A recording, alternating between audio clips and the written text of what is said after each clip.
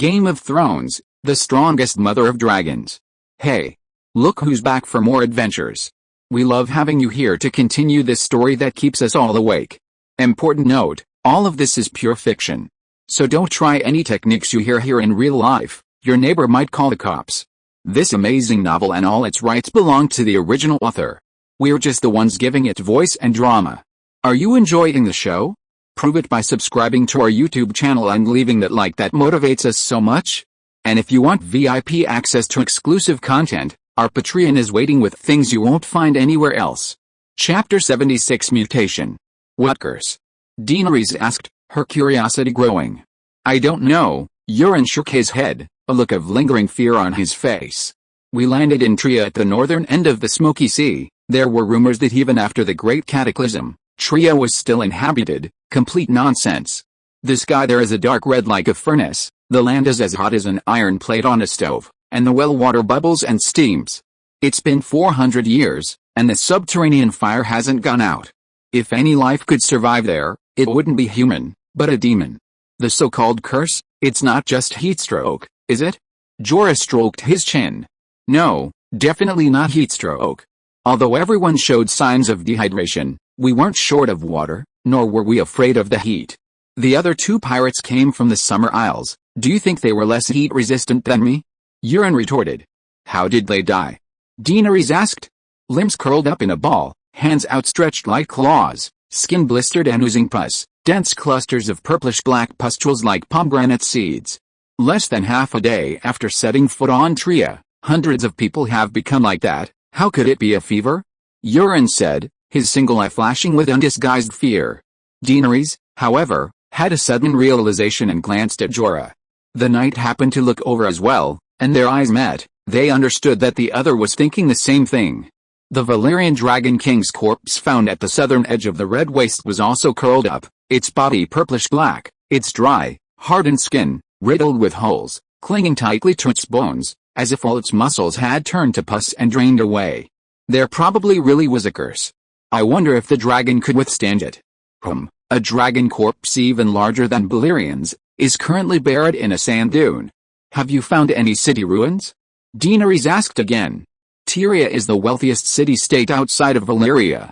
Most of the houses are covered in thick volcanic ash. How could I possibly have the strength to dig alone?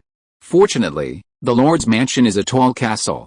The volcanic ash piled up at the base of the castle, creating a small mound. After climbing up, I went straight to the top floor. Euron smiled smugly. The richest person in Tria is undoubtedly the Lord, a noble dragon king. Did you obtain any secret techniques? Daenerys didn't ask him how much treasure he had acquired. Euron's blue eyes darkened for a moment, but before anyone could notice, they returned to a gentle smile. There are no secret arts. He shook his head, explaining, although the entire long summer is within the Valyrian Empire, only Valyrian City, the capital, is the core of the Valyrian people.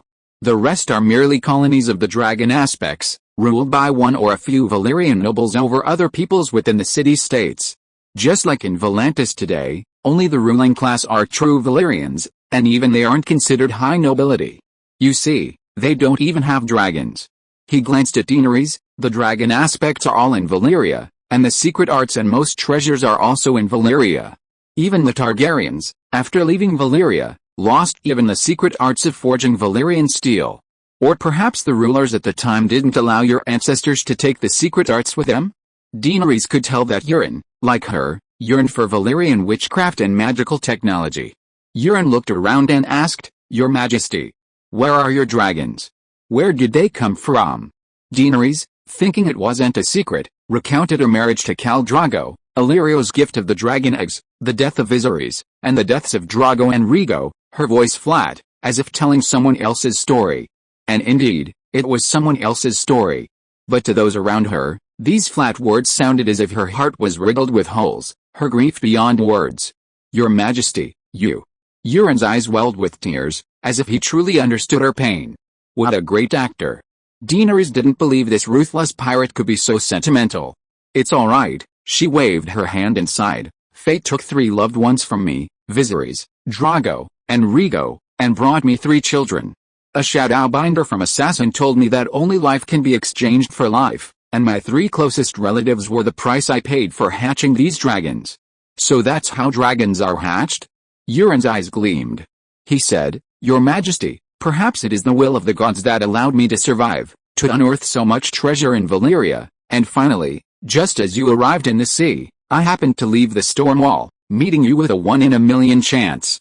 This is fate, fate that destined me to bring you enough wealth to restore your kingdom. What did you say? Daenerys gasped, incredulous. I will offer you all the treasures on the Serenity.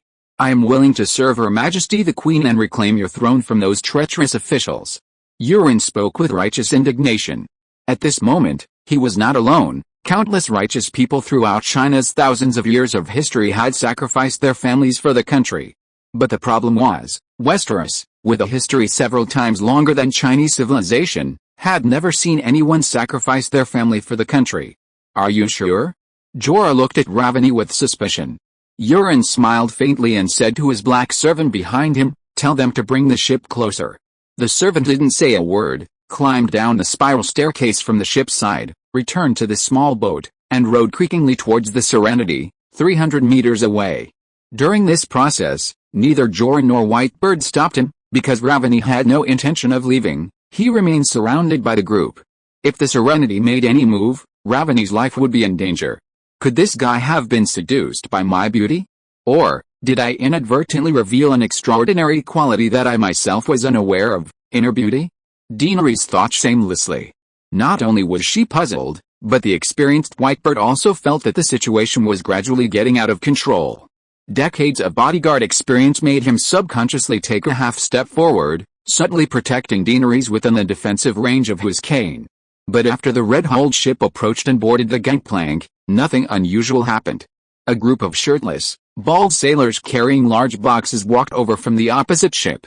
The heavy crates made the gangplank creak and groan, bending at an astonishing angle with each step. Thump.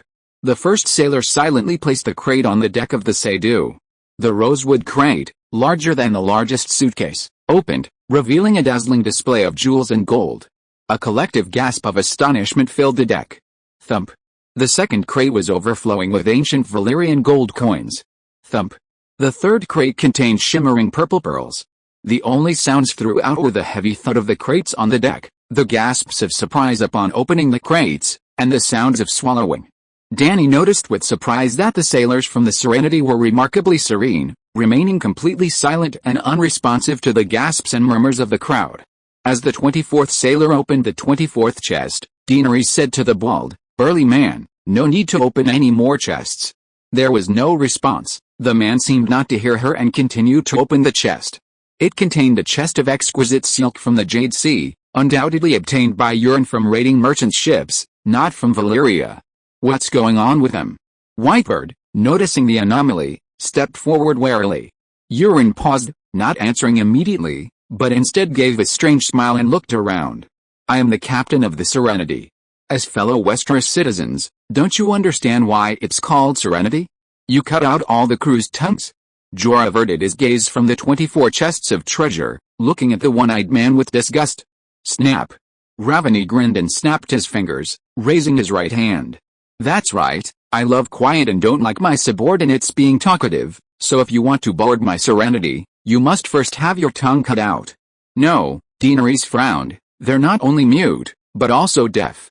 That's right, Ravany smiled strangely, taking a step back to distance himself from Jorah. Your Majesty, you have keen insight, so, can you guess why I filled their ears with nectar?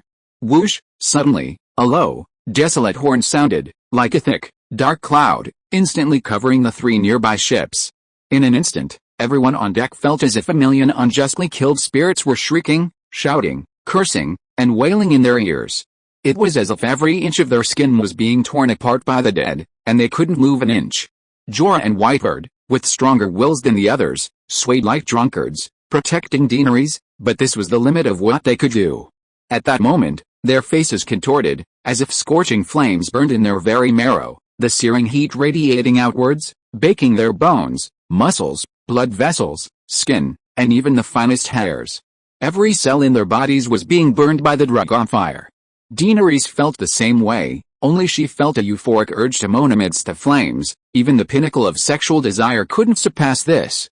Just then, Euron strode forward, leaning forward, his left elbow deflecting the trembling white-bearded man holding his cane, his right hand moving like a phantom as he swiftly snatched the iron sword from Jorah's grasp. Then, Daenerys felt a chill on her neck, snapping her out of her reverie. She was being held in Euron's arms, a broad, gleaming blade pressed against her slender, delicate neck. She had been taken hostage. Hell, easier than I thought, Euron chuckled, licking Daenerys' ear with his long tongue and murmuring with ecstasy, "This is the taste of a queen? So wonderful, so precious, Daenerys, my darling, my little queen, I'm a little reluctant to kill you." "You?" Hiss, hiss, hiss. Before Daenerys could reply, she was horrified to see the white and green dragons, which had been hiding behind the centaur's bronze shield, burst forth like madmen, spewing crimson dragon fire at the centaurs swaying around them like drunken fools. Her great black dragon, meanwhile, tumbled headfirst from the top of the mainmast. She immediately entered the dragon spirit. She felt as if she had entered a sea ravaged by a Category 12 typhoon. This place had once been so peaceful, like the embrace of a mother, where she could easily become one with it. But now. Chapter 77 The Dragon Binder. Big Black, what's wrong?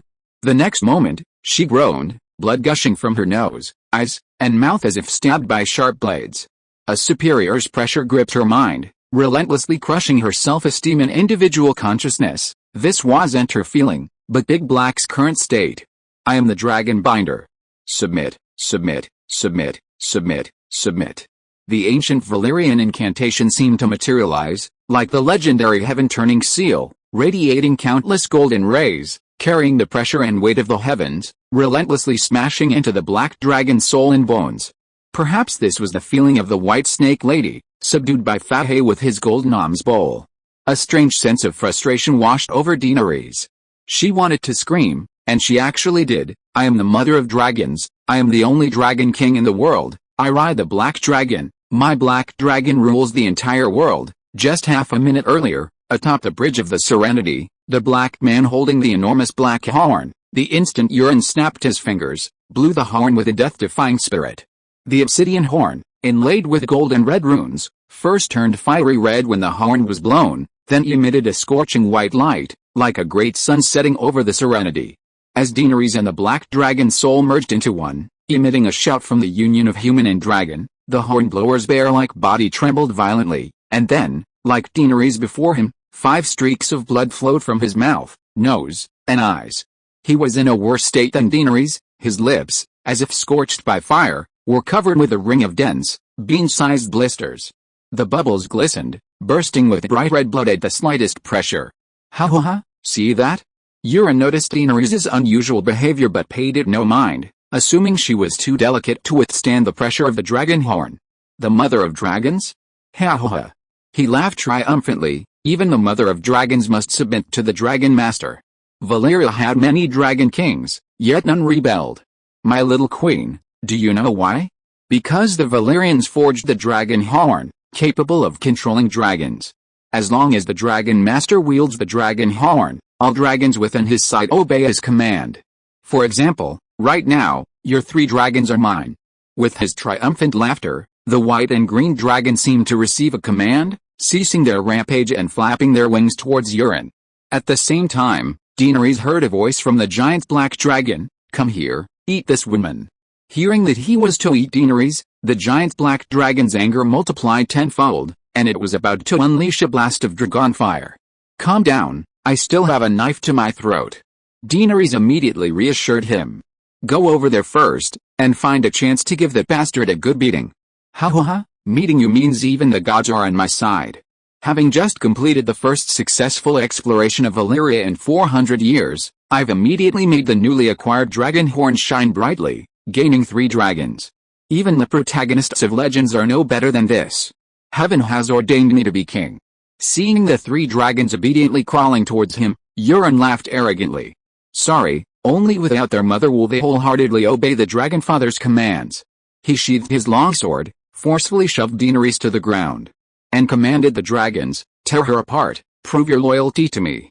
Hiss, the green and white dragons rolled on the ground like madmen, spewing small flames from their mouths and nostrils. The great black dragon lay prostrate, roaring, unmoved. Tear her apart. I am the Dragon Master, and all dragons shall obey me. Euron's azure eyes were filled with a crimson light. A tangible light, not an illusion. Materialized mental power? Seeing the white and green dragon's cries grow increasingly painful, Daenerys could no longer restrain herself. Big Black, kill him. Boom. Without warning, Big Black's head shot out like lightning, a jet of dragon fire as thick as a bowl erupting from it, instantly spraying Euron's face and chest. Ow! Euron let out a howl unlike any human, covering his face with his hands, frantically charging towards the ship's side, before plunging headfirst into the sea with a plop. Daenerys looked back towards the gangplank, where dozens of bald pirates were snatching weapons from the centaurs and sailors, hacking and slashing. But they weren't entirely without hope of resistance. Most of the centaurs and all the sailors were lambs to the slaughter, but Quero and 9 other centaur warriors were wielding their scimitars, struggling to prevent a complete collapse. Well, the main reason was that even though the bald pirate was deaf, he was still affected by the horn sound. It was a case of the weak against the strong, a stalemate. This greatly relieved her.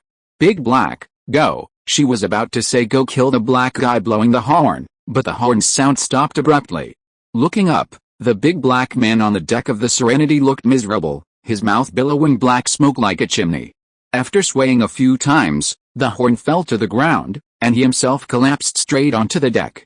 The whole process, though long, took less than 2 minutes from the horn's sound to Euron falling into the water and the horn stopping. Ugh! Jorah and Whitebird stood up shakily, seemingly ready to recover immediately.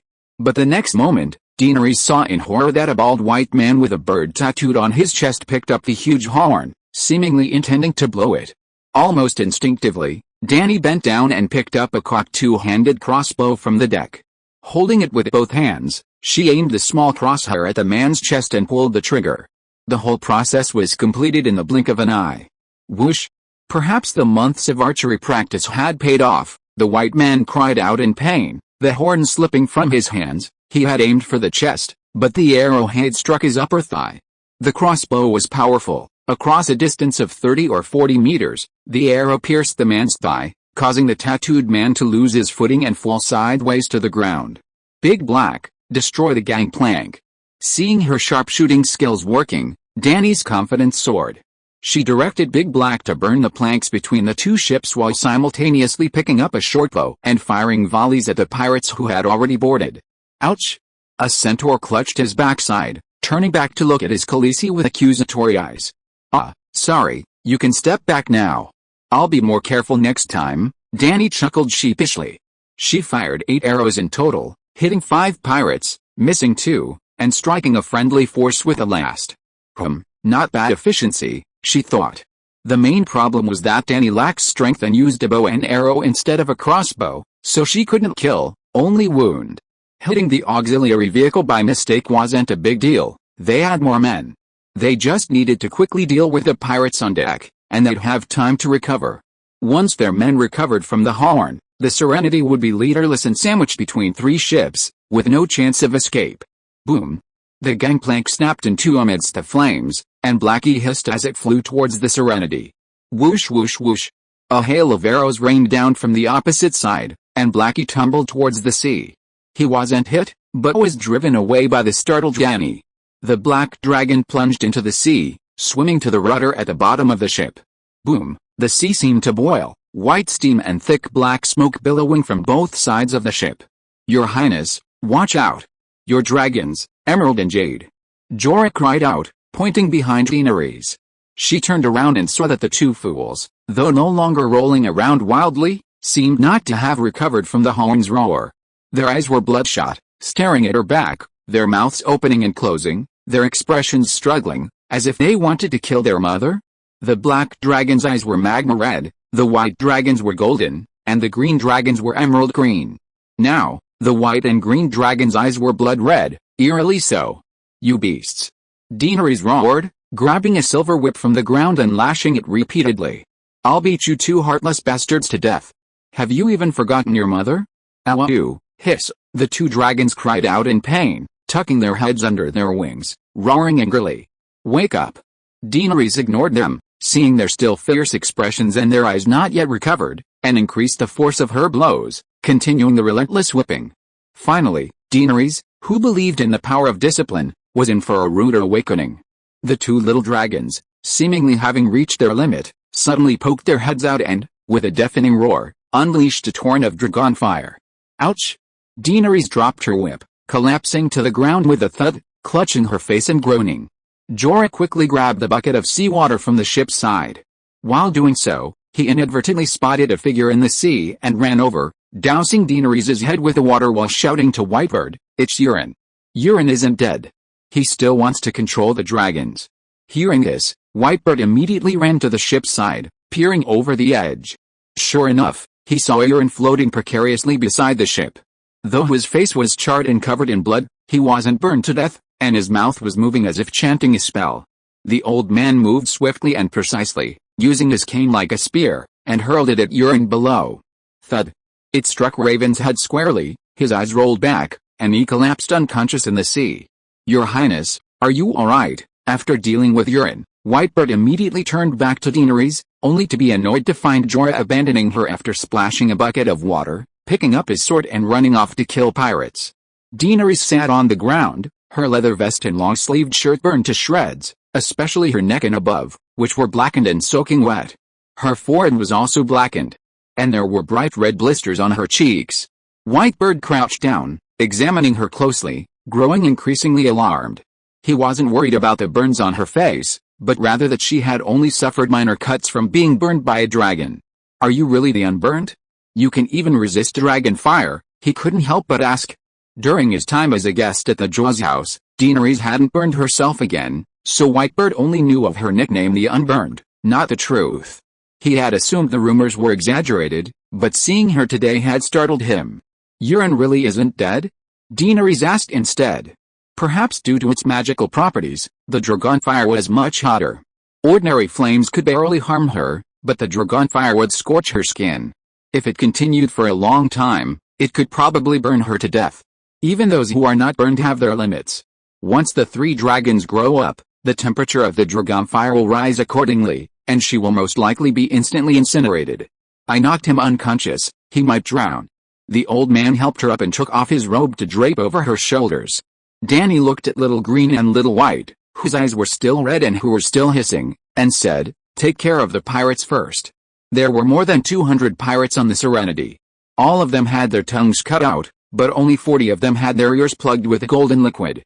The remaining 100 or so had also lost their souls to the horns. Chapter 78 The Fourth Egg.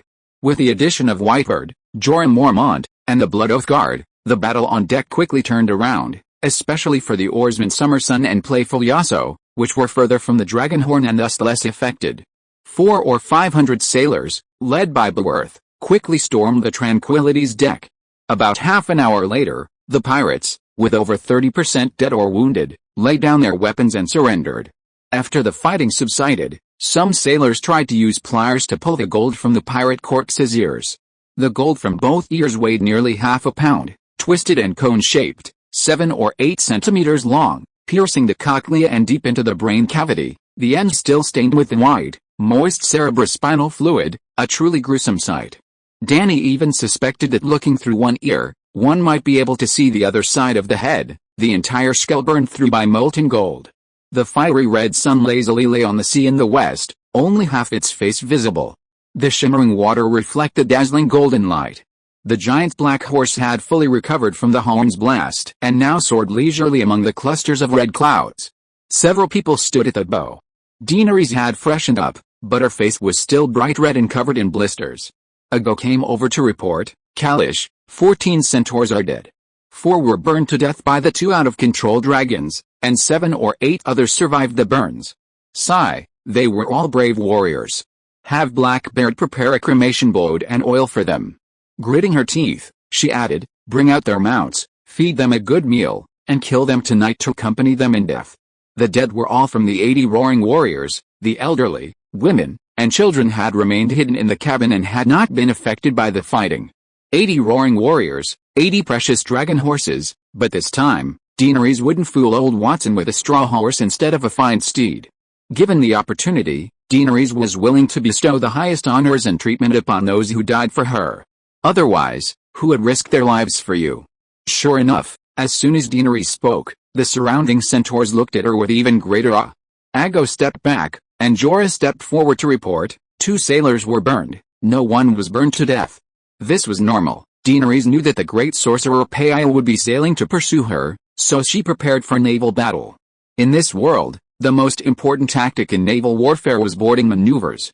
Therefore, Daenerys had the centaurs and 2 dragons form a shield formation. 2 wooden shields, each the size of a door panel, had a hole dug in the center. The centaurs held up their shields to protect themselves and the dragons, while the dragons breathed fire into the hole. After the fire breath, another centaur immediately used a small bronze shield on his arm to block the hole. Once the dragon had recovered its breath, the shield was removed, allowing them to breathe fire into the hole again. This is essentially a dragon meat version of a flamethrower. The destructive power of a flamethrower in close combat needs no further explanation, right? On a narrow sea hull, it's an absolute killing machine. With a dragon on each side, it can withstand any number of attackers. This was originally a deadly biological weapon prepared for Haya. If Euron were a normal person, this dragon flamethrower would have become famous overnight, renowned both domestically and internationally. Unfortunately, who would have thought that guy possessed a magical weapon specifically designed to counter dragons, the dragon horn? Biological weapon versus magical weapon, the biological weapon is utterly defeated. Okay, I digress. Because the 2 dragons and the centaurs combined to form the dragon flamethrower, the centaurs suffered the greatest losses when the dragon went out of control. All 4 centaurs holding the planks to protect the dragon perished. Alice, this is similar to the fate of flamethrower soldiers. They're thrilled when they're burning others, but when their fuel tanks are blown up, they become human torches. Our sailors suffered 27 deaths and 35 injuries at the hands of pirates, nearly 30% casualties.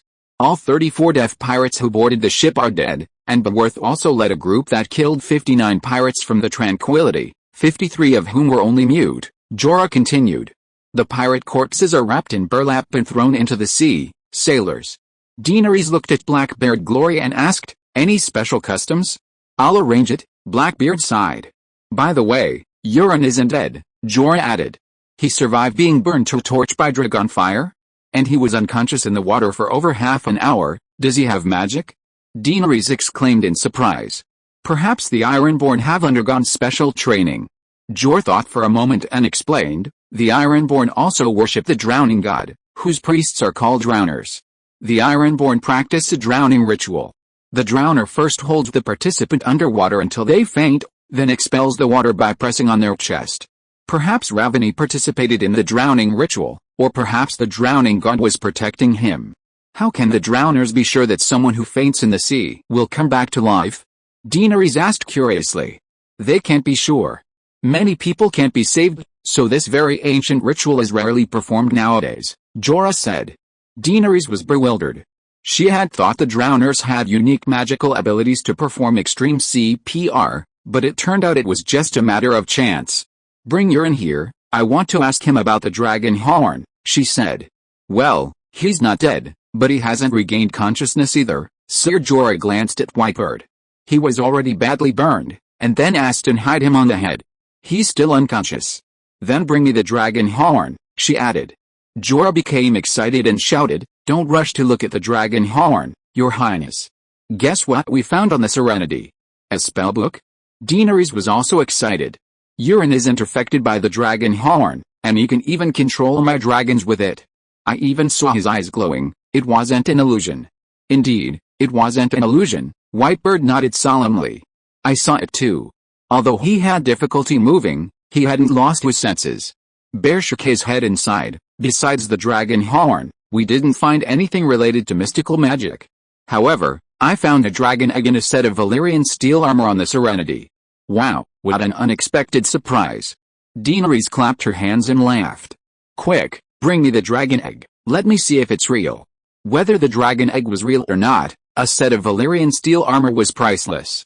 Immediately, 2 centaurs stepped forward, each carrying a box. Kalish, this is the dragon egg.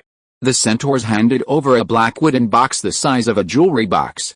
Dany eagerly took it, and upon opening it, she saw a rusty bronze lump resting on a soft milled cushion. Her fingers gently traced the fine scales, and Dany's face gradually revealed undisguised joy. Jorah, seeing her expression, quickly asked, "Is it really a perfectly intact dragon egg?" "A bronze dragon," Danny nodded and smiled. "But it seems to have turned into fossil," Whitebird said in surprise. "It's just stone, listen to this." Danny tapped it with her finger, a solid, crisp sound. "A stone can really hatch a dragon?" Blackbeard Growly asked incredulously. "HMPH, where do you think Khaleesi's dragons came from?" Quirrell retorted proudly. "Dragons come from stones, everyone knows that," the handmaid Kitty chimed in. Daenerys placed the dragon egg back in the box and said to the centaur maid, "Jicky, put it by my bedside. I'll be sleeping with it from now on, you'll be in charge of watching over it." "Yes, Khaleesi. About how long will it take for the dragon to hatch?" Whitebird asked curiously. Daenerys thought for a moment.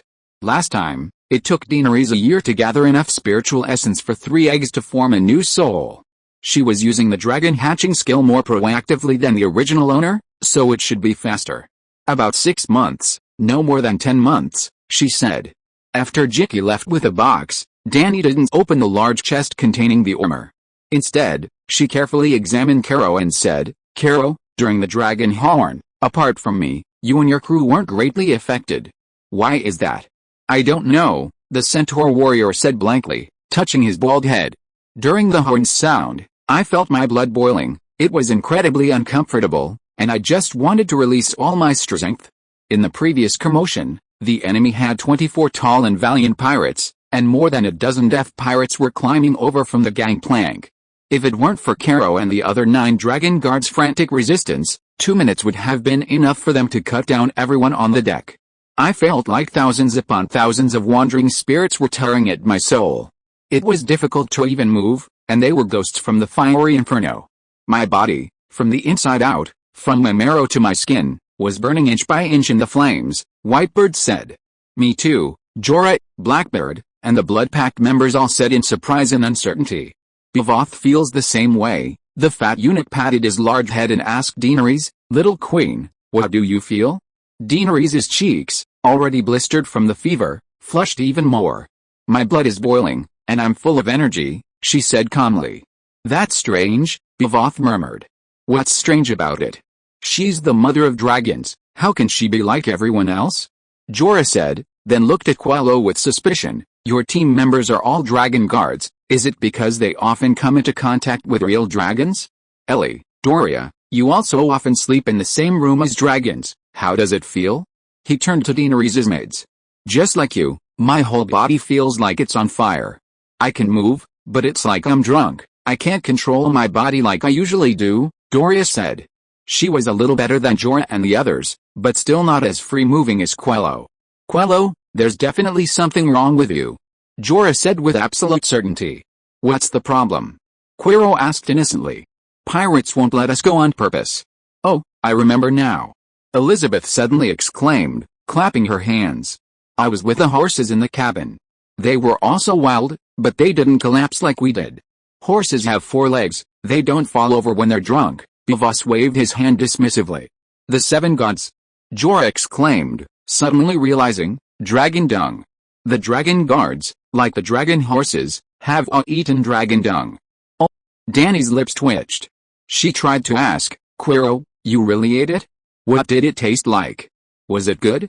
"Kalish, it didn't taste special." Quirrell smacked his lips, recalling, "It was astringent, like it had dragon pepper powder in it. I wasn't used to it at first, but after eating it for a while, I started to feel uncomfortable if the roast meat didn't have some dragon essence in it." "Pepper powder?" "He got used to it." Dany asked blankly, "You call it dragon spirit? Does eating dragon spirit make you incredibly powerful?" "Kalish, eating dragon dung sounds awful," Quirrell said, his face contorted. "You know eating shit sounds terrible, so why do you still eat it? Does it taste so good?" P.S. To clarify, in A Song of Ice and Fire, Euron the Raven Eye did indeed have a dragon egg, but because it never hatched, he threw it into the sea. Chapter 79 Guan Yu from another world becomes a servant of 3 surnames. "Looks like we'll have to try eating some dragon essence, adding some dragon essence to our food," Jorah said, stroking his chin, his eyes darting around. "You want some too?" Daenerys' eyes widened. "Sigh, Your Highness, haven't you figured it out yet? Dragon, Dragon essence can help people resist the dragon horn, and maybe it has other uses too, Whitebird said, lowering his eyes. I'm afraid. Daenerys glanced at the expectant faces of the group, and said with a pained expression, I'm afraid that little bit of dragon essence won't be enough for you to share. Feed the dragons more food, and don't let them defecate outside in the future, Jorah suggested. Alright. Daenerys didn't want to talk about dragon poop anymore. She wouldn't eat it even if you killed her. Opening the half-person high mahogany chest in front of her, a jet-black full-body armor inlaid with gold thread was neatly laid out on fluffy silk. It was as black as smoke, with reddish gold edges on the scales, and the surface was decorated with spiral patterns, runes, and mysterious symbols. She remembered, Euron had worn this armor before, but to gain their trust, he had left it in his sword on the Serenity. She picked up the watermelon-sized helmet and tried it on. It was like a size M wearing a size 4XL. Too big. But it was very light because it was thin. Valyrian steel possessed the properties of being immortal and undeformable, thus it didn't need the thickness of iron armor to increase its defensive power. After all, Valyrian steel was still a type of steel forged using magical techniques. If it was thinner, it would naturally be lighter. It was just a pity this was a suit of armor for a muscular man. She couldn't wear it. Daenerys put down the helmet, her gaze sweeping over the Blood Oath guards, Jorah, Whitebird, and the others. Some seemed to have guessed Daenerys' thoughts. When Daenerys looked over, Jorah immediately straightened his back, and Whitebird put aside his cane, striking a pose of Leon Poe is definitely not old. Even the fat eunuch Bivas took a deep breath, trying to shrink his Buddha-like belly into ready panties. Only a few centaurs seemed bewildered. Who wants this armor? Daenerys asked, rubbing her nose. I don't want iron armor. Brave centaur warriors never hide inside iron armor. Agog shouted first, as if giving him the Valyrian steel armor would be a forced insult. Centaurs don't wear iron armor, everyone knows that, Jagger added. Yes, everyone knows that, Ricallo and Quiro echoed in unison. Never before had Jorah Mormont so admired the straightforward and brave centaurs, and there everyone knows that. Without the Blood Guard, who could compete with him, the Queen's Iron Guard, for the armor? Sure enough, Daenerys nodded to Jorah. Alright, sir, this is yours. Wait a minute, your highness, Whitebird said, stopping the knight who was rushing excitedly toward the large chest. I don't deny Sir Jorah's bravery, but his loyalty seems questionable. Jorah's expression changed drastically. He gripped his sword hilt and said coldly, Old man, I warned you to watch your tongue. Was I wrong? Whitebird wasn't intimidated at all, his eyes sharp as he stared at him. Do you dare say you've never betrayed her highness? Swear on your father's and the Mormont family's honor. He's my queen's guard, he's saved my life many times, I trust him. Daenerys stepped forward, pushed the old man aside, bent down, picked up the helmet, and handed it to Mormont.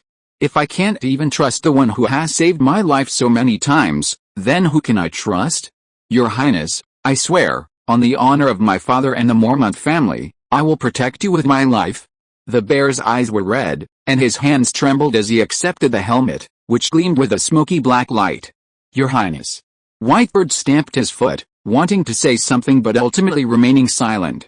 Regardless of what had happened before, from this moment on, Jorah Mormont would be completely devoted to her. The old man had given her a divine assist. Daenerys thought smugly. The armor could only go to Jorah. There were 3 blood ones, plus the dragon guard Quiro, not enough to go around. Giving it to one person would only create a 2 peaches against 3 warriors situation. As for Whitebird, Daenerys had already guessed his identity, Barristan Selmy, the king's good captain who would never betray his lord. Daenerys knew of him from watching Game of Thrones, but he appeared too little, had no notable moments, and died a particularly pathetic death. She didn't remember his name at all. But after arriving in this world and acquiring countless pieces of information, Dany finally understood that his name was Barristan Selmy and the meaning behind it. To put it simply, Barristan, who received the bandit title the Fearless from Prince Duncan, the first man to break off his engagement, the great-uncle of Dany who married Jenny of the Rocky City, at the age of 10, is equivalent to Guan Yu in the world of A Song of Ice and Fire. However, this Guan Yu is not loyal to any one person, but to the royal family, and he does not prioritize loyalty, but honor. If you replace king with Liu Bei and owner with loyalty, Barristan is Guan Yu. He also has Guan Yu's martial prowess and strategy. In the Battle of the 9 Copper Kings, 1, Barristan charged into the Golden Company. 2. Alone and successfully killed the last Blackfyre violent Marius. 3. One-on-one, completely ending the rebellion of the Blackfyre. 3. Faction. P.S. 1. The Fifth Blackfyre Rebellion, which occurred more than 40 years ago, involved the 7 kingdoms and the 9 free cities. Blackfyre, along with 8 ambitious men, exiled princes, and great pirates, formed the 9, who called themselves kings and supported each other. However, they were ridiculed by some as kings not worth a penny, hence the derogatory nickname 9 Pen Kings. The key point is that they failed, and the losers are considered bandits too. The Golden Company, a super mercenary group established by the Targaryen bastards who fled to Essos. They intended to counterattack Westeros and seize the throne from the legitimate line. The Golden Company had 10,000 warriors and was known as the #1 mercenary group in the world of Ice and Fire. 3. The Targaryen sigil is a red dragon on a black background, while the bastard sigil is a black dragon on a red background. Therefore, the legitimate sigil is the red dragon, and the bastard sigil is the black dragon. Because of a certain Targaryen king's madness, he granted the inheritance to a bastard son, Baelor, for example. His 3 sisters, imprisoned in his virgin abode, couldn't bear it and went out to have affairs, resulting in a bunch of bastards. Thus, following the internal strife that wiped out the dragons during the Dance of the Dragons, the stupid Targaryens began the decades-long 7 or 8 generation Blackfyre Rebellion. The last vestige of Targaryen royal sanctity vanished. The Targaryen family naturally possessed Valyrian steel swords, and more than one. Among them, the bastard sword named Blackfyre was their family sword, but the brain-dead king bequeathed it to his bastard son. Thus, just as bastards in the north all took the surname Snow, the Targaryen bastards began to proudly bear the surname Blackfyre, hence their rebellion became known as the Blackfyre Rebellion. Barristan is a legendary figure, and all the knights of Westeros look up to him because he is the last of the greatest knightly era. 4. In the 7 Kingdoms, P.S. 4. About half a century before Jaime Lannister became a Kingsguard, many true knights emerged in the 7 Kingdoms.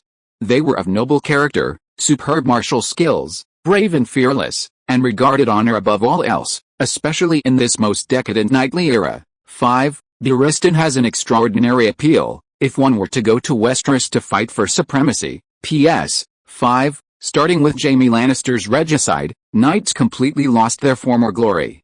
As representatives of knights, the Kingsguard committed regicide, had an affair with the queen, murdered the archbishop, was cowardly and weak enough to betray his lord, Tommen, and deserted during the war. The Hound. Not only are they of low character, but they are also lacking in martial skills and only know how to flatter. If Barristan knelt down and swore an oath to Daenerys, his loyalty and contributions would surpass Jorah Mormont's. It's a pity that the dignified second brother of the 7 Kingdoms has become a 3-surname slave in Westeros. As a Kingsguard, Barristan Selmy served Daenerys' grandfather and father, Robert Baratheon the Usurper, for 14 years, and even worked for Joffrey the False Baratheon for a few days. Jaehaerys II and the Mad King Aerys belonged to the Targaryens, the Usurper to the Baratheons, and Joffrey to the Lannisters. A true 3-surname slave. Worst of all, he was looked down upon by Joffrey and became the first knight to be expelled from the Kingsguard. The Kingsguard is a lifelong profession, serving the royal family for a lifetime. Similarly, the king should grant him a lifetime of honor. During that great era of chivalry, for a time, 4 of the 7 Kingsguard members of House Targaryen were bedridden and unable to work. But even with the Mad King's madness, they weren't dismissed. Instead, they were given the privileges of a counselor, allowing them to enjoy the last glorious moments of their lives. Indeed, the Kingsguard captain was a counselor himself, qualified to sit at the same table as the Prime Minister. Although reduced to serving Daenerys' neglected duties, Barristan still maintained his dignity. He refused to serve someone unworthy of being king. His concealment was primarily to assess Daenerys' qualifications, to determine if she possessed the noble qualities of a great king. So far, his failure to reveal his identity meant Daenerys hadn't passed the test. This old man was probably traumatized by the Mad King, Robert, and Joffrey, 3 monsters and incompetent rulers. But since he wasn't one of her own, Daenerys wouldn't give him the precious Valyrian steel armor. The Grand Eunuch Bevers, introduced by Illyrio, held a lower position in Daenerys' eyes than an ordinary centaur warrior. The next day, after lunch, Daenerys lay on her bed studying the Valyrian runes on the Great Horn when a sailor came and reported to Doria, The handmaid outside the door, that Euron the Raven I had awoke.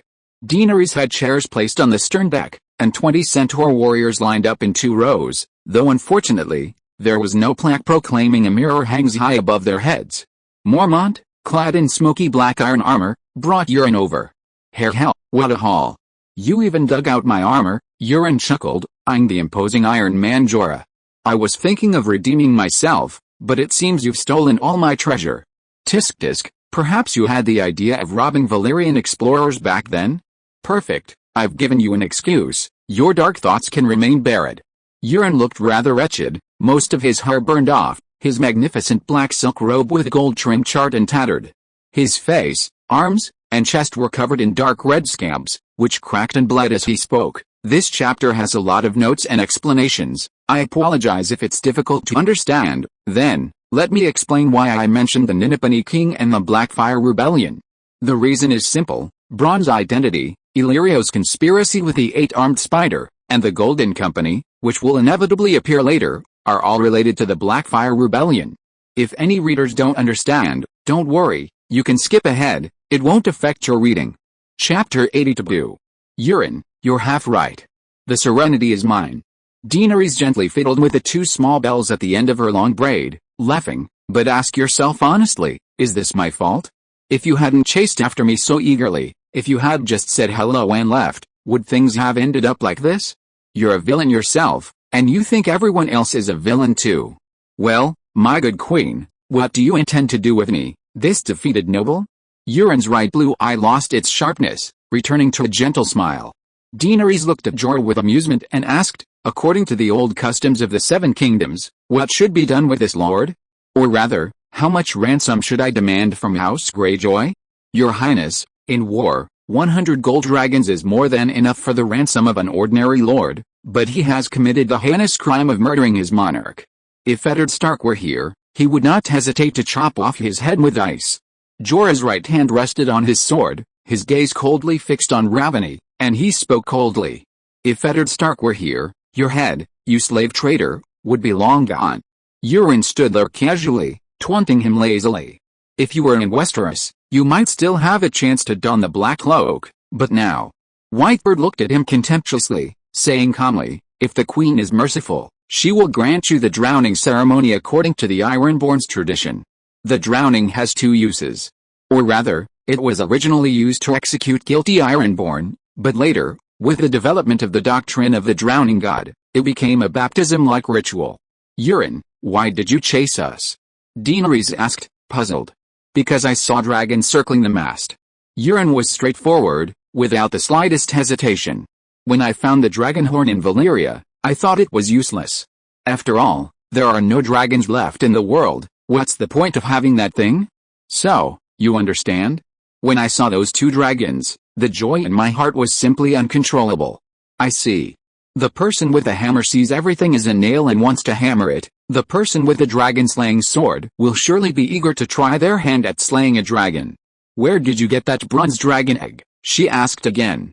Can it hatch into a dragon? His pupils contracted, and he asked eagerly. Daenerys drew out the syllable. All right. Euron sighed and said, I found it on a merchant ship in the Jade Sea. It's said to belong to a great wizard of assassin. He immediately asked again, can you hatch a dragon? Not sure, Daenerys said regretfully. Why not? Euron asked, puzzled.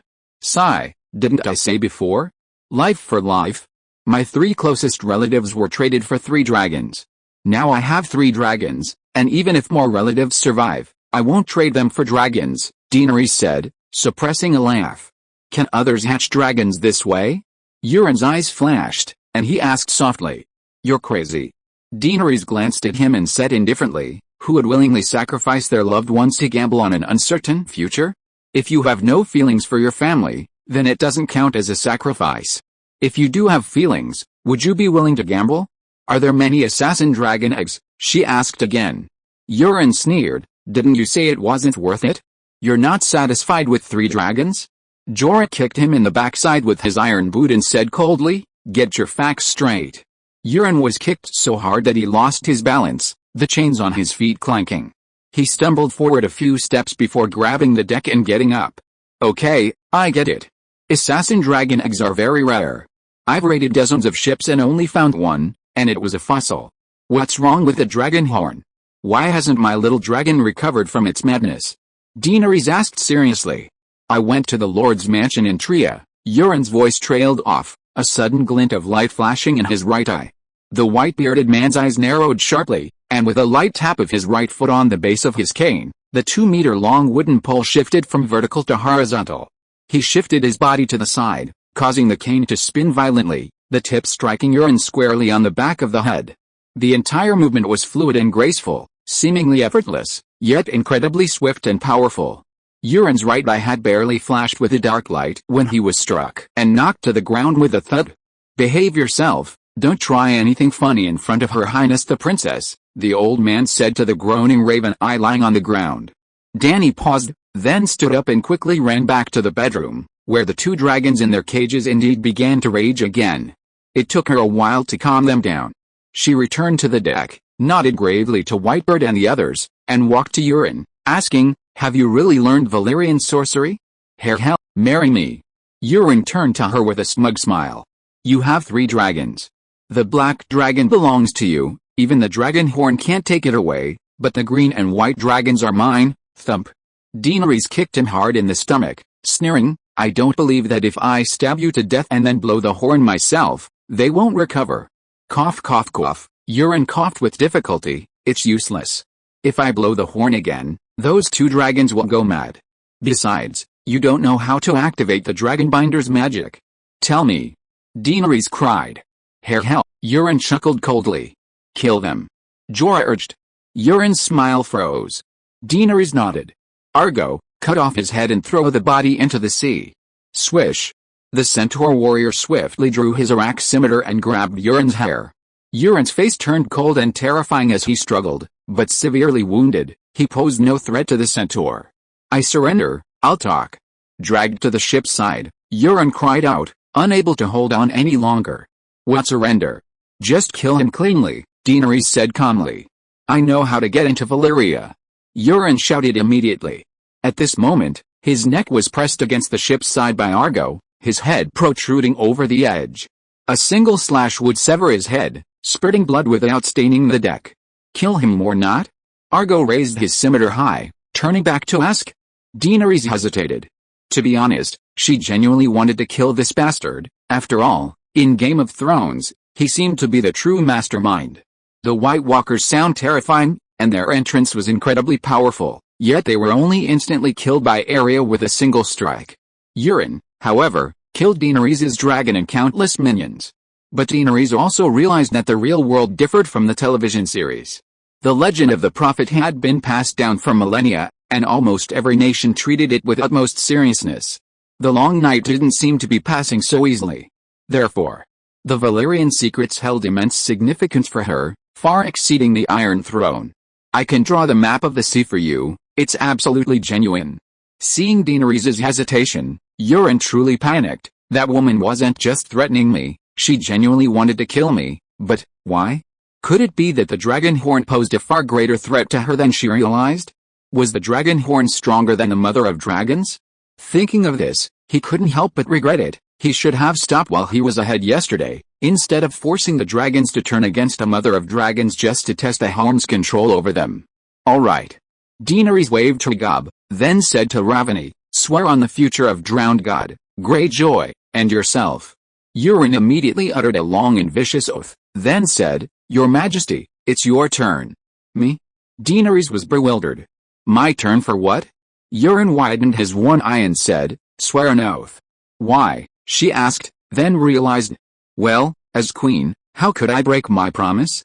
She waved her hand, amused. Go ahead, don't waste time. Queen my foot. You don't even have a place to stay, and you call yourself queen? But Euron didn't press the matter further. This world wasn't modern Earth, the system of trust hadn't collapsed. Even a mad king like Daenerys' cheapskate father had almost never broken his promise. Well, madness, but madness in a dignified way. I figured out 2 uses for the dragon horn. The first, like yesterday, is to temporarily immobilize those nearby at the cost of the horn blower's soul. The second is to control dragons. To blow the horn, a bird-like tattoo, seemingly a pterosaur, needs to be drawn on the blower's chest beforehand. I don't know if the pterosaur tattoo contains witchcraft. When the horn is blown, not only are the person's mouth, nose, and lips burned and bleeding, but even the tattoo's eyes bleed. Dany really had no idea. Perhaps the person blowing the horn was a black person from the Summer Isles, and the tattoo wasn't noticeable. The principle behind controlling dragons is wondrous, Euron said, his face filled with amazement and longing. You all saw it, the one blowing the horn was a slave, yet I was the one controlling the dragon. That horn seemed to possess a kind of magic, automatically discerning who the true master was. Or perhaps it sensed that my will superseded that of the slave? Maybe the ancient Valyrian dragon kings deliberately crafted the horn this way. Each use of the horn required the sacrifice of a person's life and soul, so of course they wouldn't use it themselves. The crowd exchanged bewildered glances, utterly astonished that a horn could be so magical. It was simply too unscientific. After a moment of silence, Daenerys asked softly, I saw that the one blowing the horn only lasted 2 minutes before dying. That's too short, not even enough for a battle? That was the limit. Under normal circumstances, while people are intimidated by the horn's sound, they don't experience significant physical weakness. The first time, that slave lasted a full 8 minutes. What's the difference between 2 minutes and 8 minutes? Does the effect decrease with distance? Whitebird glanced at the fat eunuch and asked. The fat eunuch recovered earlier than him yesterday, and the old man didn't believe his will was weaker than that of a eunuch gladiator. How, isn't that obvious? Euron chuckled. Otherwise, why would I have used a scheme to bring the Serenity close to you? How do you break free from the dragon control? Daenerys asked seriously. Can you still control the green and white dragons? Euron smiled strangely and sighed. I have to actively contact them. I thought they had returned to normal before. As for breaking free, you either blow the horn yourself, or sacrifice a subordinate? It must be a loyal subordinate, otherwise the dragon will be controlled. Also, this control shouldn't be too frequent. I wasn't lying to you before, the dragon horn was found in a large box, along with a scroll of parchment written in ancient Valyrian. It contained several taboos, besides requiring the sacrifice of the user's soul. If a dragon frequently changes masters to the sound of the horn, it might suffer a mental breakdown and die in madness. Chapter 81 The True Dragon is Unbound. Daenerys did not break her promise. She had Euron's wounds treated and promised to release him and his slave sailors once they reached Slaver's Bay. However, it was clear she had no intention of returning Euron's tranquility or its contents. If he were discovered as the Red Devil in Slaver's Bay and hanged, it would be his own fault.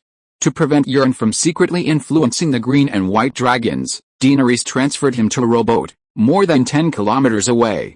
In the afternoon, Jorah carried the body of the man who had blown the horn the previous day to the deck and slit his chest with a dagger.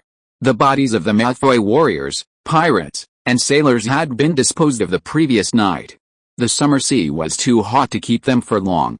But the black man's body, the one who had blown the horn, was preserved. It was too special. When Beworth touched it, it was like touching a roasted sweet potato just dug from a fire pit, even though he had been dead for half an hour. At this moment, Jorah slashed open his chest, and everyone was horrified to see his internal organs charred black, especially his lungs, which were almost completely charred. Your Highness, you? Whitebird raised his head, looking at Daenerys, hesitant to speak. Agori's expression also changed, and he was the first to step forward, shouting, Kalish, let me blow the horn. I'll do it. I'm stronger, maybe I won't die. Jorah glared at Agori, seemingly blaming him for trying to steal his glory. It wasn't wrong. In Centaur tradition, it was an honor for a Blood Oath Guard to die for Khal, and a disgrace for Khal to die before them. I'm not afraid to die, let me do it. Rakalla was not to be outdone. Swish. Quillo drew his knife directly, shouting, none of you can take it from me. I am a dragon guardian, protecting dragons is my duty and honor. Jorah hesitated for a moment, then said to Daenerys, perhaps Quillo can try. He has eaten dragon essence, so his resistance is strong. Yes, I should do it. Quillo exclaimed excitedly. As the centaurs stepped forward to pledge their loyalty, Daenerys remained unmoved. She covered her nose with a handkerchief, pressed her head close to the corpse, and examined the black man's internal organs. Hearing Jorah's suggestion, she snapped out of her reverie and laughed. Why are you all making such a fuss? It's just high temperature. Do you think I'm afraid of heat? But Ravani said we need to sacrifice a soul, Jorah said, his expression changing with worry. He had already guessed Daenerys' meaning. She wanted to blow the horn herself. Daenerys waved her hand, signaling the sailors to carry the corpse away. She returned to the table and chairs at the bow, gently stroking the smooth surface of the horn, and asked, "Can you read the writing on it?" The horn was made from a dragon horn, polished smooth and rounded, its surface inlaid with red and gold and black Valyrian steel stripes. Besides ancient runes and strange symbols, it also bore a string of Valyrian script. Magical runes and written language were two separate systems. Few understood Valyrian runes, but Valyrian was currently the dominant language on the continent of Essos. After all, the ancient Valyrian freehold had ruled the world for millennia. At most, the Valyrian languages of the various city-states were mixed with their own accents, much like Mandarin Chinese has its regional dialects. Well, many dialects are harder to understand than foreign languages. I am the Dragonbinder, no mortal can make me survive after I make a sound. Blood for fire, fire for blood, Jorah whispered, leaning close to the horn. This dragon horn is called Dragonbinder, the price for a mortal to use it is their life, but Daenerys touched her nose, embarrassed, and said, "It's not that I think I'm not mortal, but there are certain qualities that most people don't have." Unburnt? Whitebird came over and asked doubtfully, "Your Highness, are you sure?" In the history of the Targaryen family, many people believed they could be reborn from the flames, the most famous being Bright Flame Illion. He was your great-grandfather's elder brother, and he firmly believed that wildfire could turn him into a dragon. About 70 years ago, he drank a jar of wildfire. He paused, then said softly, "He didn't even leave a bone behind in the green flames. How do you think 3 fossil dragon eggs hatched into dragons?" Daenerys rolled her eyes at him and asked back, "Wasn't it a life for a life, a sacrifice of your relatives?" Whitebird asked doubtfully. Ha, even you believe it. It seems Euron probably thinks it's true too." Daenerys burst into laughter. Khalees went into the fire and gave birth to the dragon herself. That chariot king, Viserys, died months ago from the molten gold. How can he be sacrificed? Kitty said, scoffing. Given, dragon herself? Bavos gaped, looking as if he'd seen a ghost in broad daylight. HMPH, the stone egg shattered, but its weight and volume haven't decreased at all, Kitty said. Alright, I'll go blow the horn. Gloria, tell the sailors to be careful not to fall off the mast. Daenerys carried the huge horn into the bedroom and placed it on the bed. 2 iron cages were placed in a corner of the room, which Blackbeard had prepared for the 3 dragons. Unexpectedly, they were actually being used. The others stood outside, watching Daenerys with extreme tension. Taking a deep breath, Dany brought her lips to the mouth of the horn, about the size of a wineglass, and gently blew. Woo! A deep sound echoed in the narrow bedroom, the reverberation almost tangible. The porcelain glass on the table swayed slightly, and the wooden walls trembled with a humming sound. Even Dany, who was blowing the horn, was startled. Then her attention was drawn to a surge of heat rising from her chest, and along the path of heart, lungs, throat, mouth. Her scorching breaths erupted like a tidal wave. Woo woo woo, the horn's sound suddenly grew tenfold louder. Outside, everyone once again felt the wailing of countless ghosts in their ears, countless demonic claws tearing at their souls, and a scorching flame ignited deep within their bones, burning their muscles and bones from the inside out. Dany's will, like a ripple, merged with the horn's roar, transforming into a sharp sword piercing a sea of infernal fire. Only for a moment was she confused before she realized, this was the soul sea of Little Green and Little White, the souls of both dragons were here.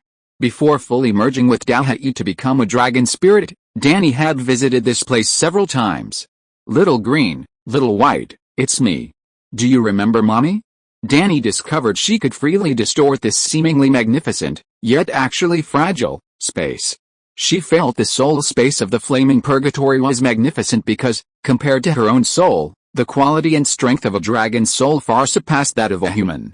In contrast to the owner of the horn, the soul spaces of the 2 dragons were so fragile. The young dragon's soul, compared to the 1.8-meter long horn of the old dragon, was like a candle flame against a bright moon. Indeed, Dany was shocked to discover that the soul of an old dragon king was sealed within the dragon horn, giving her some clues about the principle of the dragon binder.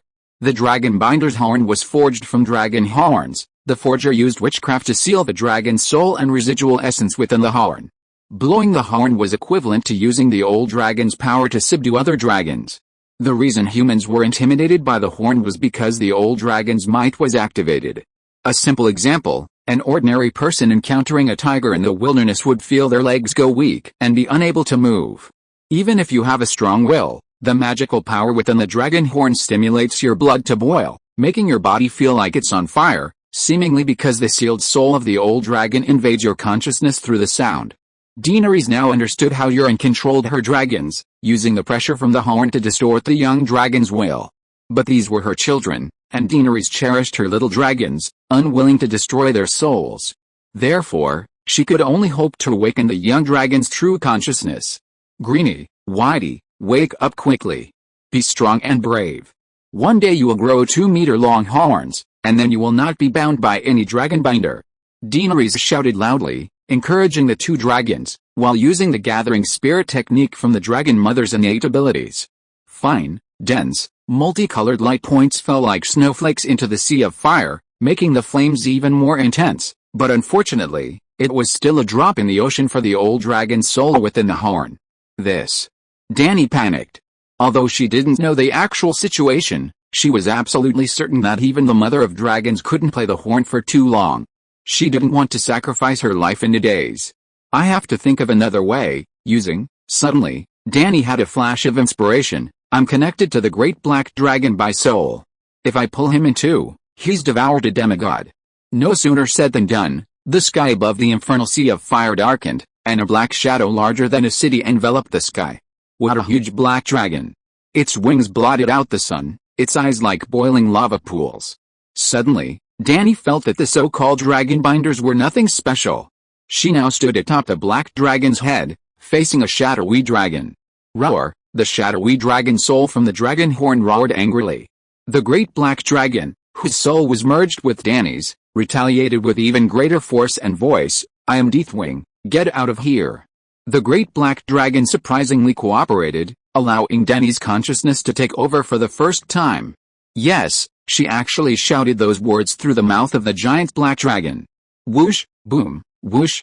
Daenerys, who was still the owner of the dragon horn, was betraying her, and the shadow dragon soul opposite her shattered instantly. As if shackles had been broken, two giant dragons, one white and one green, leaped out of the sea of fire. They flew around Daenerys joyfully, emitting affectionate cries. Ha ha ha, since we were born in the flames, the four of us are finally reunited. Daenerys laughed happily. This scene had occurred before on the night of Drogo's cremation, when Daenerys was incubating the eggs. At that time, it was also in the sea of fire, where the three giant dragons cheered in the flames, and she brought them countless colorful spiritual substances. But after the baby dragons were born, she had never been able to immediately unite the consciousnesses of the two dragons together. Just as she was happily interacting with the three dragons, a golden red lightning bolt suddenly exploded in the sky with a boom. Daenerys looked up and was stunned. Her mouth opened and closed, unconsciously uttering a syllable. That wasn't lightning at all, but a twisted, golden red Valyrian rune. The rune moved like a living thing in the fiery space, but as Daenerys recited the syllables representing the rune using the rune reading method taught by the High Wizard, boom! The golden red rune vanished in an instant. Daenerys herself didn't even notice, and a red lightning bolt appeared in her mind's eye. One rune disappeared, followed by a black lightning bolt, and then another rune shaped like a red lightning bolt. Boom! One lightning bolt after another shifted between golden red and bright black.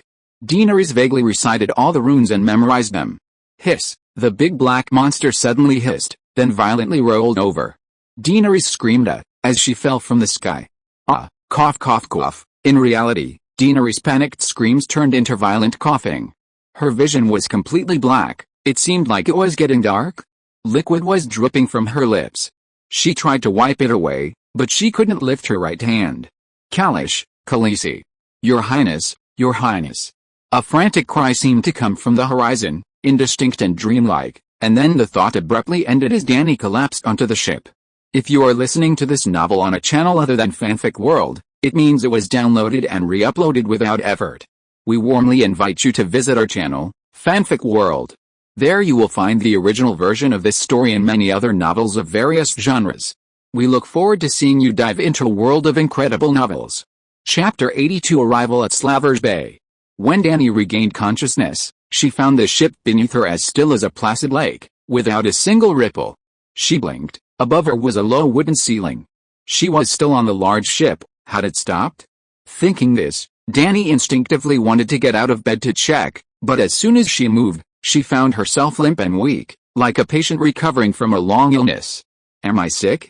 The thought had barely formed in her mind when the last scene of her waking moments flashed before her eyes. She had glued the dragonbinder's horn, but hadn't followed the Valyrian method to distort the little dragon's consciousness, and then her vision went black, her nose bled, and she fainted?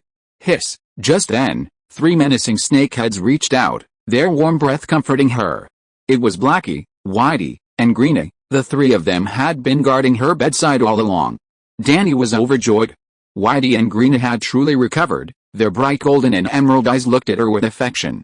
As soon as Daenerys touched their warm heads, she felt a sudden surge of strength, as if by illusion. She struggled to sit up and called out towards the door, "Kitty, Elizabeth, Doria."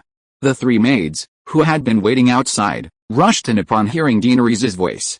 "Khaleesi, you're awake!" Elizabeth exclaimed, tears welling in her eyes. "Khaleesi, do you want some water? Do you want something to eat?" "It's been 4 days." Kitty asked, rubbing her red eyes. "Khaleesi, we've arrived at Slaver's Bay and are docked at Apasta Dock," Doria said gently, holding a porcelain basin and softly wiping Daenerys' face. 4 days, that long? Daenerys was startled and quickly asked, "During my unconsciousness, did the centaurs and sailors cause any trouble?"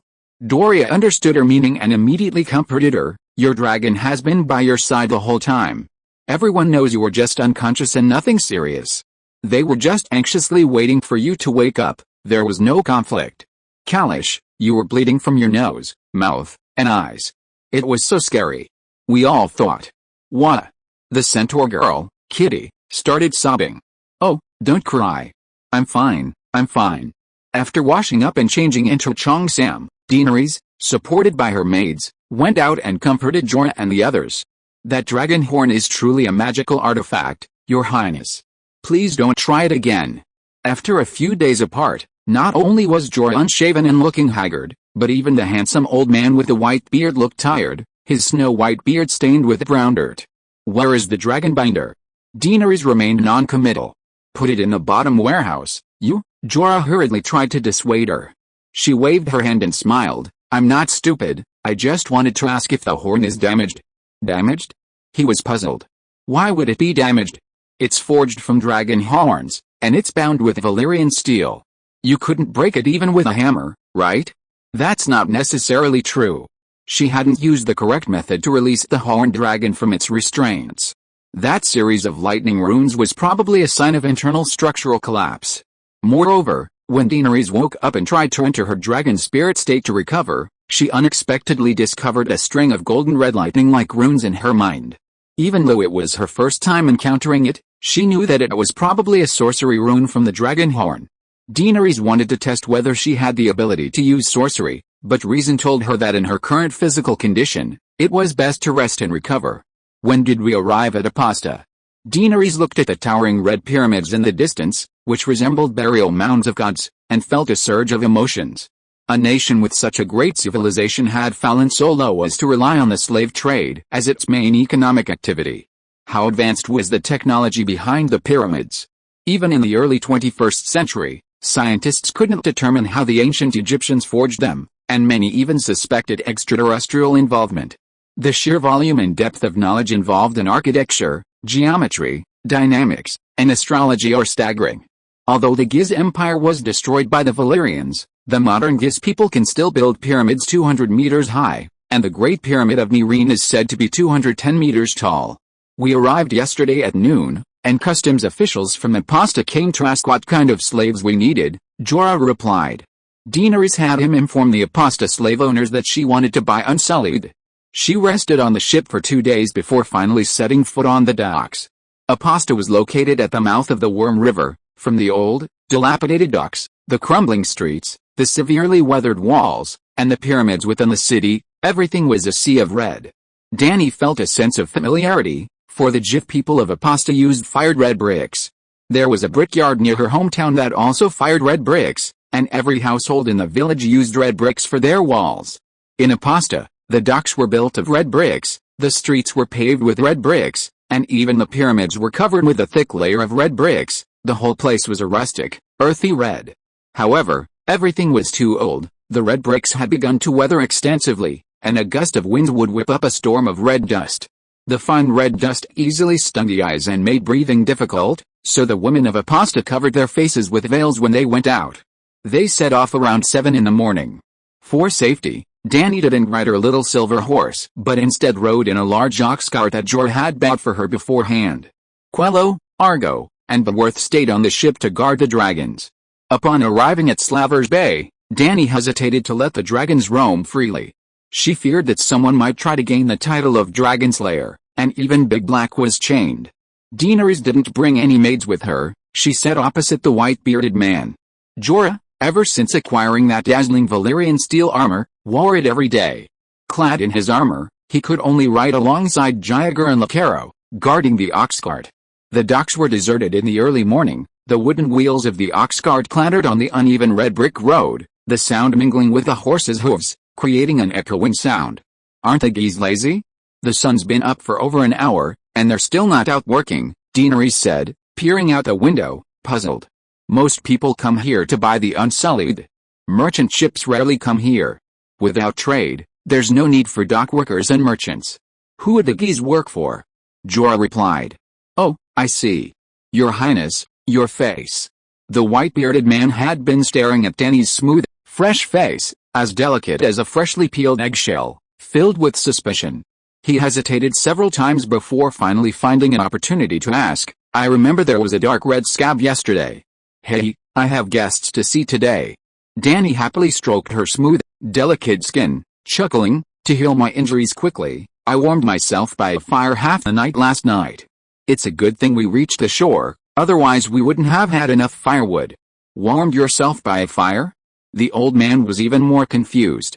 "I roasted myself over the fire, like steaming a sweet potato," Dany said. "But wasn't your face burned by fire?" the white-bearded man asked in horror. "Burned by dragon flames. Ordinary flames don't harm me," Dany corrected him. "Sigh, I'll show you when I get the chance," she said, touching her cheek and muttering to herself in a language the old woman couldn't understand. High temperatures can speed up blood circulation, accelerate metabolism, and also disinfect, remove mites, exfoliate dead skin, burn fat, slim the face, and tighten the skin. There are so many benefits. "Muang!" a loud shout rang out from the carriage window. Dany lifted the curtain and saw an elephant carrying a checkered box slowly passing by, with a Githyan man with black and red hair sticking up to the sky leading the way. Leaving the dock and reaching the coastal street, life finally began to appear. "Is that the Targaryen Queen of the Sunset? See ahead," a stiff common tongue came from the crossroads ahead. Then came a rapid clatter-clatter, as a dozen or so horses galloped in, kicking up red dust that made Dany lower the curtain. "This is Khaleesi of the Great Plains, protector of the Seven Kingdoms, the great mother of dragons, queen of the first men, the Andals, and the Nwars, Her Majesty Daenerys," Jorah called out, stepping forward on his horse. The approaching knights had amber skin and wore embroidered linen robes, pleated skirts, and leather sandals. Yellow silk cloaks draped over their shoulders, adorned with numerous gleaming copper discs that reflected countless small suns in the bright sunlight. These Apasta knights wore no helmets, nor could they, following the tradition of the Gith. Their red and black hair was oiled and slicked back, coiled into various strange shapes, horns, wings, blades, even grasping hands, grotesque and devoid of any beauty, resembling the horns of demons crawling out of hell. "Our benevolent lord sent us to the docks to meet you. We didn't expect you to arrive so early," the leader said casually, while peeking through the gap in the curtains to try and catch a glimpse of Daenerys' face. Daenerys, slightly annoyed by his rudeness, kept quiet, making a mental note before lifting the curtain to let him see. But then, the guy muttered in Valyrian, "No dragons. Damn it, if you'd shown some surprise and said a few more words of praise, I'd forgive you immediately, but now. Which benevolent lord sent you to fetch me?" Daenerys asked with a smile, her expression unchanged. "You wanted to buy an unsullied?" "Of course, it was the benevolent Lord Krasny Monakraz," the knight replied. On the eastern shore of Slavers Bay were three main slave cities, Apasta, which dealt in unsullied, Kelling, which trained bed slaves, and Meereen, which traded large numbers of skilled slaves and elite gladiators. Despite committing the most heinous atrocities in the world, these slave owners shamelessly gave themselves titles. The major slave owners of Aposta were called benevolent lords. The madams of Kelling were called wise lords, and the masters of the slave gladiators in Meereen were called great lords. The Jif people consider cutting off someone's genitals a virtue, mastering the 7 arts of spring fighting training to be wise, and making humans fight like wild beasts to the death to be great. We've arrived. This is Pride Square. The Jif knight led Dany and her party to a wide square. The carriage stopped, and the knight dismounted, looking around. The square was 100 meters long and wide, with a huge fountain in the center. The fountain, also made of red brick, was a circular pool of nearly 40 square meters. In the center stood a 6-meter-high bronze statue of a harpy, a beautiful woman's face, long, gilded curly hair, ivory inlaid eyes and teeth, no arms but bat wings, eagle legs, a heavy chain hanging from its claws, and a curled, venomous scorpion tail. Yellowish water with a faint sulphurous smell gushed from the harpy's bulging breasts, bringing a touch of coolness to the sun-drenched square. The harpy was a deity worshipped by the Jez people and the last emblem of their people. Chapter 83 The Immaculate. 7,000 years ago, the Jif Empire was arguably the most advanced civilization of its time, prosperous and powerful, virtually ruling the entire continent of Essos. But its prosperity lasted only 1,000 years before the sudden rise of Valyria, a civilization of dragons and magic, destroyed the empire in a few decades. Unlike other Valyrian free fortresses, the Jif Empire was too close to the Valyrian Peninsula, leaving almost no pure-blooded descendants. The Jif people of Slavers Bay at this time were all mixed race, and they couldn't even speak Jifkali.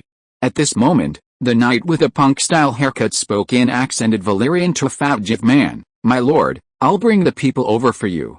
"Alice, those barbaric Andals can't even speak Valyrian, you should hire a better translator." Across the square stood a massive 120-meter-high pyramid, similar in design to the Mayan pyramids.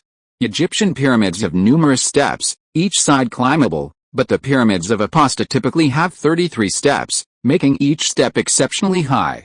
The followers of the 7 gods revered the number 7, while the Jif believed 33 held the most mystical significance. The 120-meter-high pyramid had each step 3.6 meters high. To climb to the top, a normal staircase was carved into one of the large steps. At this point, a comfortable couch was placed on the bottom step, where a tall, reddish-brown-skinned, stout man lay. He wore a toga robe with gold tassels, like a long, loose, trailing sheet wrapped around his body, fastened at one shoulder, requiring his left hand to hold the robe in place as he walked. This was Krasny, the benevolent lord, a large-scale slave trader.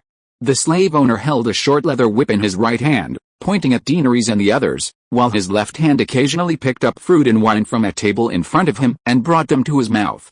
Behind him, twin girls fanned him. "I have the best translator, she speaks dialects from every corner of the world," Krasny said, pointing to the girl beside him. He also spoke Valyrian, but with a thick Jithian accent. Daenerys and her companions had been standing by the fountain, awaiting their master's summons. Hearing their conversation, she couldn't help but wonder, why did that guy think I couldn't speak Valyrian? Jorah's eyes flashed with a shrewd light as he said calmly, "I did it on purpose. I wanted them to think you only spoke Westeros Common and Dothraki." Daenerys nodded, understanding his little scheme. "Hey, you Westeros bitch, look down there." The slave trader Krasny suddenly sat up and shouted at Daenerys by the fountain, "I sell meat, not iron, and the Banshee statue is a different story." The little translator called out in slightly broken common, "Mother of dragons, your majesty invites you to admire the heroic bearing of the unsullied warriors." The girl was not yet 10 years old, with a flat, round face, dark skin, and the golden eyes characteristic of the Nath. The Nath lived on Nath Island near the Gajetson Islands, known as the People of Peace, and were considered the best slaves in the world. Too cowardly, even more docile than the Laser Foreman. As soon as Dany arrived, she saw the Unsullied. On the left side of the plaza stood rows of soldiers wearing spiked helmets, arranged in 10 columns of 100 men each. Their postures were ramrod straight, like soldiers at attention, their faces like granite sculptures, devoid of any liveliness under the blazing sun. Their eyes were emotionless, staring blankly ahead, paying no attention to Dany and her group. They stand very neatly, but that doesn't represent combat strength. I want to understand their training in detail. If they only train in queuing and standing at attention, it won't be of much use to me, Dany said with a smile to the young girl as she walked up to the steps. The short, dark-skinned woman with the flat face glanced at her curiously and said to her master, "The Westeros woman is satisfied with them, but she hasn't praised them. She seems to want to lower the price. She also wants to know how the Unsullied are trained. Are all Westeros pigs this ignorant?" The good lady wiped the sweat from her brow and complained, "Didn't her barbarian husband tell her the story of 3,000 Unsullied protecting Corhill? 400 years ago, ancient Valyria was destroyed in the Cataclysm, and the political situation on Essos underwent drastic changes. Besides the various free cities declaring independence, the nomadic Dothraki of the East gradually expanded their power without restraint. A Khal named Timo led his Khal's representatives, the Centaurs, westward for the first time into the Norn Plains. Along the way, 20,000 roaring warriors burned, killed, and looted, sweeping through every city they passed. Finally, they crossed the Corhill forest and stopped at the foot of Corhill. Timakeo, with his light cavalry of centaurs, decisively defeated the heavy cavalry of the Coer, terrifying the two major mercenary groups, the Bannered Order and the Second Sons, who fled overnight. Just hours before the city fell, the 3,000 Unsullied men Coer had ordered from Aposta finally arrived. Aposta was more than 10,000 miles away from Coer, and without a moment's rest, the battle between 3,000 light infantry and 20,000 scimitar cavalry immediately commenced. In the end, 12,000 Dothraki were killed, and 2,400 Unsullied men, protected only by leather armor, perished. Timakeo, his sons, and the Bloodguard all died on the spot. The remaining 8,000 centaurs walked one by one to the Unsullied men who still stood proudly on the battlefield, and voluntarily cut off their braids from the back of their heads and threw them at the feet of the Unsullied warriors to signify their surrender. P.S. This event is true in A Song of Ice and Fire, but I personally feel the author was drunk and confused at the time. They even managed to overwhelm heavy cavalry, yet couldn't defeat light infantry. Both sides fought head-on, without using any strategy. The cavalry had the advantage of rest and strength, while the infantry marched thousands of miles. How is that possible? Even Yufei's army couldn't have pulled off such a brilliant battle. The Battle of Corhill became practically a propaganda film for the Unsullied. Not only on Essos, but even across the narrow sea in Westeros, it was incorporated into the tales and widely circulated. Krasny grinned dramatically at Daenerys, his jaws agape. Tell her the story of the 3,000 Unsullied who defended Coer, and she'll be amazed. Hurry up, slave. Oh, it's so hot. Has the eternal summer arrived? The little slave girl recounted this story with remarkable realism and vividness, concluding, "Honorable guest, rest assured, the Unsullied's skill with spears, shields, and short swords is unparalleled, everyone knows this." Daenerys turned her head and whispered to Jorah. "What's wrong with that Timakeo? He's disgraced the centaurs for generations."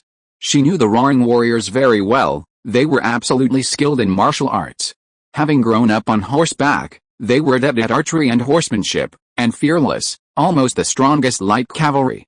She had always thought only the Westeros heavy cavalry could counter them, but then she looked at the Unsullied standing there like wooden stakes, wearing conical bronze helmets with 30 centimeters long spikes, somewhat like the lightning rod helmets of Qing dynasty generals. They wore only sleeveless leather armor, with 40 centimeters long short swords at their waists, a 1-meter diameter leather-wrapped wooden shield strapped to their left wrists, and a spear in their right hands. Standard light infantry attire. How could they possibly contend with the swift and unstoppable centaur cavalry? I suspect Temare underestimated the Unsullied when he first encountered them. He probably sent his cavalry to directly charge the Unsullied shield and spear formation. Jorah carefully chose her words. The defense of Corhill by 3,000 Unsullied was a historical fact, not a fantastical legend. They must have won the battle, otherwise, Corhill wouldn't be here today. The white-bearded man stroked his beard and sighed. The centaurs are too direct. Timakeo led the charge first, which means he probably died in the first wave. The remaining warriors don't know how to change formations.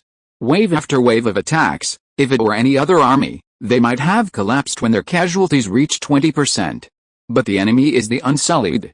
Even if they are all dead and only one remains, they won't retreat or panic. Krasny tapped the girl's head with his short whip and asked irritably, "What are those savage swine saying?" "Those two servants are boasting to the guests about the Unsullied's bravery," the little translator said. Ha ha ha, at least they have some knowledge. Let them talk. The more that little bitch is tempted, the more slaves she'll buy later. The slave owner laughed a few times, clapped his hands, and summoned a group of young female slaves dressed in silk.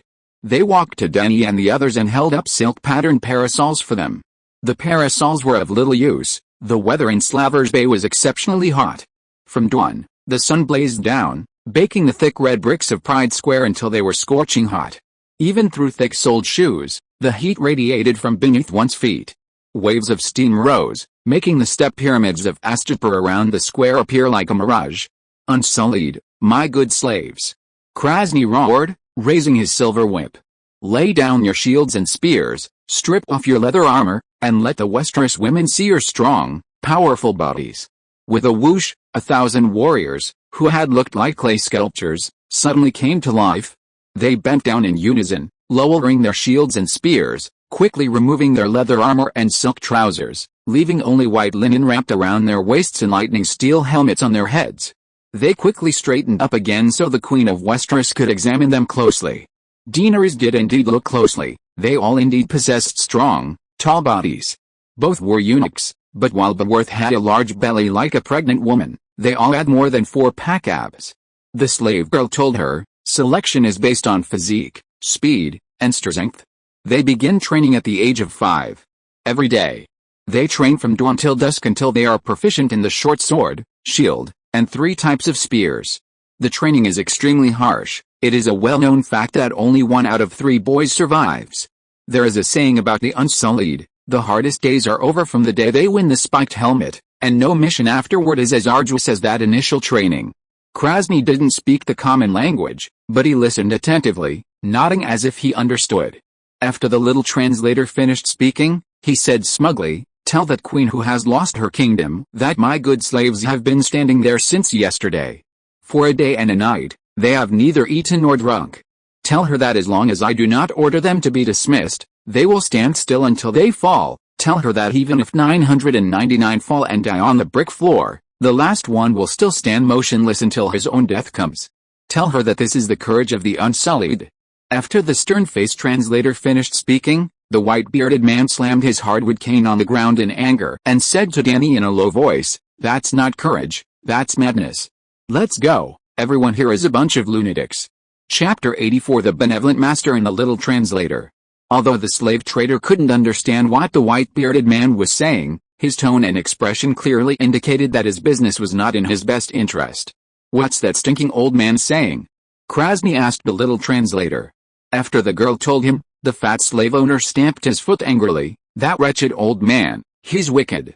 Tell that western barbarian that we call the behavior of the Unsullied obedience. I know the Andal Knights are famous, but even if they are stronger, faster, and more skilled than the Unsullied, they still fall far short of my good slaves in one aspect, absolute obedience, absolute loyalty. And ask that bitch, if your father's soldiers were as loyal as my good slaves, would she still be homeless like a stray dog?" Finally, he downed a glass of ice wine, exhaled a satisfying breath, and added, "Of course, watch your words, don't make my good guest feel the slightest bit uncomfortable." The little girl stammered as she translated his words, conveying the full meaning without the slightest offense, making Dany feel sorry for her. "This is too much for me." Aston chuckled coldly, "If I wanted to be docile, I'd rather sell sheep." Krasny, hearing the translation, grinned, revealing large, white teeth. With a single command, these sheep will tear his belly apart, letting his stinking intestines spill onto the brick floor. The young translator said, "The Unsullied are not sheep, they possess the ferocity and loyalty of dogs." "Hounds?" Daenerys murmured, slowly walking along the line of slave soldiers, observing them. The girl holding the parasol followed closely behind, keeping her in the shadows, a reminder that the Unsullied had been standing in the blazing sun all day and morning without shelter. Daenerys noticed that more than half of the Unsullied were Dothraki or Lazaran with broad skin and almond-shaped eyes. Clearly, the Dothraki had made an outstanding contribution to the slave trade. The remaining were white people from the free trade city-states, Carsons, and black people from the Summer Isles. Even a couple of Jugsons with sallow skin and pointed heads, who brought them from so far away? Besides the outsiders, the Jith, with their amber skin and upright red and black hair, had also been trained as Unsullied. They didn't even spare their own kind, How ruthless.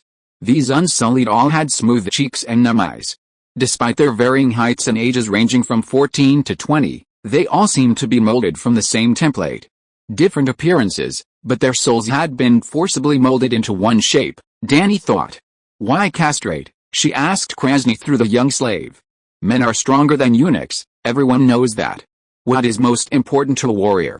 Krasny asked, his expression unusually serious. Strength? Bulls are strong and powerful, but in the arena, they are the ones who die every day. Just 3 days ago, a 9-year-old girl killed a bison in the Yossel arena. Our Gujas Empire has shown everyone through its world domination that discipline is far more important than strength. The Unsullied are the rebirth of the Gujas Legion, moving in unison, absolute obedience, absolute loyalty, and utter fearlessness. Very true. Countless examples of modern warfare prove one thing: discipline is paramount in the army. Dany thought silently. Even the bravest man fears death and disability, Aston retorted. Krasny grinned again. Tell that old geezer that he smells like urine. Needs a rotten stick to stand, worse than crippled, might as well drown in the sea. Really, master? The little translator was exasperated. She didn't know how to rephrase such an insult in a more tactful way. The slave owner nudged the little black girl forward with his whip, angrily shouting, "Are you a woman or are you asking such a stupid question? If you drive away the customer, who'll I do business with?" Then, master, what should I say? The little slave girl asked timidly. Tell them that the Unsullied are not human. Death means nothing to the Unsullied, and injury is even less important. While the little black girl translated, the slave owner used the nearby steps to walk to the square, stopped in front of a sturdy, strong slave soldier who looked like a Lazaran, suddenly raised his silver whip, and struck the man's bronze cheek hard, leaving a bloody welt. The eunuch soldier blinked but stood motionless, letting the blood flow. Was that good? Want me to give you another go? Krasny asked the slave soldier, glancing at Daenerys and the others with a grin. Continue, as long as the master is pleased, the Unsullied shouted. Seeing the slave master raise his whip again, Daenerys quickly went over, grabbed his arm, and said to the little translator, "Please tell the benevolent lord that I understand their courage in enduring pain." After her words were translated into Valyrian, Krasny chuckled, "Tell this ignorant western bitch that it has nothing to do with courage. The benevolent lord says it's not courage, your majesty.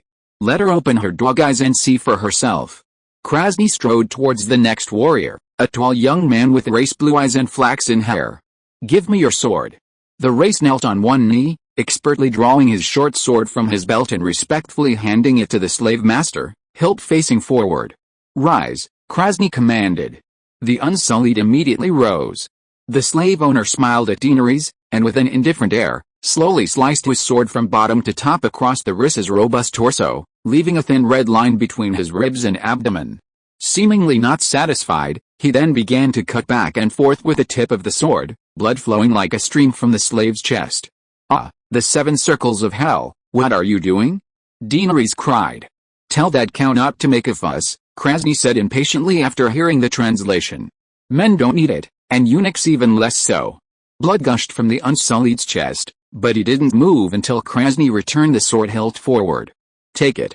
It is my pleasure to serve my master," the slave warrior said respectfully as he took the sword. Krasny turned to Daenerys. "See? They feel no pain. We have a magical drink called the Wine of Courage, made from belladonna, bloodfly larvae, black lotus root, and other secret ingredients. From the day they are castrated, they drink it with every meal, day after day, year after year, until they become numb, until they fight without fear, until they are impervious to any torture. Tell that barbarian that any secret can be entrusted to the Unsullied, and they can be assigned to guard the meeting hall, even the bedroom, without worrying about being overheard. In Yunque and Meereen, such people cannot reproduce. That would only cause trouble. We leave nothing behind. The Unsullied are the purest animals in the world, and the bitch queen can use them without worry. Oh, no, maybe she needs them. But don't worry. A pasta may not be as good as Yunque, ha ha ha. Should this guy be fed to Big Black, or Little Green, or Little White? Daenerys fell into deep thought.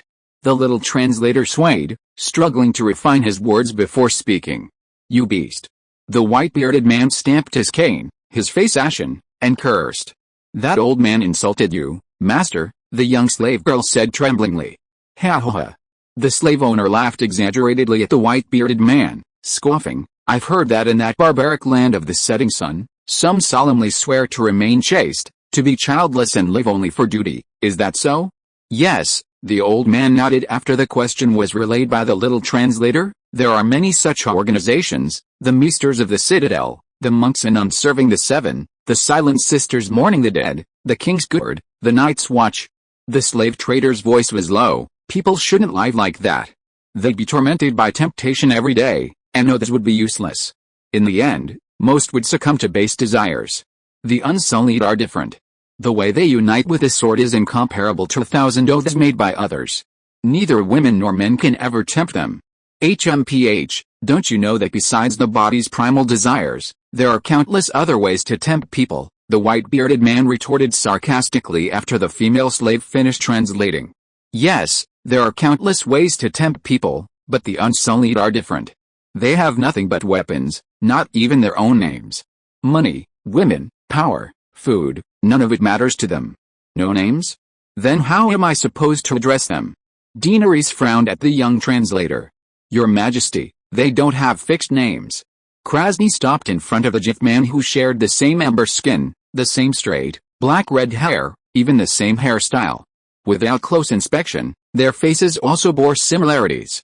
Daenerys even maliciously wondered if this cruel slave owner, for the sake of profit, had trained his unwanted son to be an Unsullied as well. Then Krasny waved his whip at a small bronze plaque on the sword strap at his son's feet. "Look, if you want to know his name, look at this plaque. Oh dear, ask this Westeros bitch if she knows Jithkali hieroglyphs." "I don't," Daenerys said sullenly. After getting the answer from the young translator, the slave trader frowned, turned to the Unsullied, and asked, "What's your name?" "My name is Red Flea, Master." "What was your name yesterday?" "Black Rat, Master." "The day before yesterday?" "Brown Flea, Master." "The day before that?" "I can't remember, Master." "Maybe Blue Toad, maybe Blue Bug, or Shield?" "Tell her, all their names are like that, Bug, Rat, Toad, Earthworm." This will constantly remind the slaves, "You are just lowly insects." Every evening, all the name tags are thrown into an empty wooden barrel, and then randomly selected again at dawn the next day. HMPH, they are not even as lowly as mosquitoes. Suddenly realized it's available for purchase, and I didn't have time to notify everyone, nor did I write a release message. That's all. If you can subscribe, I would be extremely grateful. Chapter 85 The Kind Lord. 7 Layers of Hell. Whitebird groaned, utterly bewildered. "This is insane, absolutely insane. How can everyone remember a new name every day? Yes, the world has everything, but it's never short of fools." Krasny nodded in agreement after hearing the translator's words, then casually added, "So, we need to select the smart, strong, and obedient. Those who can't remember new names, kill. Those who can't run all day carrying heavy loads, kill. Those who can't climb mountains in the dead of night, kill. Those who can't walk barefoot across a field of burning coals, kill. Those who can't kill babies, kill. Those who can't kill dogs, kill." Now, not only Whitebird, but even Jorah's face contorted, his right hand gripping the hilt of his sword creaking. Daenerys believed that at her command, he would charge forward without hesitation and cleave the smug slave owner in two as quickly as possible. Well, Daenerys herself was also pale and contorted. Her expression was impossible to conceal. The slave owner saw it all, yet he felt no shame, only smug satisfaction and a broad smile, his eyes filled with contempt as he looked at her. "Killing infants? Whose infants do the Unsullied kill? Are they training them for siege warfare?" Daenerys asked, her eyes lowered. Krasny scoffed, "Before winning the spiked helmet and becoming a full Unsullied, I'll give each slave a silver coin and send them to the slave market to find a crying newborn. Then, in front of the mother, let the child kill them. Hey, that way, we can be sure they have no weaknesses." Crunch, Daenerys seemed to hear the sound of teeth grinding. Was it Jorah Mormont, or Whitebird Aston? As she tried to speak, she realized her jaw was clenched, a metallic taste rising in her mouth.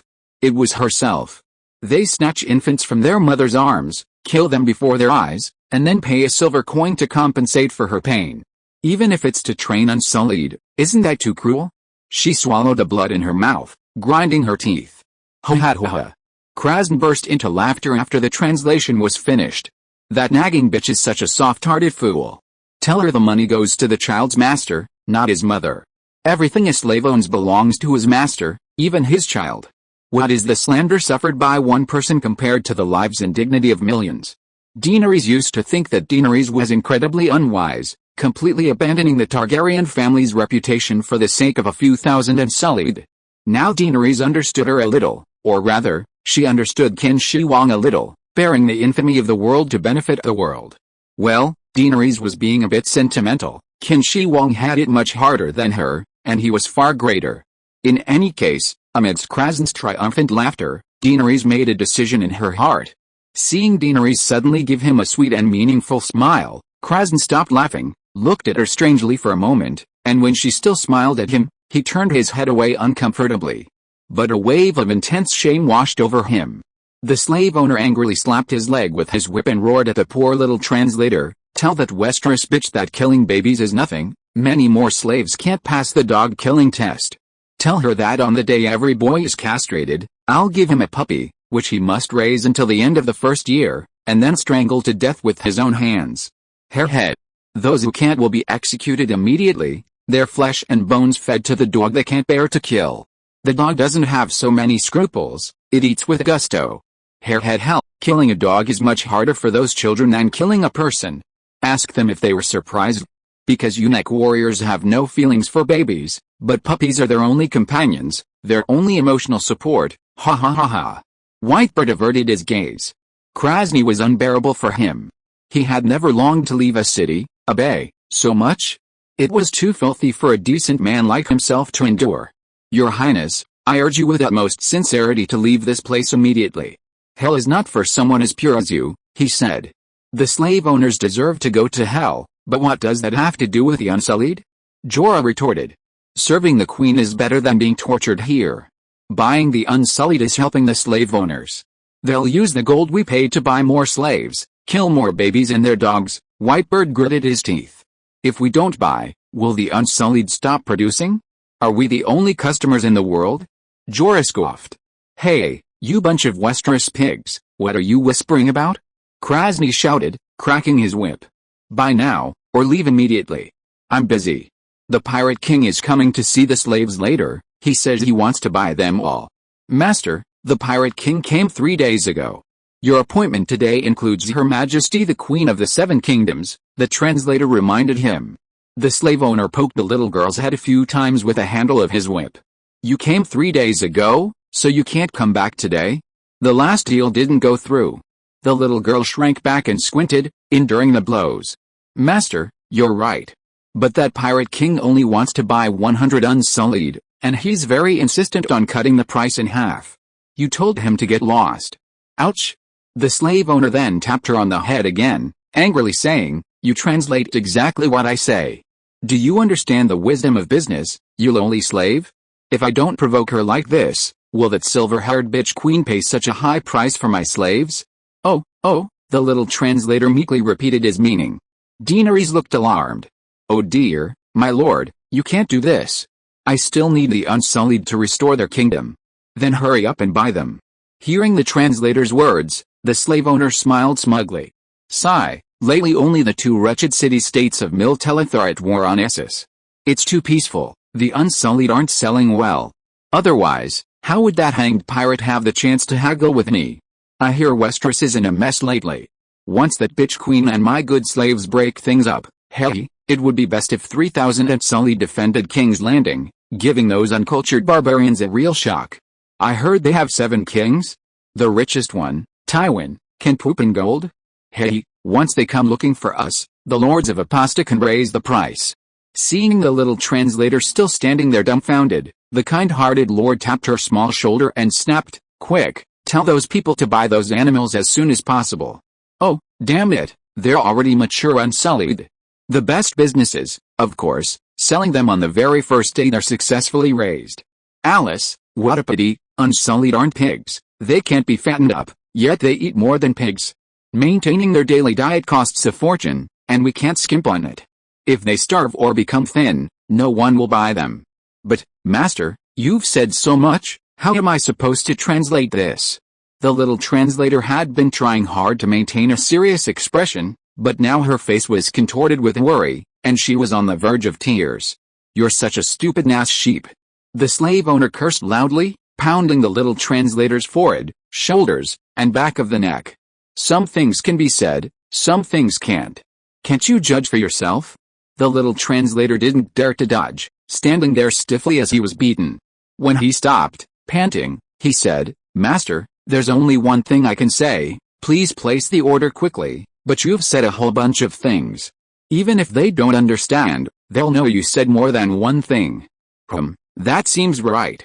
The benevolent master tilted his head in thought for a moment, then cracked the little translator's skull with another lash. "Why didn't you remind me sooner? You little slut, you have no sense at all. Did your father have a sheep from Nass Island give birth to you?" "Master, I'm sorry," the little translator said blankly. "Please stop talking. The guests are watching you." Crack. Another lash. The benevolent master jumped up and down, angrily shouting, "You lowly slave, you're not even as good as a wild dog. How dare you point fingers at the great benevolent master?" "Master, I'm sorry." The little translator endured the pain, trying her best to maintain her composure, and said, "You just asked me to remind you." The benevolent master's whip froze in midair.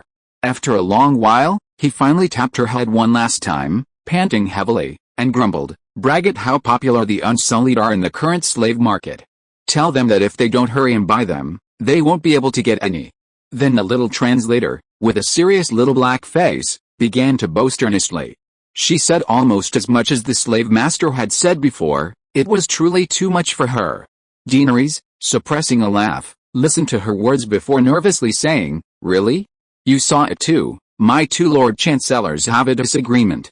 I was planning to go back and hold a meeting to discuss it properly. In that case, we have to abandon the plan to buy the Unsullied. To be honest, I think the Unsullied, who can be used for a lifetime, are far more reliable than that Golden Company." Hearing the translator's relayed words, the slave owner's eyes narrowed, and he roared, "That bitch is right. The Unsullied can be used for a lifetime. The Golden Company is untrustworthy and charges such a high price. What's even more ridiculous is that they have to sign a contract every few years. Damn it, it's the Yellow Legion again, like with Mir." At this point, Krasny suddenly looked at Daenerys suspiciously and said, "The Golden Company just signed a contract with Mir, and those guys' motto is a promise is a promise. They've never broken a contract since their inception. How could this Westeros bitch hire the Golden Company? Is she trying to take advantage of the situation to lower the price? Ask her properly." Chapter 86 Slaves and the Iron Throne. "Master, do you still need to translate what you said earlier?" the little black girl asked hesitantly. "What did you say?" "You said the Unsullied are incredibly loyal, and the Golden Company is untrustworthy." Smack. Krasny angrily smacked the little translator on the head. "Of course, you should translate things that are beneficial to the deal, you stupid sheep. Why are you even asking this?" The little translator took the smack and said, "But then you said the Golden Company never breaks contracts, and now they have signed a pact with the city-state of Mir, so Her Majesty the Queen of Westeros can no longer hire the Golden Company. This." After a moment's hesitation, the fat slave owner irritably tugged at his sweat-soaked robe and said, "Ask her how to hire the Golden Company first." After the little translator had asked, she said, "The Targaryen family has a blood pact with the Golden Company, and they will help me restore my kingdom. After all, the founder of the Golden Company was a bastard son of the Targaryen family, and most of the core members of the Legion are descendants of exiled nobles from Westeros. Since they can go home and be nobles, they naturally wouldn't want to stay in a foreign land as mercenaries with an uncertain future." Whitebird and Jorah both looked at Daenerys in shock, not expecting her to have such a trump card. "That seems to make sense." Krasny stroked his chin, his forked, blackish red beard gleaming like steel needles, and sighed. "Tell her she can go back and discuss it. I'll keep these Unsullied for her for the time being. That stingy fellow. It's already noon, and he hasn't even offered me lunch. I've stood in the square all morning without even a glass of water, while that fat pig is eating iced wine and fresh fruit non-stop."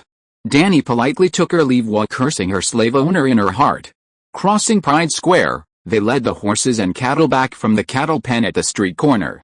As the centaurs harnessed a cart, Jorah whispered, "Your Highness, do you really have a secret agreement with the Golden Company?" "No, Daenerys climbed onto the cart herself, then beckoned Whitebird in. Viserys once took me to meet Captain Mistthorn. Viserys used the money from selling his mother's crown to treat all the Golden Company commanders of rank sergeant and above to a lavish feast, hoping they would help him reclaim the throne. Huh. Those guys ate and drank heartily, then loudly mocked Viserys after he finished his request. Mistthorn? Whitebird pondered for a moment, then sighed. Blackheart Mistthorn died 3 years ago, and the Twain family line is now extinct. The current captain of the Golden Company is Harry Strickland, known as Homeless. Sensing the unease in his tone, Daenerys asked curiously, "Is the Twain family very famous?" Almost all the core members of the Golden Company are descendants of nobles from the Seven Kingdoms. 100 years ago, the first Blackfyre rebellion failed. Some of the nobles who supported Daemon Blackfyre surrendered, while others, led by Igor Rivers, supported Daemon's son's exile overseas. The fiefdoms and titles of the exiled were then revoked by the royal family. Igor, witnessing many exiled knights and lords forced by poverty to join other mercenary groups, fearing the decline of families supporting Blackfyre, decided to establish his own mercenary group, the Golden Company. Speaking of the Blackfyre rebellion, it was all the fault of that divinely blessed Saint Baelor. Remember the Virgin's abode Saint Baelor built in the palace? Because of his belief in divine justice and suppression of human desires, he not only broke off his engagement with his fiancée, Diana, but also imprisoned her and her 2 sisters in the Virgin's abode. He didn't want himself or his sisters to be defiled by evil desires. But as the saying goes, a daughter's desperation for marriage can turn into enmity. Diana ran away from the tower and took a lover. The lover was none other than family, Diana and Baelor's cousin. Princess Diana's belly soon swelled, and she could no longer hide it. How did Saint Baelor handle this? He went to the sanctuary to fast and pray, and after more than 40 days of intermittent fasting, he starved to death. Saint Baelor was a virgin his entire life, so naturally he had no son to inherit the throne. His cousin who had stolen the food, Aegon IV, instead benefited greatly and became king. Even though both parents were Targaryens, they were unmarried, and their son was still a bastard, Daemon Waters. Well, the royal domain was near the sea, hence the royal bastard's surname, Waters. Later, Aegon IV publicly bestowed the Targaryen sword Blackfyre upon the bastard and acknowledged them as his sons, and Daemon changed his surname to Blackfyre. The Torna family is one of those noble families. 40 years ago, during the 5th Blackfyre Rebellion, also known as the War of the Ninipani Kings, I heard that Ser Barristan killed Mrs.'s father, Simon Torna. Whitebird gripped his cane tightly in annoyance, almost letting slip the secret. Dany glanced at him and said, "You even know something as trivial as Barristan killing Simon." "It's not trivial." Whitebird racked his brains, trying hard to recall the glorious history of the Twain family. After a long while, he stammered, "The Twain family has a strong martial tradition. Every generation produces many powerful knights, and they even had a Kingsguard once." HMPH. Jorah, standing by the ox cart, snorted coldly and said meaningfully, "Why don't you tell Her Highness the Princess what that Kingsguard of the Twain family did?" Whitebird was taken aback and blurted out, "You remember something from hundreds of years ago? Hell, there's only one Kingsguard who dared to cuckold the king." Jorah laughed heartily. As soon as he finished speaking, he slammed his helmet shut. "Oh, wait, I was wrong.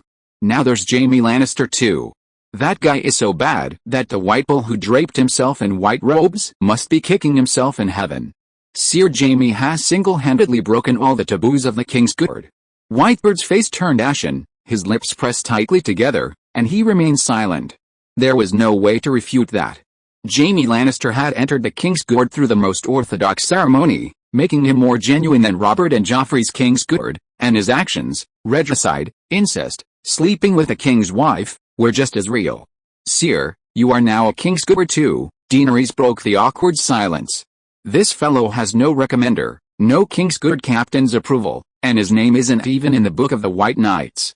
He can't be considered a legitimate Kingsguard," the old man advised Daenerys.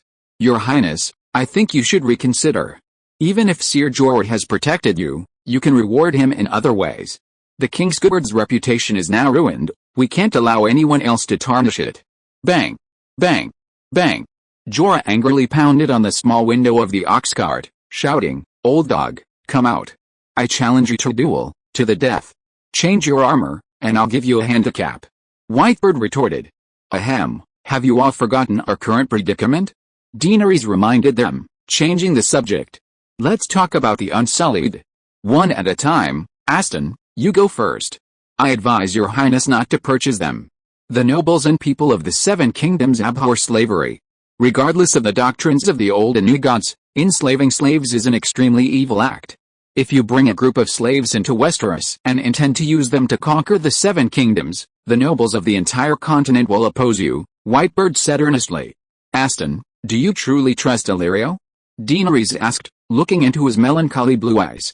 Seeing the old man's hesitation, Jorah scoffed. A wise man wouldn't trust that fat spice merchant. Entrusting your life to a merchant is less practical than hiring the Unsullied. I agree that the slave owners in slavery in Slavers Bay are evil, but the Unsullied are very useful. They won't burn, kill, or plunder after a victory, and they certainly won't rape women. Tywin Lannister's Westerland's army sacked King's Landing and raped countless women. That's why I think Ser Jorah isn't qualified to be a king's guard, the white-bearded man said angrily to Daenerys. He's a slave trader himself. Think about what he did on Bear Isle, and you won't be surprised why he persuaded you to come to Slavers Bay to buy slaves. He's an expert.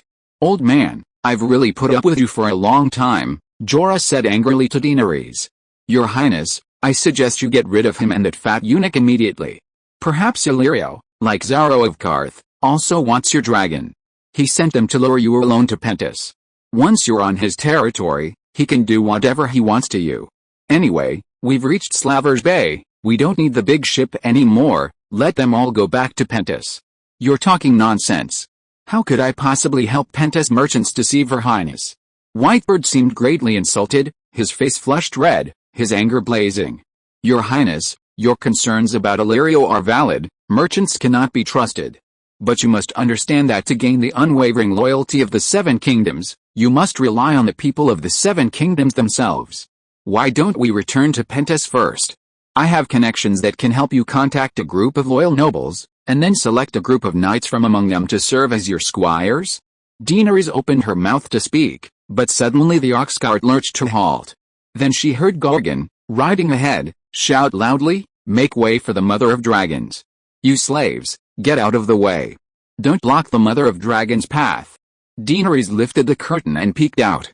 At the crossroads ahead, she saw a long line of slaves, dragging heavy chains, moving forward silently and laboriously. They were ordinary slaves, with light brown skin, black hair, and almond-shaped eyes. Dothraki? Goatmen?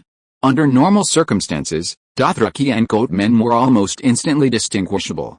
Aside from their cues and clothing, the two peoples were completely different in spirit and energy. The centaurs were more arrogant, both men and women exuding an aura of "I don't even submit to the heavens, why would I submit to you? Go ahead and kill me if you dare." But at this moment, they all had dumb expressions, dull eyes, and a submissive demeanor. Everyone was naked, including the women, but there were no children among them. Presumably, the children had been sent to the Unsullied training. Beside the slave caravan was an overseer, and behind them, a man and a woman, both Astapor, rode white donkeys. The man wore a red silk toga robe, and the woman had an ivory comb in her red and black hair, her face veiled, and she wore a deep blue linen dress adorned with small lapis lazuli stones, carrying an exotic charm belonging to the Jith. They had been laughing and joking together, but upon hearing Jago's shout, the man casually glanced at Dany's caravan, gestured to the overseer to speed up, and then continued flirting with the woman beside him. Chapter 87. Do you want a wife or not? The overseer was a burly Dothraki man, wielding a long whip with 5 intertwined thin blades. A chained harpy was tattooed on his muscular chest. The centaur overseer was arrogant, his whip cracking as he shouted things like, "You lowly slaves, hurry up!" "Hey, centaur," the one with the harpy on his chest, Daenerys called, half exposed outside the wagon door, beckoning to the overseer. "Where are the slaves you're transporting from?" "From the Great Grass Sea, of course," the centaur overseer replied loudly. "Women, they're from Meereen, all subjects of the defeated Khaleesi." "Hallis!" Jaga roared, pointing at him. "Nonsense, I'm not one of Khaleesi's people either," the centaur overseer muttered. Daenerys waved to the Blood Oath Guard, telling him not to worry about such a trivial matter, and continued to ask the overseer, "What should we do with these slaves? They can't become unsullied, so they'll be sent to the docks to be sold to slave traders."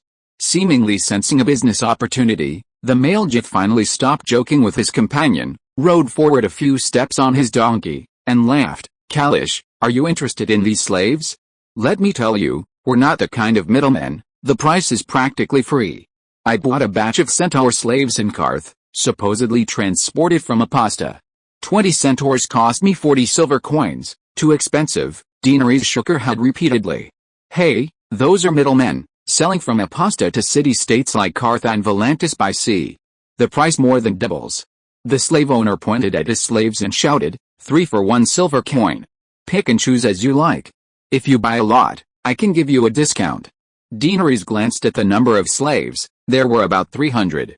What discount will I get if I buy them all? Buy them all? The man looked at her suspiciously. My Khaleesi is too small, we need to replenish the population, she explained. Oh, right, you're a Khaleesi, the man said, his eyes sparkling. How about I introduce you to another batch of slaves? There are over 800, all young and strong. I can give you a 20% discount. Are they all centaurs? She asked doubtfully.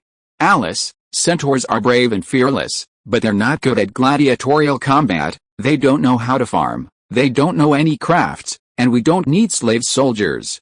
They're practically useless except for breeding centaurs for Unsullied, the young slave owner sighed. Why buy so many if they were useless? Daenerys asked. The Apasta man glanced at Horhair, then at Jorah standing protectively beside Daenerys, and said cautiously, since you are a Khaleesi, you should understand the nature of the centaurs. The Khals led tens of thousands of roaring warriors to the city walls, demanding a gift, centaur slaves. Could we refuse? Fortunately, the Khals generally don't ask for high prices, a batch of supplies can be exchanged for a large number of slaves, so we can at least make a small profit. Sigh, Daenerys sighed, returning to the carriage. Looking out the window at Horhair, she said, tell him the location of our ship's dock.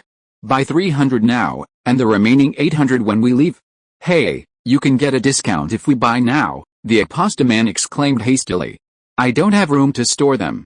Hold them for me for now, they won't take more than 3 days. They won't consume much of your food. All right. The carriage moved faster than the slaves. Daenerys continued forward, while the slave caravan changed direction and followed behind the convoy. They walked along long red brick streets, all the way back to the dock area, but still saw few pedestrians. In fact, only a dozen or so boats were sparsely moored at the long red brick pier.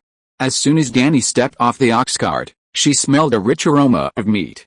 Turning her head, she saw the burly man, Bivos, sitting on the red brick pavement, his legs dangling into the sea, a small earthenware pot beside him, the fragrance wafting from it. Noticing her gaze, Bivos grabbed a piece of glistening brown meat from the pot and called out, Little Queen, would you like some? What kind of meat? She asked curiously as she walked over. Dog meat. Seeing Dany approach, Bivos seemed particularly pleased, grinning as he introduced, the Apasta people are experts at eating dog meat.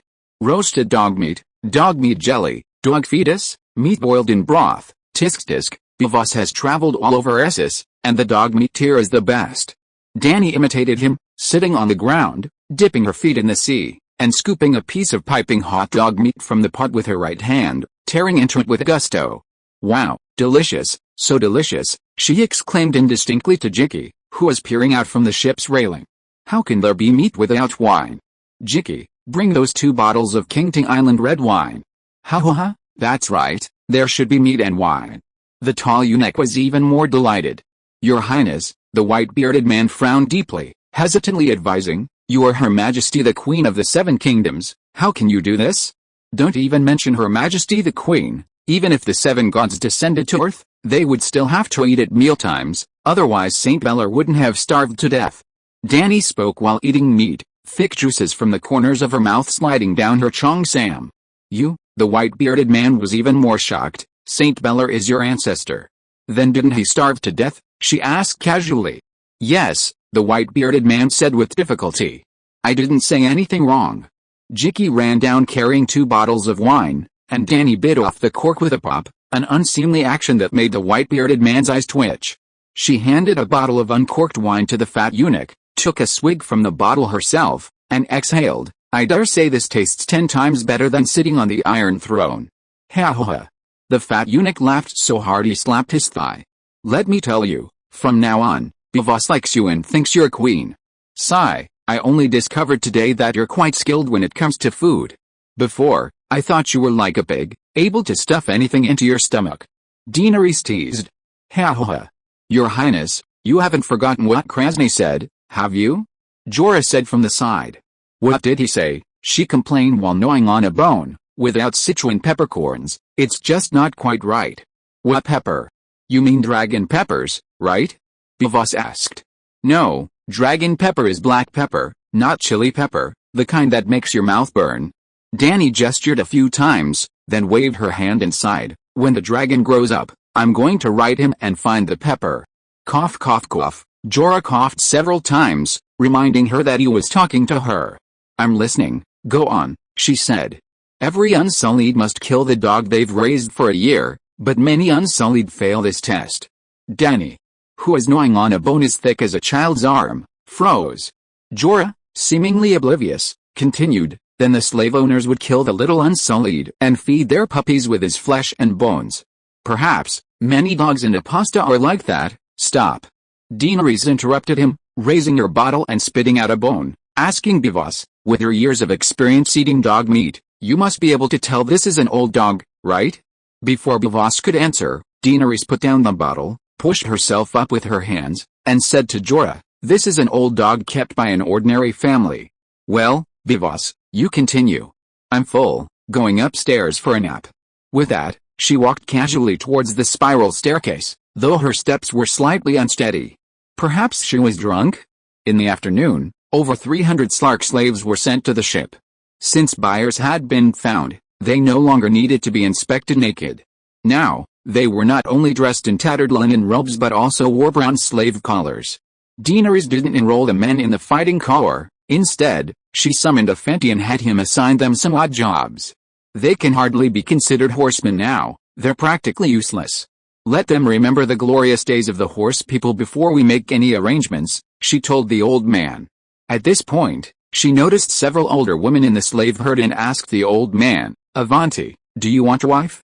If you nod, I'll introduce you to a companion. Avanti hesitated and said, Kalashi, marriage isn't common among centaurs. The weak can't guarantee their wives won't be taken by the strong.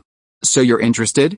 Dany, seeing an opportunity, patted his shoulder encouragingly. Avanti, your status is different now. You command a Neru, isn't that enough to make you arrogant? My Blood Oath Guard only has one Neru. These centaurs value strength, so being a Neru commander isn't very meaningful, is it? HMPH, meaningless. What right do you have to stand here and talk to me? My cars, I'm in charge. Strength is important, but loyalty to me and contributions to cars are even more important. Seeing his still hesitant expression, the nearby centaurs didn't think much of it, they were all Neru commanders in cars. She pointed to a tall, burly centaur among the slaves and loudly asked the crowd, that man could easily defeat 3 Aphantis. Now, because of his superior strength, I'm going to strip Aphanti of his position as head of the Neru and let him take his place. From now on, he will be on equal footing with you Neru leaders. Are you happy? No. Aphanti cried, pleading, can't I just get married? Khaleesi, I've walked with you all the way through the Red Wasteland and waded through countless poisonous waters. I'm not happy about this. Keresi, Aphanti has always helped us raise horses, very. Ago stepped forward, frowning and scratching his head in distress, unsure how to express his thoughts. Dany waved her hand and said, I'm just asking, are you happy? I don't know why, but I'm not happy, Ago said sullenly. Me neither, the remaining Blood Oath Guards and the Centaur leader chimed in. Slap. Dany clapped her hands and exclaimed, that's right. Of course you're unhappy, because no one is invincible. If status is determined solely by strength, then one day you'll all be replaced by newcomers. They haven't contributed anything to Carlelis. In fact, it's because of our collective kindness that they've gained their freedom and regained their dignity as Mammon. We are their benefactors. How can they ride roughshod over us as soon as they join Carlelis? That's not right. The Mammon's faces were full of agreement. Ago felt that Khaleesi had just spoken his own thoughts, words that were difficult to express in a linguistic system. Chapter 88 The Code of the Centaurs. Yes, I raise horses for Khal, I am loyal to you, Khalid, I have rendered great service. Even though I am old and frail, and my martial prowess is inferior to theirs, I am still far more qualified to be the leader of the Neru. Fenty murmured, his eyes growing brighter with each word, as if he had discovered a truth he had previously overlooked. Seeing their expressions, Dany nodded inwardly. The power structure of the centaurs was beginning to change. Any stable political structure is pyramid-shaped. The foundation determines the apex. Dany wanted the apex of the centaur regime to belong to Empress Dany, not Kalish Dany, so the lower structure had to change. The new political structure would spontaneously build the throne she desired, and instinctively maintain it. From this day forward, merit, that is, contribution to Khal, will determine a person's position and status. Do you agree? Dany shouted to her Neru leaders. Agreed, they replied in unison without hesitation. Of course they agreed. Because in Daenerys' new regime, they might not be the strongest in terms of military strength, but they would certainly be among the most meritorious. They had rendered meritorious service in supporting the dragon. As time went on, even if Khal grew larger and larger, even unifying the Dothraki Sea, they would still be able to protect their own interests. This was about safeguarding their own interests. Anyone who disagreed was a fool. I always felt that Her Highness had brought about some, I don't know how to describe, a huge change in the centaurs. Jorah saw the excited Daenerys and her centaur leader on the deck and felt a sense that something major had happened, yet he wasn't sure what it was. From now on, the Dothraki of Khal will only recognize her, and after her death, her offspring will be hers. Once the dragons grow up, the Dothraki will change their name to Targaryen. Whitebeard's eyes widened, his body trembling with shock. She truly is a Targaryen, a born king, perhaps the greatest king of the Targaryen family. Surpassing Aegon the Conqueror? Jorah said incredulously. Perhaps, even Aegon's heart wasn't as broad as hers, the old man murmured. He actually wanted to say ambition, but the old man wasn't sure if the princess had done it intentionally or unintentionally. Daenerys walked up to a centaur slave and asked in Dothraki, "Would you like to join my Khaleesi and obey my rules?" The centaur girl, barely in her early 20s, glanced at her timidly, then immediately lowered her gaze, saying in a barely audible voice, "I'm willing to obey Khaleesi." "Bow your head," Daenerys said.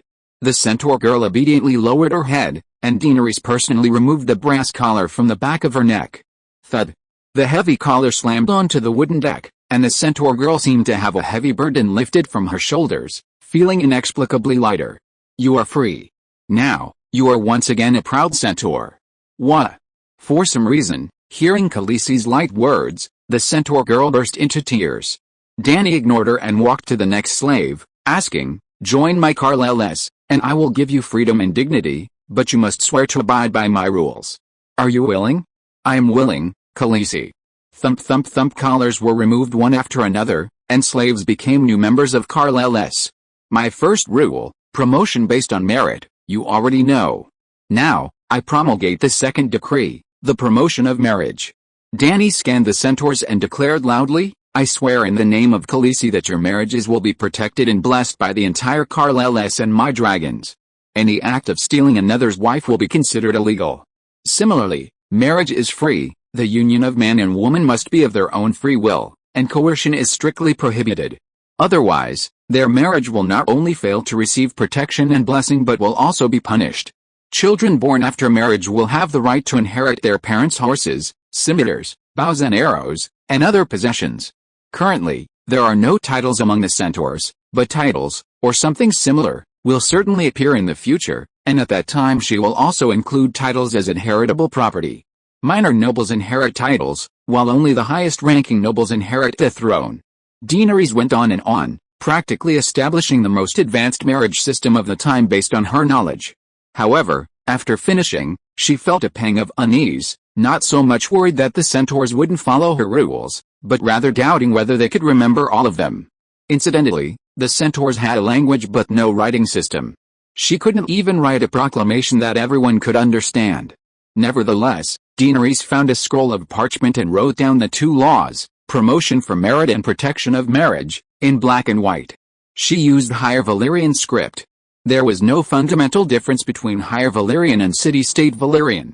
The former was the script and language used by the ancient Valyrians, while the latter incorporated local dialects and accents, and its writing also integrated elements of the civilization. Just as French, Italian, Spanish, and Portuguese all belong to the Romance language family but are distinct from Latin. Of course, the differences between the Valyrian languages of different city-states weren't as significant as between national languages, they were more like the dialects of China. Daenerys may not have received a formal education, but Viserys did. It would be strange if a Targaryen didn't know Higher Valyrian, but Daenerys, having wandered through many city-states in the Westerlands, knew quite a few Valyrian dialects. After writing it down, Daenerys signed her name on the back, and in her dragon form, she encouraged the Great Black to sign his name, drawing a simple yet remarkably lifelike self-portrait.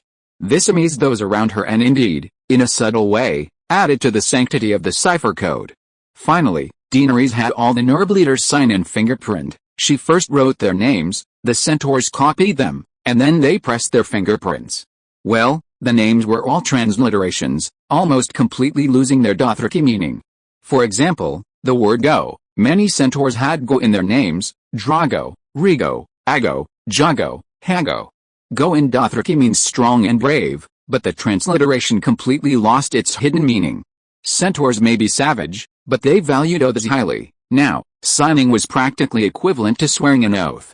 At this moment, only the captains of the 10-man squads have signed. They may grow into strongholds or even bannermen in the future. Thus, Daenerys' laws will be enforced in this generation. When the next generation grows up, the second generation will face the oppression of their father's ancestral laws. When the second generation, raised under these ancestral laws, grows old, they will unconsciously pressure the third generation to abide by the rules they've been accustomed to their entire lives. This continues, and as long as Daenerys' Malfoy empire doesn't collapse in the short term, at least 3 generations, her rules will become something everyone knows among the Malfoys. Whether she can establish a 1,000-year Targaryen empire, Daenerys isn't sure, but she knows the Dothraki civilization will advance by leaps and bounds. This Khal's reform wasn't a spur-of-the-moment decision. Daenerys has decided to do something that will shake the world. The Malfoy reform is just a preliminary exercise. Holding up the Sigardian Code, Dany continued, the reward system will be implemented immediately from this moment on, but the marriage system cannot be established overnight. We'll take it slowly, in 3 steps. First, we'll create a few model couples to let everyone directly experience the benefits and operation of the marriage system. Second, we'll open the marriage system to everyone. All centaurs of Banca LS can freely choose to marry, or do whatever they want. Third, all newborn centaurs must have clearly identified parents. Children born out of wedlock are considered illegitimate. While the centaurs digested this information, Dany smiled and said to Jorah and the others, I've thought of surnames for the centaurs' illegitimate children. According to the tradition of the 7 kingdoms, how about Godzilla? Grass is the most abundant and least valuable plant in the Dothraki Sea, so grass would be more accurate than Godzilla, but surnames for illegitimate children always have some variation. For example, Blackfire is the correct name, but in reality, it's Blackfire, and the water in V becomes Waters. Daenerys' naming conventions didn't violate the traditions of the 7 kingdoms. Ordinary centaurs don't have surnames, right? Whitebird scoffed. Even Khal Drogo doesn't have a surname, yet his bastard son has Godzilla's surname. Doesn't that encourage everyone to have bastards? Daenerys smiled mysteriously at the old man. You'll find they'll gradually develop surnames. How? Surnames are inherited, they have special meaning. You can't just randomly give them one, can you? Whitebird shook his head. Hairhead, hell, you foreigners are still too shallow. How did surnames come about in the great celestial empire? Surnames first arose among the nobility. Commoners didn't have surnames at all, so where did the noble surnames come from? Most evolved from fiefdom names. In the future, Daenerys will use surnames as a reward, bestowing them upon meritorious officials. As for the commoners without merit, just wait for the nobles to impregnate their daughters and wives. Well, whether it's really their child or not doesn't matter, at least the nobles will think it's their child. Or, like the Japanese, a child born while farming is named Tanaka, a child born by a bridge is named Watanabe, and a child born by a stream is named Kawaguchi. Whitebird thought for a moment, then hesitated before saying to Daenerys, you shouldn't let the blood guards marry and have children. You mean, learn from the King's Guard system? Yes, only in this way can we ensure their hearts are entirely with you, the old man said. Daenerys didn't think Whitebird's words were heresy. Centuries of history had proven the King's Guard system correct. In the Targaryens' 300-year history, Hundreds of Kingsguards had appeared. Apart from Jaime Lannister, they at most had flaws in character, their loyalty to their lord never wavered.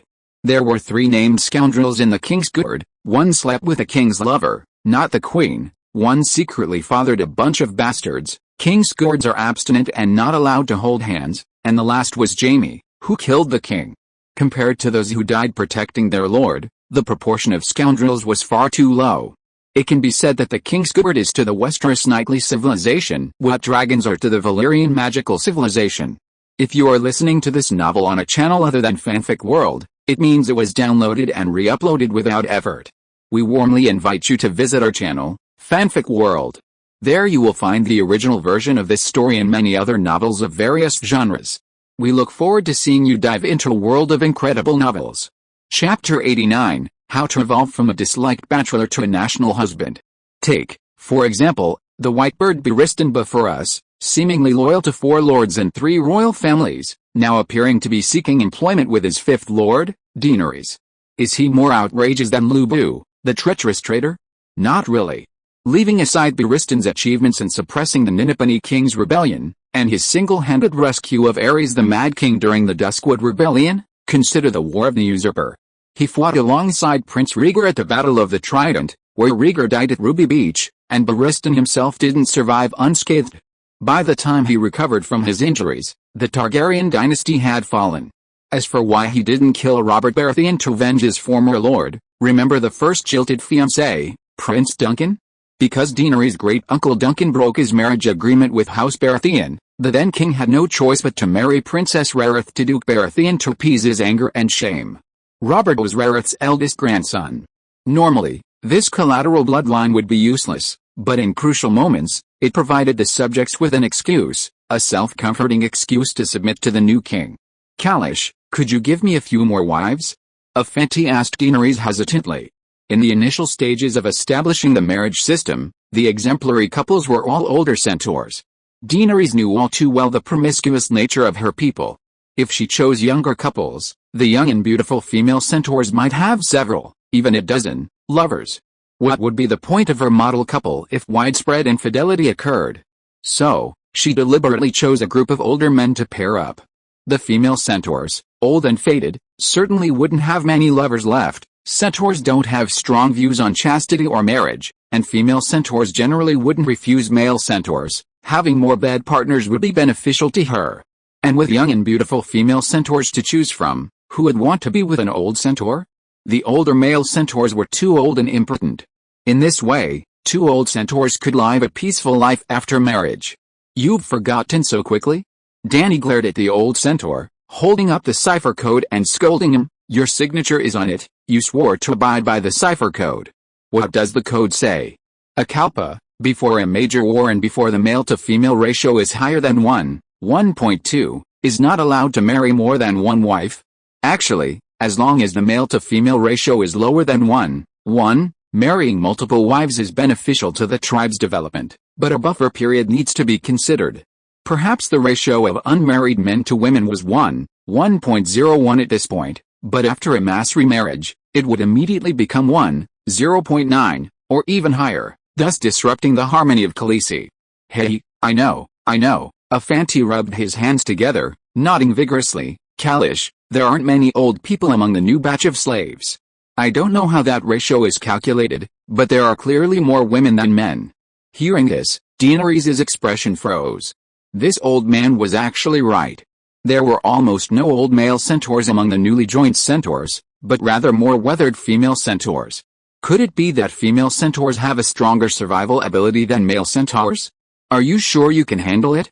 Jorah looked at the old man with a pigtail hanging from the back of his head with disdain. I see you're quite old, and you don't have many years left to live. Don't waste your remaining lifespan. The old centaur's face turned red. If you were a few years younger, he might have already rushed at him with his knife. What do you need so many wives for? Daenerys asked. Help me tend the horses. Aren't all your herdsmen horsemen? Sigh, even if I'm the leader, I still have to work. If I had a few more wives, I could have them herd the horses for me. Dany asked blankly, then what would you do? I'd direct them to feed the horses. I'm getting old, I don't have many years left, I need to take care of my health. The old man said confidently. Was it like me directing you to herd the horses, sitting in a comfortable office, giving verbal orders? Dany's lips twitched. Ser Jorah was dumbfounded. This old geezer, he's dreaming. He wants to be a nobleman. I can allow you to marry 2 wives, but they must be willing. And given your extravagant lifestyle, you can't choose wives from the newly joined horsemen. As long as the women with white hair and our original Carleless are willing to marry you, you can marry 2 wives, Dany said. As a result, after asking around, not a single one was willing to be his wife. When he inquired about the reason, a centaur woman in her 50s said, I also have work assigned by my tribe to do. If I marry you, not only will you not help me with the work, but you'll expect me to herd horses for you. We have plenty to eat and drink in Khal, so why should I suffer with you? This retort made Fenty blush with embarrassment, and he almost fled. Dany, however, laughed heartily, seemingly unconcerned about her model couple plan falling apart. The centaur woman spoke the truth. Centaurs are indeed savage, and Khal's system is indeed backward, but primitive society is close to communal ownership. Centaurs work for the tribe, and Dany guarantees everyone will have enough to eat and wear. Older centaurs don't need children to support them in their old age, nor do they need a spouse for support. At least for now. So, every married centaur woman can get an extra cup of mare's milk wine every morning, Dany said after her laugh, casually proposing a solution. Their husbands can't steal the mare's milk wine, nor can they interfere with their work. Before she finished speaking, many older centaur women's eyes lit up. Dany hadn't finished speaking. In any marriage witnessed by the dragon and me, the husband must entrust his property to his wife for safekeeping, and the wife is responsible for protecting her husband's chastity and property. If a child is born, Karish will help raise it and reward the mother with half a pound of horse meat every day. Avanti, I want to marry you, the centaur woman who had just scorned the old man shouted excitedly. Avanti, marry me. I know you're poor, but I don't mind, another old centaur woman exclaimed, jumping up and down. Avanti, I want to marry you, even as a concubine. Avanti. It seemed that in an instant, Avanti, this old bachelor, was adorned with the halo of a national husband. No, I don't want to. Avanti looked at the centaur women cheering for his hand in marriage as if they were a group of ferocious female demons. Yes, the Black Mountain demon, not Zyokian. Kalashi, I won't get married. I don't want wives anymore, not a single one, he pleaded with Dany, his voice trembling with tears. No. You said yourself you wanted 2 wives, not 1 less. Dany suppressed a laugh, trying to put on a stern face as she reprimanded him seriously. In the end, Afanti reluctantly chose 2 elderly centaurs with gray hair. Besides himself, the 12 elderly centaurs from the herdsmen and craftsmen's corps also successfully found wives. However, they only chose 1 wife each. Then Dany called out Big Black and placed him on the altar. She herself sat to one side, and the dozen or so happy centaurs led the miserable-looking centaurs forward in pairs to perform the prostration ceremony. First they bowed to Kalashi, then they bowed towards the Holy Mother Mountain in the northeast, and finally they knelt before Big Black. Big Black didn't accept their grand ceremony for nothing. He quickly drew sketches of the 2 of them on a piece of parchment with his paws and even wrote the 3 characters marriage certificate in Chinese characters that Dany had taught him. Like a printer, Big Black was incredibly fast, completing 13 marriage contracts in just over half an hour. To celebrate this epoch-making collective marriage, Daenerys ordered over a dozen cattle and sheep, and dozens of barrels of wine to be purchased from the city. From 5 in the afternoon until 9 at night, the sailors on 4 ships thoroughly relaxed. Even Euron, imprisoned in a cage, received a roasted leg of lamb and a large jug of wine. The moon was bright and the stars were few, the sea to the north shimmered, reflecting the pale, cool moonlight, while to the south, the towering pyramids were ablaze with lights. Centaurs and sailors celebrated on deck, and the great slave owners of Apasta, like countless others for centuries, indulged in a life of debauchery in their high-altitude palaces. While the Egyptian pyramids were for the afterlife, the pyramids of Apasta were the mansions of the wealthiest slave owners. Their pyramids lacked spires, the open platforms above were transformed into magnificent aerial gardens. Every evening at dusk, the benevolent lords ordered silk lanterns to be lit on each step, illuminating all the pyramids with colorful lights. But the streets, squares, and arenas at the bottom were pitch black. One could imagine that in those darkest of barracks, Some young boys were feeding leftovers to puppies, pets they had been given on the day of their castration. Even on the merchant ships, Dany and her companions could see yachts adorned with colorful lanterns slowly sailing towards the Worm River, and hear soft music and the distant laughter of men and women. These ski slave owners would moor their yachts near small islands in the water, where young men and women with black and red hair, their clothes flowing, would stroll along the shallows, enjoying endless food and wine, and certain adult pleasures, unrestrained and oblivious to the onlookers. On the top deck, Daenerys gazed at the distant, shimmering lights and sighed. The lives of the Apostasta slave owners are more extravagant than those of the trading princes in the free cities. The towering pyramids of these benevolent masters are built from the countless bones of slaves, and the crimson wine in their goblets is like the blood of slaves. Whitebird frowned. Bricks and blood created Astapor, bricks and blood created her people. This is an ancient poem my mister taught me when I was a child. Before that, I never knew its description was so true. Your Highness, perhaps you don't want to hear it. But I still want to dissuade you from buying those slave warriors. All who participate in the slave trade are guilty. This is what that Mr. told me. Buyers promote market development, and buying slaves has a positive effect on the slave trade. Hell, that's rare. Ordinary people aren't qualified to receive a Mister's teachings, Jorah said with a half-smile. Daenerys smiled and said calmly, Apostasta, I've made my decision. Sigh. Whitebird lightly tapped his cane, clearly troubled. Aposta's defenses are lax. Why didn't the Khals take it down? She asked seemingly casually. Your Highness, there are 2 reasons. Jorah walked to the railing, looking at the centaurs frolicking on the lower deck, and said seriously, Aposta has the Unsullied, and the story of 3,000 Unsullied protecting Coer is true. That's one reason. Second, Slavers Bay is close to the Dothraki Sea, making it convenient for Khals to come here to trade slaves, and a stable trade relationship has already been established. Why do centaurs plunder cities? Nothing more than for gold, silver, and slaves. If they turn the people of slave cities into slaves, who will the centaurs sell them to? Moreover, just like the governors of Pentus, Norfolk, and Mayor, those harpy sons will only host banquets for passing centaur kings and give them many gifts. And Khals will accept the gifts and quickly continue on his way, because he has already obtained what he wants, far less than the cost of attacking a city. Regarding update time, updates are generally made before 9:30 p.m. Chapter 90 Night Queen. That's all? Daenerys raised an eyebrow. The Jith have been trading slaves for thousands of years, yet they haven't encountered any worthy enemies. 2 reasons are enough to deter the centaurs. Aposta is located in Slavers Bay. Meereen and Yunkai may compete with Aposta, but they are not enemies. The eastern heartland is almost entirely inhabited by our own Jith, while the Laza people east of the mountains are a different race. But they are goat people, posing no threat. If this time, Daenerys hesitated for a long time before slowly asking, if slavery were to disappear, besides the Jith, who would suffer the greatest losses? Your Highness, what do you intend to do? Whitebird asked in horror. Me? What can I do? Daenerys shrugged and laughed. Everyone involved in the slave trade is guilty. You said that yourself, and I want to know who else in this world, besides me, is guilty of the most heinous crimes. Whitebird stared at her for a long time, unable to determine if she was joking. The slave trade was the most important link in the entire age of exploration. City-states like Arth, Volantis, and Rhys were almost entirely supported by slaves. It's not that no one has tried to end slavery, but... The old man sighed helplessly. Your Highness, the Andals originated on the continent of Essos, you know? I heard they established a kingdom in Andasnur in the northwest of the continent?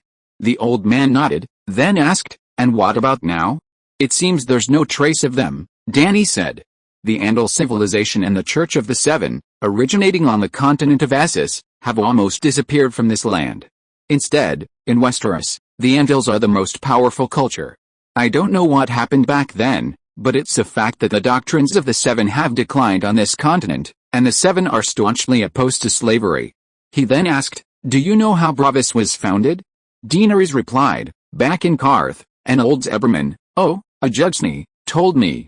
A group of Valyrian slaves, guided by the Moonsingers, escaped the dragon aspect's pursuit and established a floating city at the northwestern tip of the continent. That's right, Braavos was built by a group of slaves. As the leader of the 9 free city-states, Braavos was incredibly powerful. 100 years ago, The king of Bravos fought Pentus for over a decade to abolish slavery. Pentus lost and promised to abolish slavery.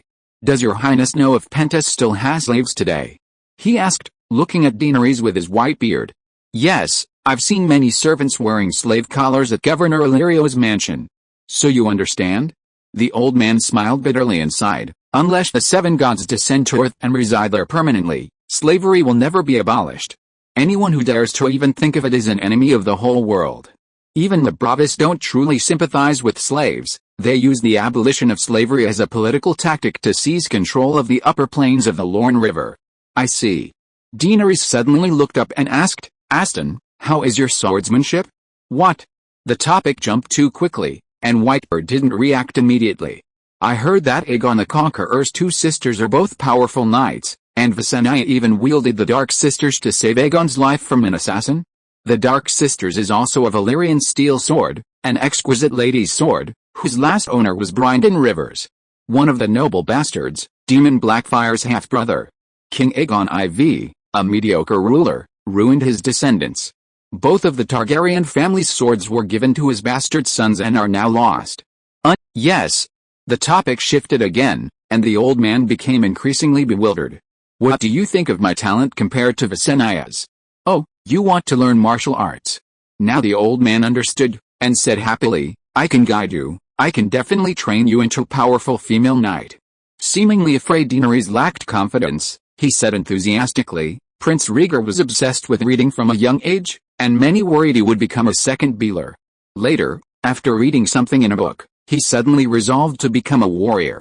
He wasn't much younger than you then, but after training diligently, he quickly became a knight who dominated the arena.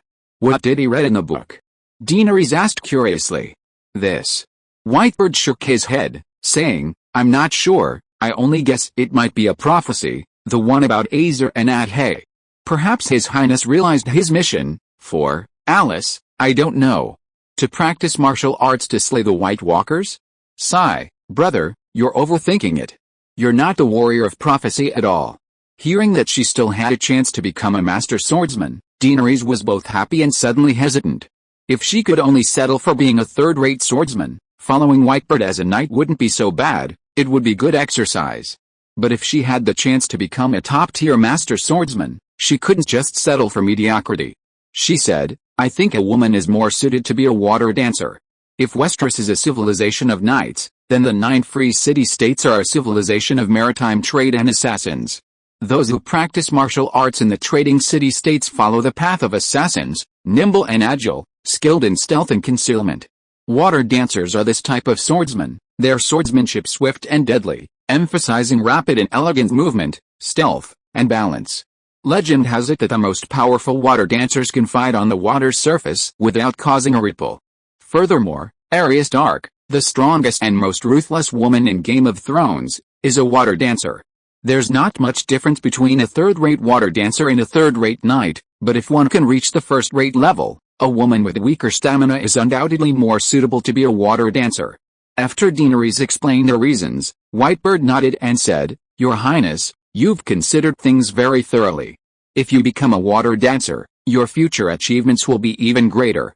But the question is, why do you want to learn martial arts? Well, to lead troops into battle and prevent being assassinated, she said. Then you should still become a knight. Water dancers are offensive assassins. In the chaos of the battlefield, a water dancer's survivability is even lower than that of an ordinary knight because they don't have armor. As he spoke, he pointed to Jorah, using him as an example, saying, the chief court swordsman in Bravos, responsible for protecting the Sea King, is the strongest water dancer.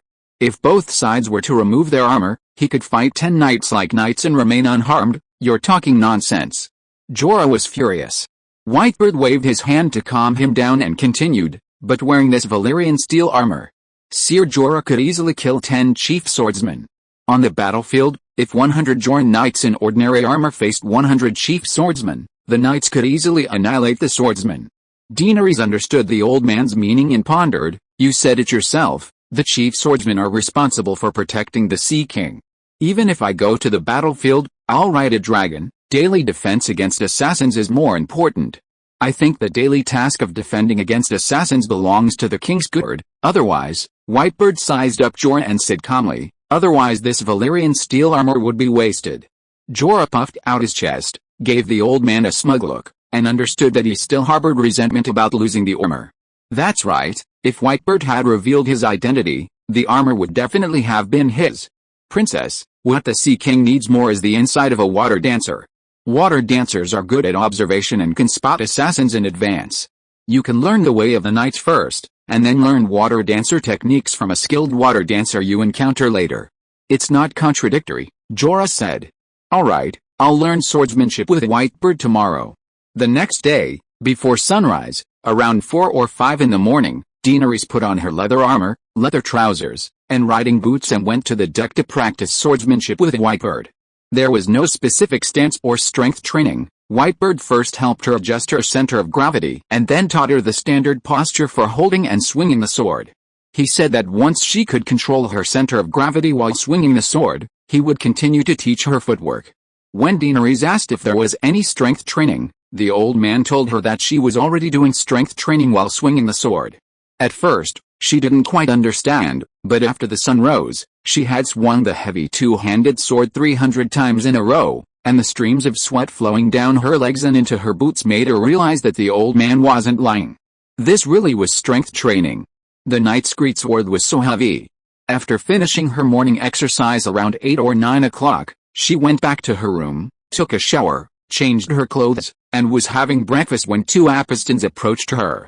They were clerks sent by Krasny, inquiring if they could estimate Daenerys' wealth. This would allow them to determine her purchasing power. Yesterday, Daenerys had asked the slave owners to reserve Unsullied for her. Daenerys glanced at Glory and smiled. If I sell Governor Illyrio's goods, will he be angry? This. Blackbeard glanced at the Serenity not far away and hesitated. Don't you have your own ship full of gold and jewels? Perhaps not enough, she laughed. How many Unsullied do you want to buy? Blackbeard exclaimed in shock. How many? I didn't hear you clearly. That bitch, our good queen, how many slaves are you selling? Krasny stood up in horror and asked the equally stunned translator. Today, Daenerys and her party once again crossed the red brick streets, coming from Pride Square. Krasny's pyramid was built here, and Pride Square was considered his backyard. This time, his servants led Daenerys and the others to the garden at the top of the pyramid, about 150 square meters in size, with grassy ground and persimmon and apple trees planted around it. Large, golden red persimmons and bright red apples hung from the branches, a beautiful sight. To the north of the garden was a pool where one could soak and enjoy the harbor view. The twin milk girls were still fanning their master, who sat with his back to the pool on a tall wooden chair, like a throne. Daenerys sat opposite him on a low, 2-meter-long couch, with Jorah, Whitebird, Horhair, and Kitty standing behind her. A maid held a huge beige parasol above her head. Master, Her Majesty the Queen wants to buy all the Unsullied in Apasta, all of them, the translator stammered after receiving confirmation from Daenerys' gaze. Chapter 91 The Price of the Unsullied. Ask that boastful bitch, Krasny sneered as she slowly recovered. My accountant examined her fleet.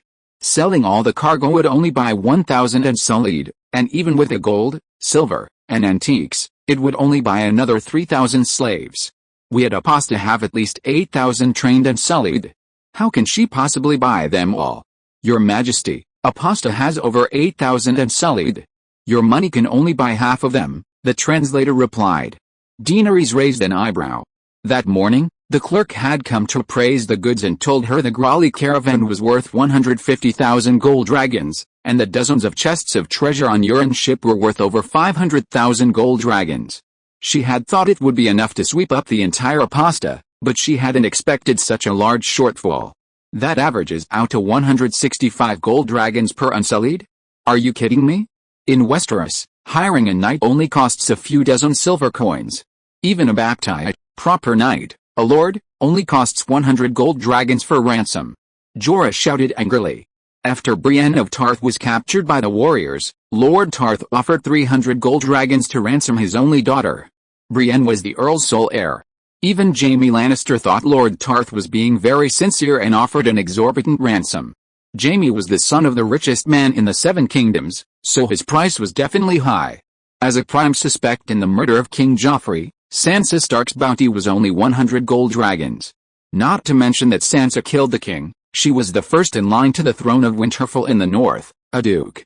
Only 100 gold dragons. In the first minor climax of Game of Thrones, Bran fell from the tower, and Joffrey hired assassins to kill him, paying a hefty price, 90 silver stacks. 1 gold dragon for 210 silver stacks. A duke's heir is only worth half a gold dragon.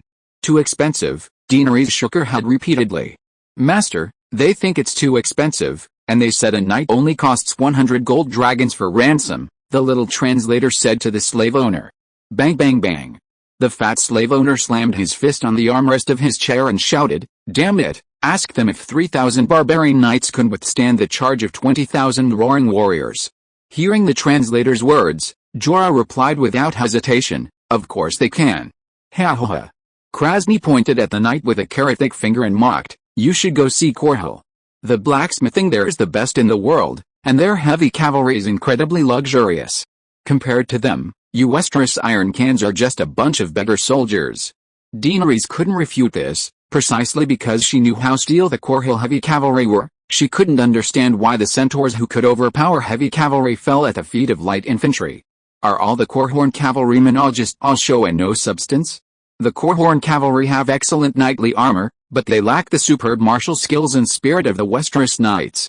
Unlike Jorah and Whitebird, who were tongue-tied and red-faced with anger, Daenerys, having been tempered by the information age, could readily offer a plethora of reasons, even fallacies, delivered with fervor. The most important qualities of a knight are chivalry, humility, honor, sacrifice, courage, mercy, honesty, justice, and piety. The Unsullied's greatest strength lies in their fearlessness and sacrifice, but in Westeros, this is merely a basic requirement for becoming a knight. If the story of 3,000 Unsullied defending Corhorn had happened in Westeros, the knightly order would have disbanded in shame long ago, unlike the Corhorn cavalry, who still shamelessly cling to life. Your Highness, you speak so well. Whitebird's eyes welled with tears. He had never felt such excitement, instinctively recognizing that the princess had perfectly captured the true essence of chivalry in her words. Though he'd never heard of such a noble and elegant code of chivalry before today. Perhaps his comprehension was lacking? Alice, I, the fearless Barristan, am ultimately inferior to the first legendary knight, Buddha's Dawn Sword. Sir Arthur Dayne certainly understands. Whitebird thought excitedly. Since those barbaric iron cans are so powerful, why did you come to buy the Unsullied? The slave owner stood up, roaring at the poor little translator. Ask this Westeros bitch, I want to see how she answers. Could this stump Daenerys? Alice, it's precisely because I know how powerful the knights of Westeros are that I'm prepared to go bankrupt buying all the Unsullied. Daenerys' expression was vivid as she lamented repeatedly. My lord, think about it, if one sausage can fill you up, who would buy a second? Isn't that a waste? With that money, I'd rather buy a glass of milk. I'm even worried that 8,000 Unsullied won't be enough for the usurpers to kill. As she spoke, she looked earnestly at the fat slave owner and asked, My lord, tell me the truth, is it really only 8,000? Just to be on the safe side, I think the more Unsullied, the better. As Daenerys spoke, the little black girl translated, while Krasny listened, clutching his head and frantically pulling at his coarse, black-red hair. He was going crazy. He gasped for breath, pointed at Jorah Mormont, and roared, Ask that bitch. Since a knight costs 100 gold dragons, I'll buy him for 300 gold shards. Aposta, like Arth, used shards. 3 gold shards were roughly equivalent to 1 gold dragon. Swoosh. Jorah drew his longsword at his waist and pointed it at the slave owner, yelling, You fat pig, go buy your old bastard. Seeing Jorah's reaction, Krasny laughed. He waved away the surging guards and said casually, See? He's angry. What does that mean? It means he feels insulted because he thinks he's worth far more than 100 gold dragons. Hell, my Unsullied are trained from the age of 5, far surpassing a regular knight in martial arts training and physical conditioning. Does knight training have such a high mortality rate as the Unsullied? Hell, the only valuable thing about a knight is the status it represents. Nobility? Ask this Westeros bitch whether she wants a warrior or a noble status. Tell her, warriors of Aposta, prostitutes of Kelling, high-class slaves, high-tech slaves, of Meereen. Nobility is a trait too. If you want to buy a noble, go to Meereen. You might be able to buy a few kings there, ha ha ha. The slave owner wasn't actually lying, slaves themselves weren't valuable. For example, Daenerys could buy 4 centaur slaves for a single silver coin. However, the slave owner paid a high price in training a successful Unsullied. For every Unsullied who received a spiked helmet, 5 slave warriors lay dead from exhaustion during training, and 10 children who failed the test lay buried at their feet. The cost of those failures was naturally included in the cost of the Unsullied. Therefore, 160 gold dragons was a bit pricey, but not outrageous. After a moment's thought, Daenerys said, "I'm buying a lot, can you give me a discount?" The slave owner spoke a few words to the translator, and the little black woman said, "Your Majesty, you can exchange all your jewels and goods for 4,000 Unsullied, and then the benevolent master will give you an additional 100 Unsullied."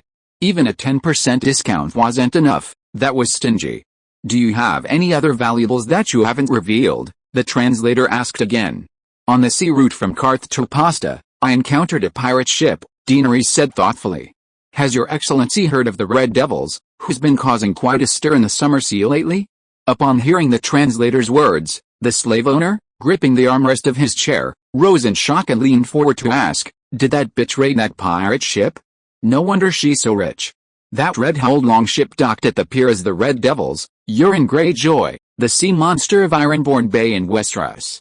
He's currently imprisoned in the hold," Daenerys said. The slave owner's thick, sweaty right hand gently patted the mahogany armrest as he spoke cautiously. "I didn't expect these guys to have even captured the Red Devil. The Nujith, Karth, and the Jade Sea City-State Alliance have all issued arrest warrants for the one-eyed demon, worth over 10,000 gold coins in total. Tell that woman that the Red Devil's ship and the Pirate King can be exchanged for 1,000 Unsullied from me." Hearing the translator's words, Whitebird quickly advised, "Your Highness, Euron is a lord. If you sell him as a slave, not only will the Greyjoy family feel greatly humiliated, but all the nobles of the 7 kingdoms will feel the same way." "Not a slave," the translator explained, "the Red Devil is infamous in the Jade Sea. Many city-states have arrest warrants for him. Besides, Lord Benevolent said that even a king couldn't get 10 Unsullied from him, let alone a lord. In any other place, handing Euron over to the city-state guards wouldn't be a problem, but this is Slaver's Bay, this is a pasta, and the recipient is a notorious slave owner." Whitebird was extremely anxious, fearing that Daenerys would sell Euron 1,000 Unsullied. Euron was far too valuable. Actually, Euron was only worth 500 Unsullied. The Serenity had made a name for itself in the Jade Sea and the Summer Sea, its value soaring to 500 Unsullied. Many city-states wanted to study the ship, wanting to know why it was so fast. Daenerys waved her hand, telling the old man not to get excited, gave the slave owner a meaningful glance, and smiled, saying, "I promised that if Euron told me the correct way to enter the ruins of Valyria, I would give him and his pirates their freedom. The Queen's reputation is worth 3 dragons, not even 10,000 Unsullied. Your Highness is wise." Whitebird breathed a sigh of relief and praised with a smile. "The ruins of ancient Valyria?" Upon hearing the translator's words, the slave owner's face changed drastically. His thick triple chin trembled as he said, "Quick, you stupid sheep, ask that bitch right now, did the Red Demon really go to the Valyrian ruins in the Sea of Smoke?" Clang, clang, clang. Daenerys tapped Jorah's black armor a few times beside her. "Look at this armor, understated yet luxurious, and look at the faint Valyrian magical runes. My lord, do you think anyone other than the Dragon King would possess such noble Valyrian steel armor?" "By the harpy," the fat slave owner groaned, his eyes almost bulging out of their sockets as he stared at Jorah's armor. "Yesterday I thought this barbarian knight and those quaffs thought he'd gotten a fake Dragon King armor to show off. 6,000 years ago, the Harpy Sons Legion of the ancient Jith Empire was invincible across the continent, and the Unsullied training methods were modeled after the Jith Legion. The Jith, now reduced to slave owners, no longer possessed the ferocity of their ancestors. In fact, after 5,000 years of being molded by Valyria, Slaver's Bay no longer had any pure Jith, they were all mixed race, yet the apostate slave owners still took pride in their identity as sons of the Harpy. They lived in pyramids, wore takas, and their black and red hair stood on end. Then, young men, imitating the attire of warriors from the old imperial legions, donned Valyrian dragon armor and commanded eunuch slaves to fight each other in the arena, pretending to be generals of the ancient empire, Valyrian dragon kings. Chapter 92 The deal is made. Valyrian steel is shrouded in mystery. Most ordinary people will never even encounter it in their lifetime. But once they've heard its legends, even the most unskilled can easily distinguish a genuine Valyrian steel weapon from a fake. Its hardness is so immense, almost indestructible, a simple strike with an iron weapon reveals its authenticity. Krasn was no ordinary man, he didn't need to use a sword. After approaching and examining it closely, feeling the weight and texture of Jorah's helmet, he immediately concluded, it was genuine.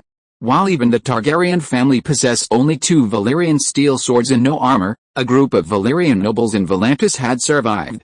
They weren't dragons, but they possessed numerous Valyrian steel weapons, including 1 or 2 sets of armor. However, Krasn was certain that Jorah's armor was not just any of those. More importantly, as rare and authentic artifacts, Valyrian steel armor was scarce and distinctive. Experienced individuals could easily discern its differences. A burning greed flashed in Krasny's eyes, but he quickly suppressed it, returning to the large wooden chair by the pool. He said calmly, "Give me this armor, and you can take all the eggless people of Apasta. Don't even think about it." The armor? Jorah roared angrily at the slave owner, his face flushed, then looked pitifully at Daenerys, his reluctance obvious.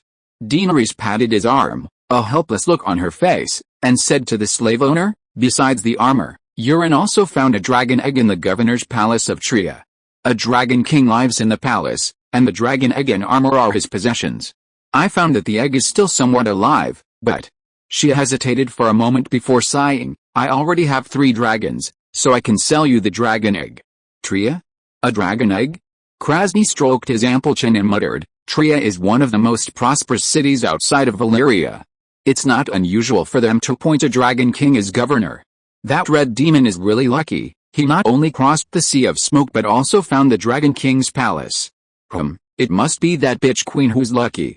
Slave, tell her that a dragon egg isn't even worth 1,000 and sullied. I don't believe the Dragon King's palace only has armor and dragon eggs. I want more, much more," he growled in a low voice to the little translator.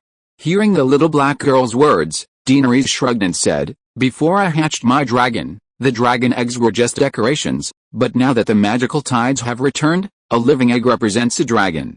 A real dragon is only worth 1,000 eunuch slaves? Or is it that your excellency is ignorant and unaware of the magical tides? I know, those damned red god priests are spreading this everywhere, attributing it to Arheller's awakening." The fat slave owner's expression was complicated. Recently, a religious rebellion broke out in Corel. A group of red god followers, with their newly acquired witchcraft, have greatly increased their power and even attempted to burn the statue of the Black Goat, Death God. Hey, those lunatics, all they know is burning, burning, burning. I heard a red priestess went to Westeros and even toppled and burned the statues of the 7 on Dragonstone. Slave, ask that bitch, isn't she the princess of Dragonstone? Ha, her statues were burned. Corhill's mainstream faith is the Black Goat God, while Arheller, the Lord of Light, is a minority. They even toppled and burned the statues of the 7? Whitebird showed no concern for Corhill, but his brow furrowed upon hearing that the Red Priest had abolished the worship of the 7 on Dragonstone. Stannis has gone mad. He must have been bewitched by that priestess, Jorah sighed. He's finished. The first to be eliminated in the battle for the 4 kings. Even Aegon, who possessed 3 dragons, had to convert to the Church of the 7. What is Stannis then? The Valyrians had their own faith. Balerion, Vargal, and Myrcus were the names of gods, and the Targaryens had worshipped them for generations. Aegon had gone to great lengths to integrate into Andal civilization. However, Daenerys recalled what she had witnessed in the Temple of the Undying. The Valyrian High Priest had revealed that the Valyrians seemed no longer content with ruling the human world, they wanted to advance into the realm of the gods. They had sealed Arheller and created their own gods, Balerion, Vargal, and Myrcus, 3 demigods. When Valyria was destroyed in the Cataclysm, Balerion and the others must have perished with it. Aegon's change of faith was understandable.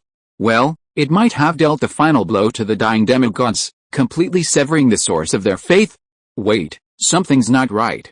Because the 3 Targaryen dragons, Balerion, Vargal, and Myrcus, are sung about by millions in Westeros for generations.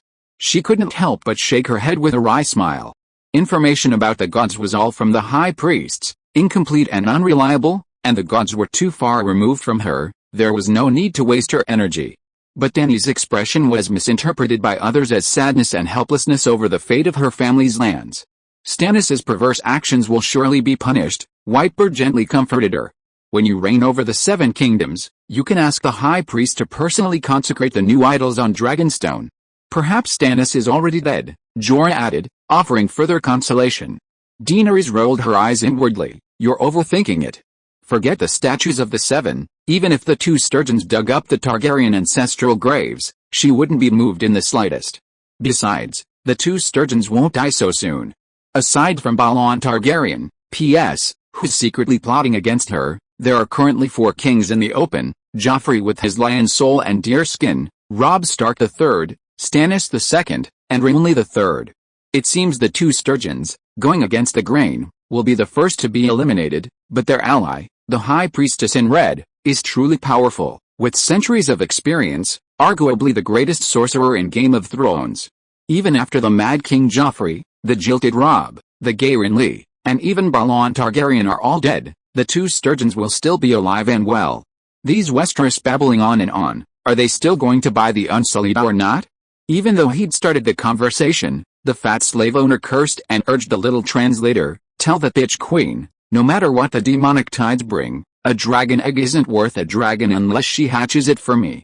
Your Majesty, the benevolent Lord doesn't believe he can hatch a dragon from an egg. Or, could you help hatch it? The little black woman said tactfully. Alice, the cost of hatching a dragon is too high, I can't bear it. Daenerys shook her head bitterly. Master, hatching dragons comes at a great price. The Queen of Westeros seems very sad, she refuses to hatch dragons for you. The fat slave owner became interested, opening his mouth wide to laugh.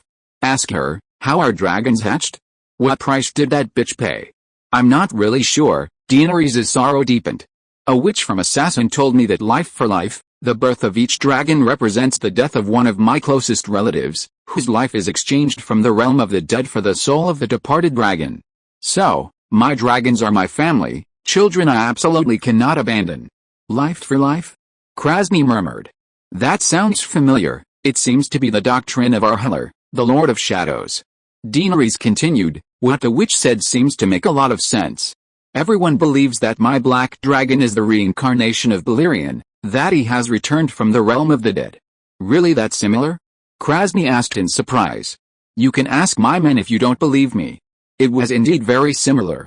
Jorah had said more than once that Black Diamond might be the reincarnation of Balerion, and later, after Whitebird witnessed Black Diamond hunting a whale, he exclaimed, it is Balerion. After receiving unanimous confirmation from Jorah and the others, the slave owner pondered and asked, is that witch a follower of the demon of the shadows, R'hllor the Shadow? The witch Merida seemed to be able to command shadow demons. Daenerys nodded. That's him. R'hllor has two sides, light brings shadow, so the Lord of Light, R'hllor, is also called the God of Shadows and Fire. The fat slave owner nodded, stroking his fat chin thoughtfully, so shadow priests can help hatch dragons. We didn't know that before. His voice grew softer, his eyes brighter, as if he had made a decision. Tell that little queen, the fat man waved to the translator, grinning, if it can be proven that the dragon egg is real, I'm willing to persuade other benevolent lords to exchange it for the astronomical price of 3,000 unsullied. I heard Aposta has over 8,000 unsullied? All your wealth plus the dragon egg only gets you 7,100.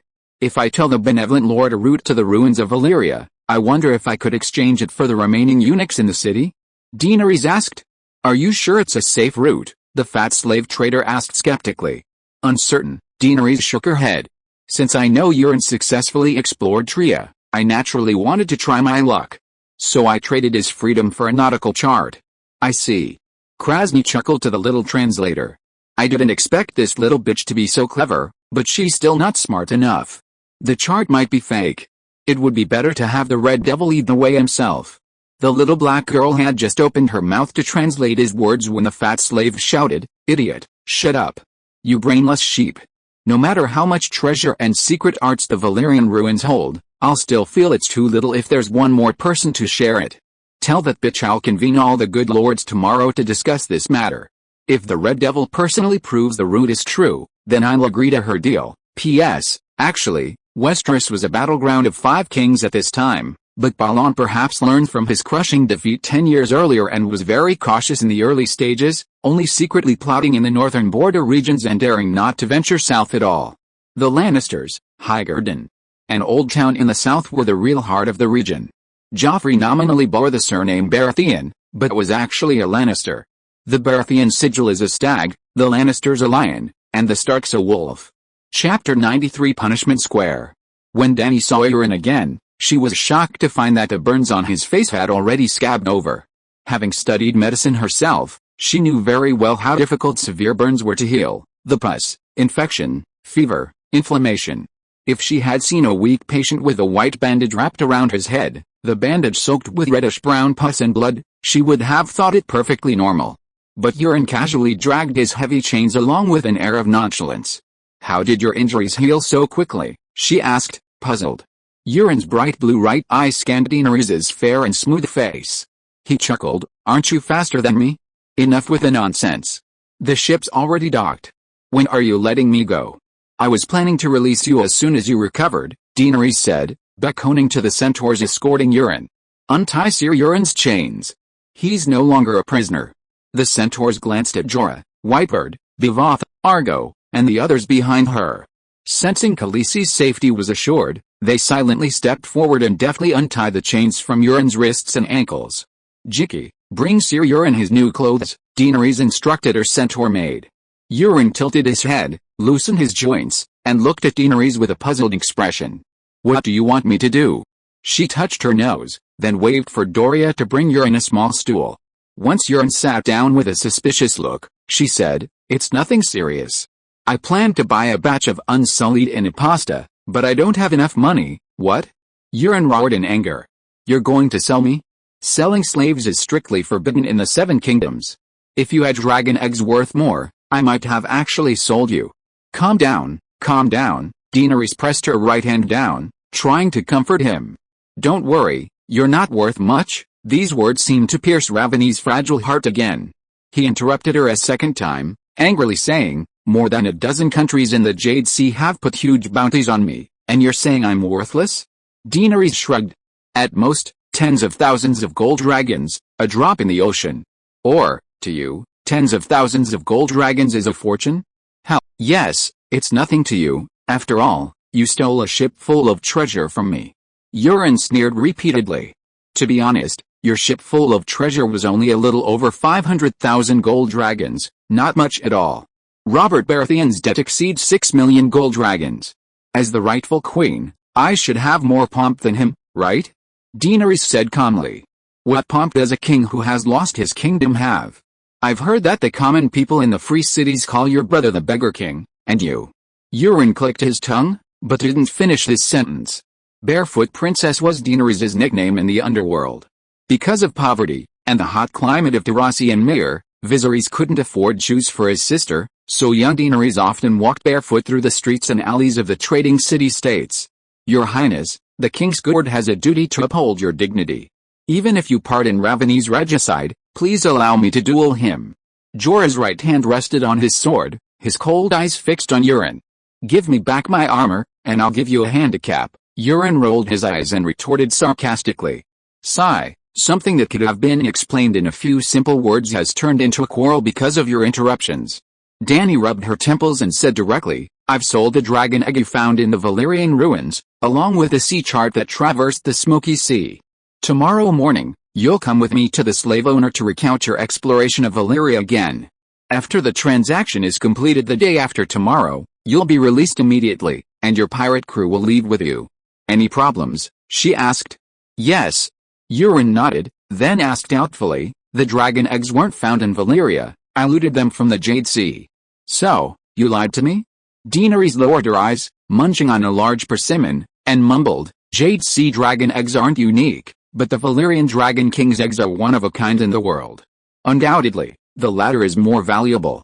You clearly said last time that you found the armor and dragon eggs at the same time in the governor's castle in Tria, and now you're going back on your word? If you lied to me last time, our agreement can't continue.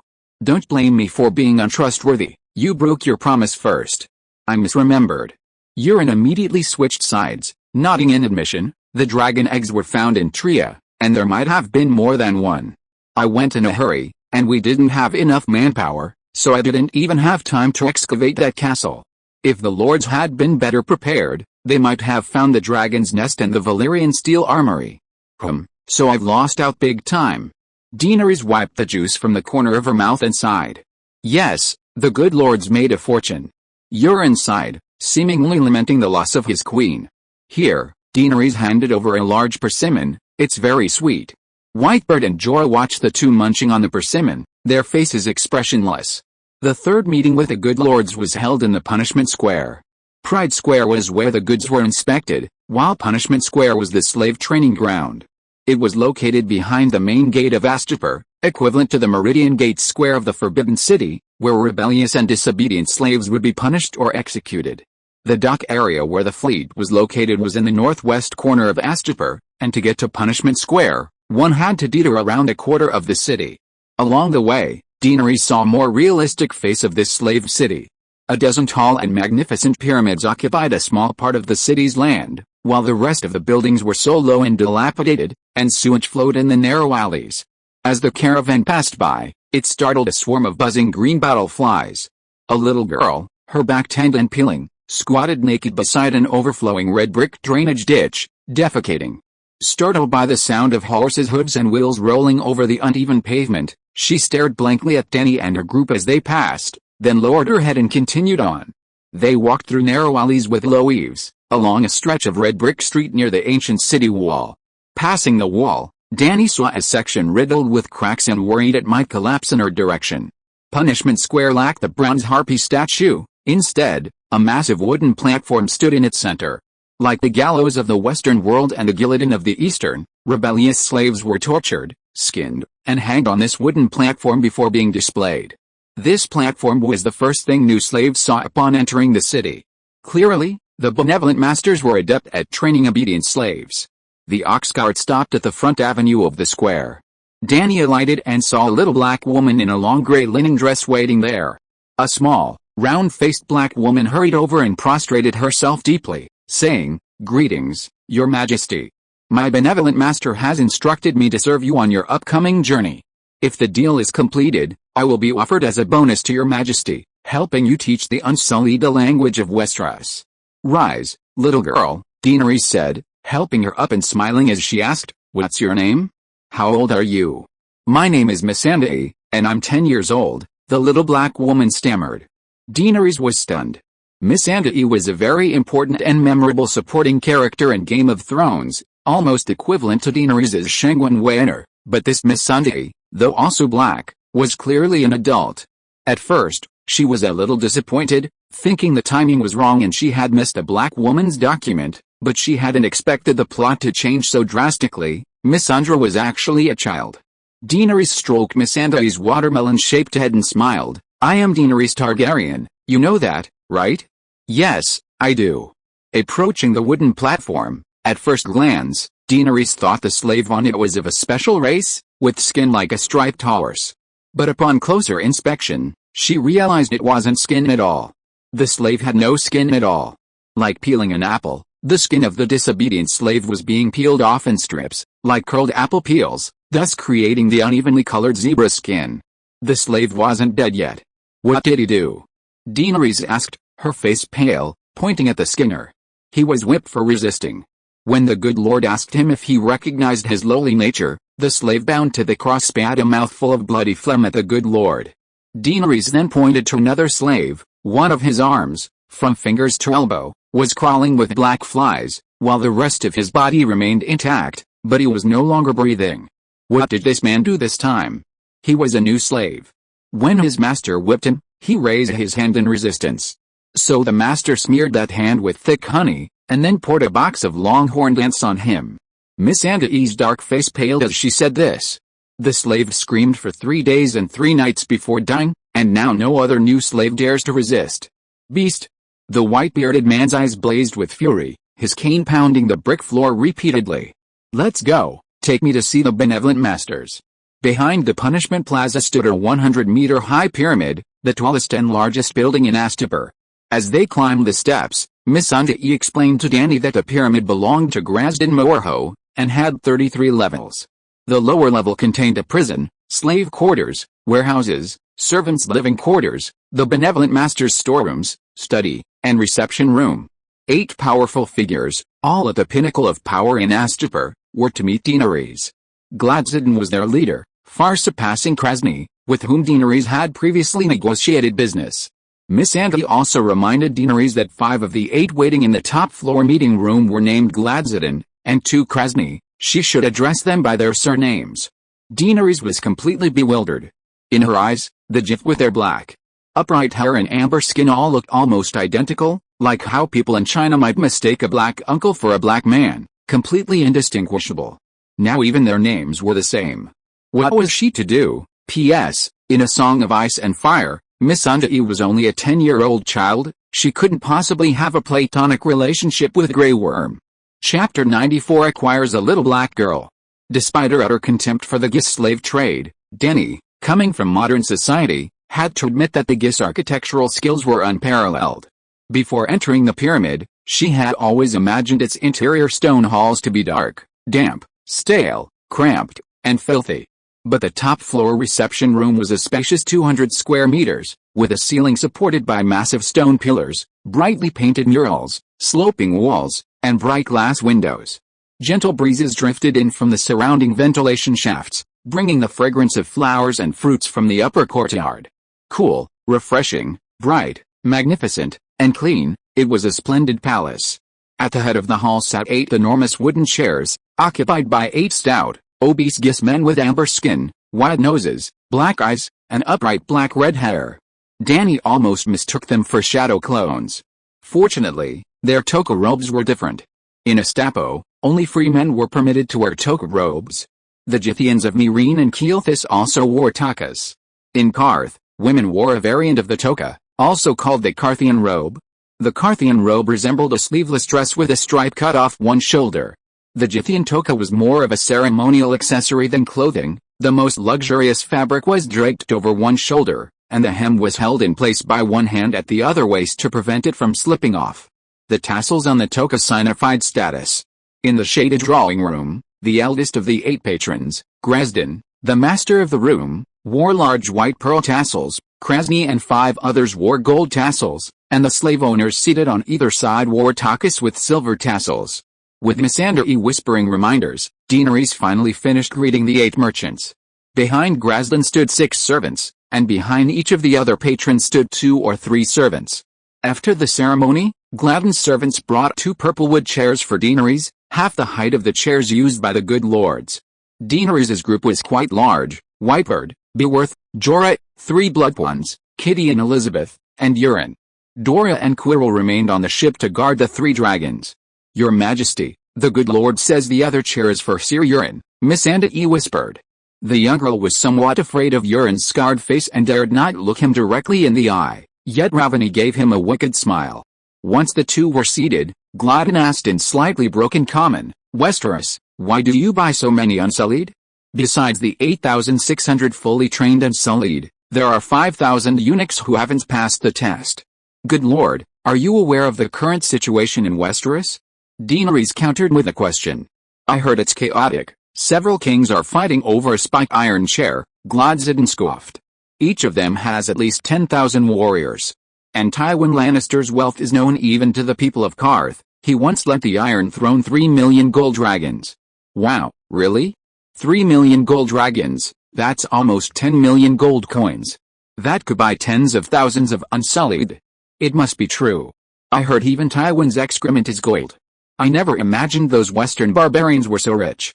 The wealthy lords were also shocked and began whispering among themselves. Daenerys glanced at the lords and said, now you understand, right? My enemy is too powerful. Even if there were 20,000 more unsullied than 8,600, I wouldn't be confident of reclaiming my kingdom. In other words, it's not that I want to buy 13,600 eunuch warriors, but that you only have 13,600 warriors to sell to me. Her words made so much sense that the 8 lords fell silent. Even with their arrogance, they wouldn't dare claim that 8,000 unsullied could sweep through the 7 kingdoms. It was simply impossible. We cannot sell boys who haven't completed their training. Suddenly the silver-tasseled Grazdan on the right said to the others. We are slave traders, only customers pay. Why can't we sell? A fat Grasden with the gold tassels retorted. The third Grasden sneered, they haven't killed infants, so they're not unsullied yet. If they perform poorly on the battlefield, it will surely damage our reputation. Besides, we have more than one buyer, many are waiting to receive their goods. But the training period for unsullied is at least 10 years. If we sell them all, Aposta will have a 10-year gap. Hell, 10 years. In 10 years, the world might forget that unsullied even exist. Seeing the hesitation on Grasden's face as the pearls flowed, Daenerys immediately said loudly, "My lords, I want to ask you something." "What is it?" Krasik asked. "Excuse me, am I the greatest customer in Astapor's history?" No. Grasden, with her pearl tassel, thought for a moment and said, "About 2,000 years ago, Valyria and the Rhoynar fought a war of annihilation over a trade dispute. In the early stages of the war, the proud Valyrians didn't take the Rhoynar seriously, with only a handful of dragon kings participating. The Rhoynar leader, Prince Gillen, however, assembled a massive army of 250,000 men. His army also included countless powerful water sorcerers. The Valyrian army of 100,000 was completely wiped out, and several dragons were killed. Because the enemy had water sorcerers, the dragon's flames couldn't harm the Rhoynar. Even worse, the water sorcerers summoned a great flood in the Rhoynar River, submerging Volansis, a great Valyrian free fortress, and killing hundreds of thousands of its inhabitants. Seeing Prince Gillen's army at their gates, the Volantis were terrified and immediately ordered all of our unsullied, a full 30,000. Daenerys, captivated by the story, forgot her original purpose and asked curiously, "The 30,000 unsullied failed to defend Volantis?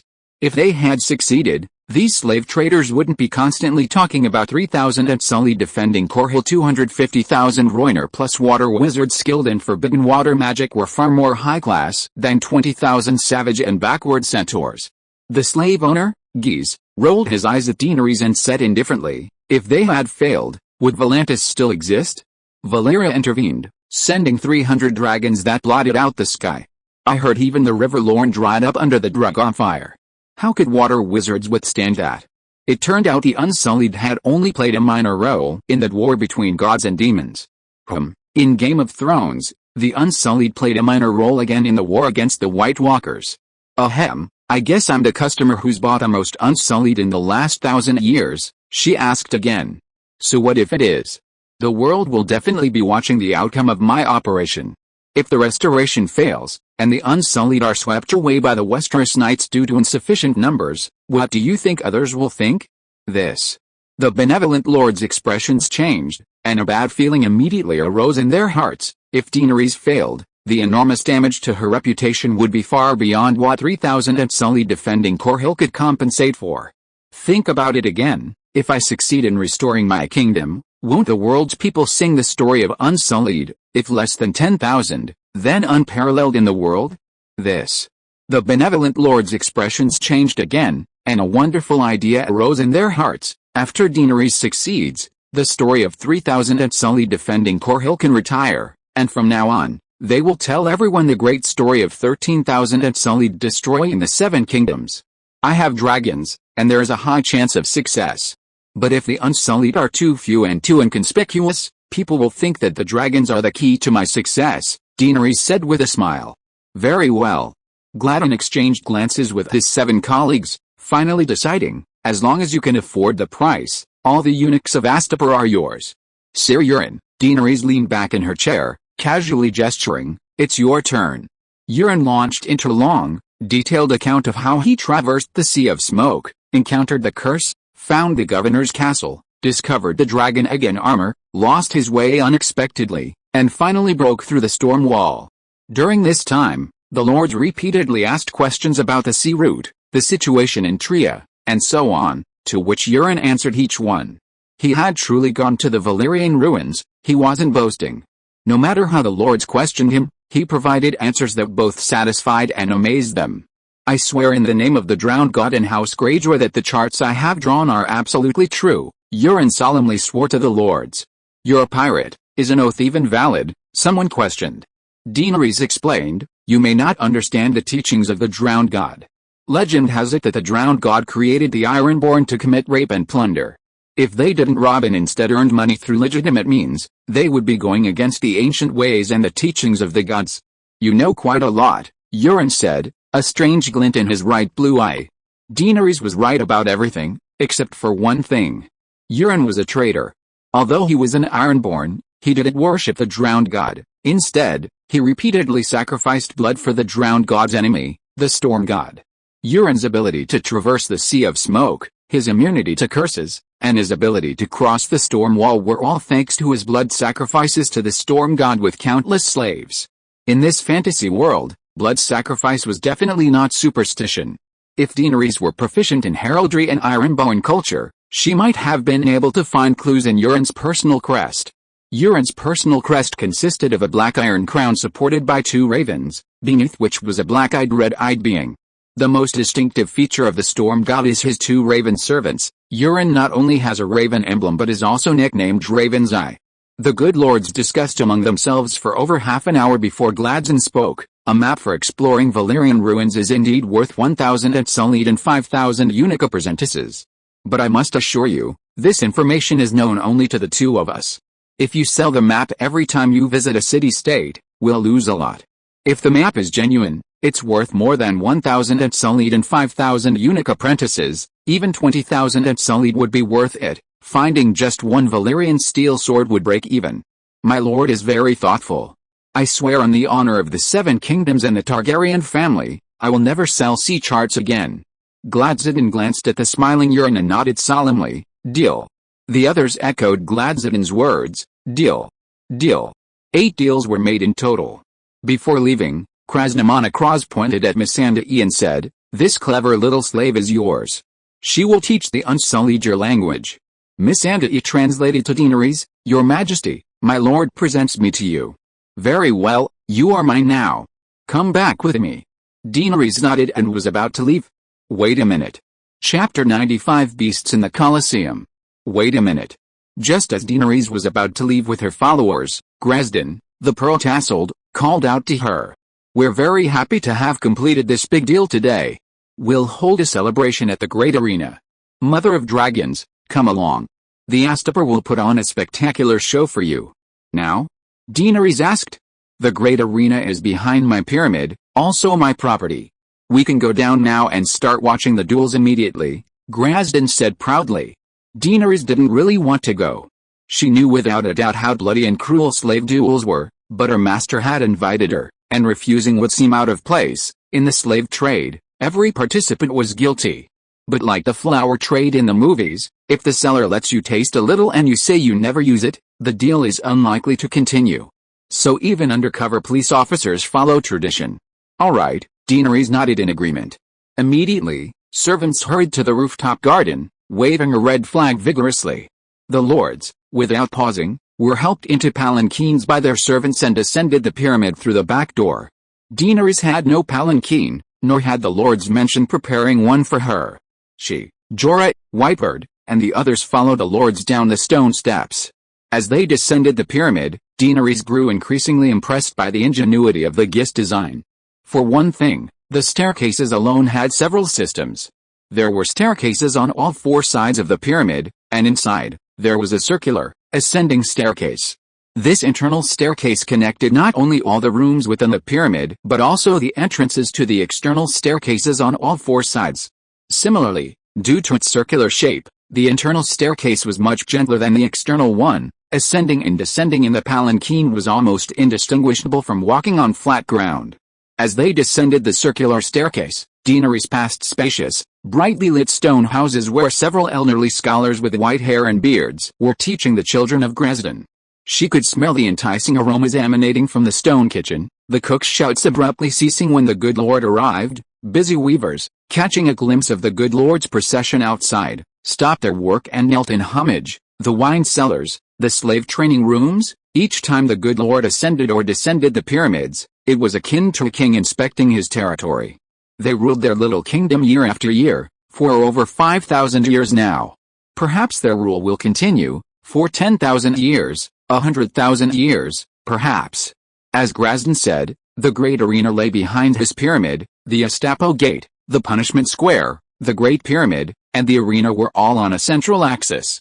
The magnificent pyramids soared into the clouds, while the enormous arena was dug beneath the ground, a deep pit the size of a bowl, surrounded by concentric circles of red brick seating.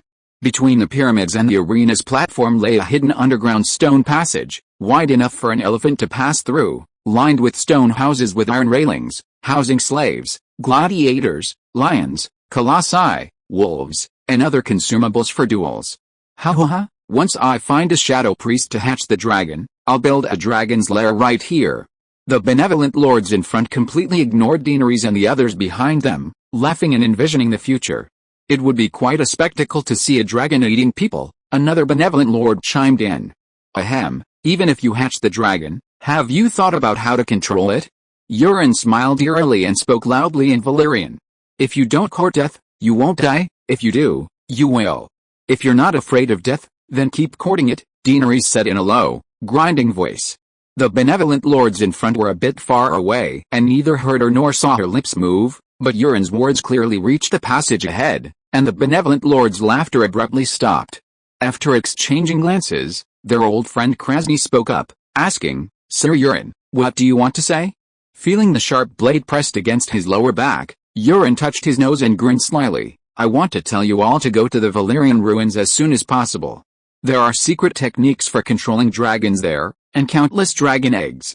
If possible, we can cooperate. Euron, you have no right to speak here, Daenerys snapped, forcefully ending the conversation. As the benevolent ones turned back and continued walking, Daenerys subtly waved her hand, signaling Iago to retract the Iraq scimitar pressed against Euron's lower back. Euron reached back and touched his fingertips, finding them stained with a little crimson, and laughed, Your Majesty, I'll be a free man tomorrow. That's for tomorrow. Today, right now, you'd better behave yourself, Daenerys said calmly. Hoo-ha hoo-ha hoo-ha. Dazzling sunlight streamed into the tunnel from the exit, accompanied by a deafening roar of hoo-ha. Just half an hour after the good lords and Daenerys descended the pyramid, the arena was already filled with Jith people with their black and red, upright hair. Compared to modern basketball or football courts, this arena wasn't very large. Daenerys estimated it could hold no more than 3,000 spectators. The dueling arena below was a circular dirt field with a diameter of 50 meters, in the center of which stood a muscular man. He wore only a white cloth wrapped around his waist, waving his arms and shouting ha. The atmosphere was already at its peak. The 8 good lords had assigned seats at the highest point of the platform. Although Daenerys was a distinguished guest, she was only given a wooden chair on a lower red brick staircase. Euron sat next to her, while Jorah, Whitebird, and others didn't even have seats. The Jith are so arrogant. Jorah complained behind Dany. We shouldn't have come here. How can a guest refuse an invitation from their master? Dany sighed, trying to reassure him. Since we're here, we might as well stay. It's almost noon, the duels will be over soon. They won't be over soon, Master, Missandei said. The masters will have lunch in the arena, and even dinner, and often the duels will go on until dark. Alice, we really shouldn't have come. Dany paused, then sighed. Suddenly, the noisy shouts ceased, and the arena fell silent. The muscular man retreated into the passageway, and a middle-aged man in a yellow toga robe emerged, followed by a group of slaves. The slaves deftly nailed 3 wooden crosses to the center of the arena, and then 3 innocent girls, about 4 or 5 years old, were tied to them. 3 more slaves came, each carrying a large earthenware jar, and poured a viscous liquid over the girls' heads. 2 white girls began to sob. The centaur girl with copper-colored skin paused for only a moment before opening her toothless mouth and greedily sucking at the brown liquid flowing from her lips, her face beaming with satisfaction and joy. A moment later, a cloying, foul, and sweet-smelling stench wafted towards Dany. Great Harpy's daughter, today's appetizer is the love of a hungry bear. 3 slaves will be drenched in honey, fresh human blood, and rotting fish and shrimp, and then our great bear Pluto will choose his favorite food. Which one do you think Mr. Hungry Bear will choose first? The host waved sharply towards the opposite enclosure, retreating into the passageway while shouting, Now, please welcome our great bear, Pluto's Vilai, who has been starving for 10 days. Roar. A tangible sonic boom echoed throughout the arena, silencing the cheering Jithians. The iron fence was only half raised when the 3-meter-tall black bear impatiently squeezed out through the gaps, its immense force causing the arm-thick steel fence to slightly deform. Thump, thump, thump, the giant bear, on all fours, ran with incredible speed, kicking up a trail of red dust on the muddy ground. Without almost a moment's hesitation, it charged straight at the centaur girl who was still licking honey with her tongue out. Crunch! The bear's mouth, as big as a wash basin, seemed to bite off a piece of sugar cane, juice dripping from its furry mouth. Ugh! Daenerys crouched on the ground, vomit, snot, and tears spraying out all at once. Hey, this Westeros bitch is scared, Krasn said with a grin to his benevolent master beside him. Kalish, are you alright? A centaur maid asked, supporting Daenerys. Jorah and Whitebird also looked at her anxiously. I'm fine, Daenerys said sullenly, remaining crouched on the ground. Euron watched with relish as the giant bear devoured 3 sections of sugar cane, then chuckled and said to Grasden, my lord, this show, while exciting, isn't quite thrilling enough. I actually quite enjoy watching duels. Sailing is lonely, so I summon a group of sharks with my blood, then throw the same number of sailors into the sea, each with a scimitar and a blood-soaked garment. Tisk tisk tisk, that's real excitement. Hiss, Grasden, adorned with pearl tassels, inhaled sharply, stroking his thick chin and commenting, not bad, just thinking about it is exciting. It even gives me the idea of building a floating arena. However, if you're always on the high seas, playing like this, I'm afraid you won't have enough sailors. Hey, have you forgotten my profession? Euron waved his hand dismissively, laughing, for us Ironborn, everything on the sea is ours to take, treasure, women, men. As long as we're a little frugal in the process, how many gladiators can we find? Euron, if you say another word, I'll make you perform a spectacular show for everyone right now. Dany stood up and slapped his scabbed face. The lazy smile in Euron's right blue eye turned vicious. Dany looked at him coldly, dare to dodge, dare to resist, and I'll chop off your hand. With that, she slapped him 7 or 8 more times, her eyes dripping with venom. Her hand was red, and the scabs on Euron's face cracked, blood seeping out. Throughout the whole ordeal, the benevolent figure stood by, laughing and pointing. After Dany finished venting her emotions and returned to her seat, Krasny smiled and said to Euron, whose face was covered in blood, actually, we also have some super exciting programs. The previous Hungry Bear's love was just an appetizer. Next up is, the big bear and the little girl. The host's loud shout drowned out the benevolent master's words, now let's see if Pluto the giant bear can keep his name. Please welcome our most ferocious bitch. If you are listening to this novel on a channel other than Fanfic World, it means it was downloaded and re-uploaded without effort. We warmly invite you to visit our channel, Fanfic World. There you will find the original version of this story and many other novels of various genres. We look forward to seeing you dive into a world of incredible novels. Chapter 96 Bitch. The lords call the giant bear Pluto, the lion Hades, and the elephant Angela. The last brown giant bear was Pluto's VI, who died under the spears of gladiators.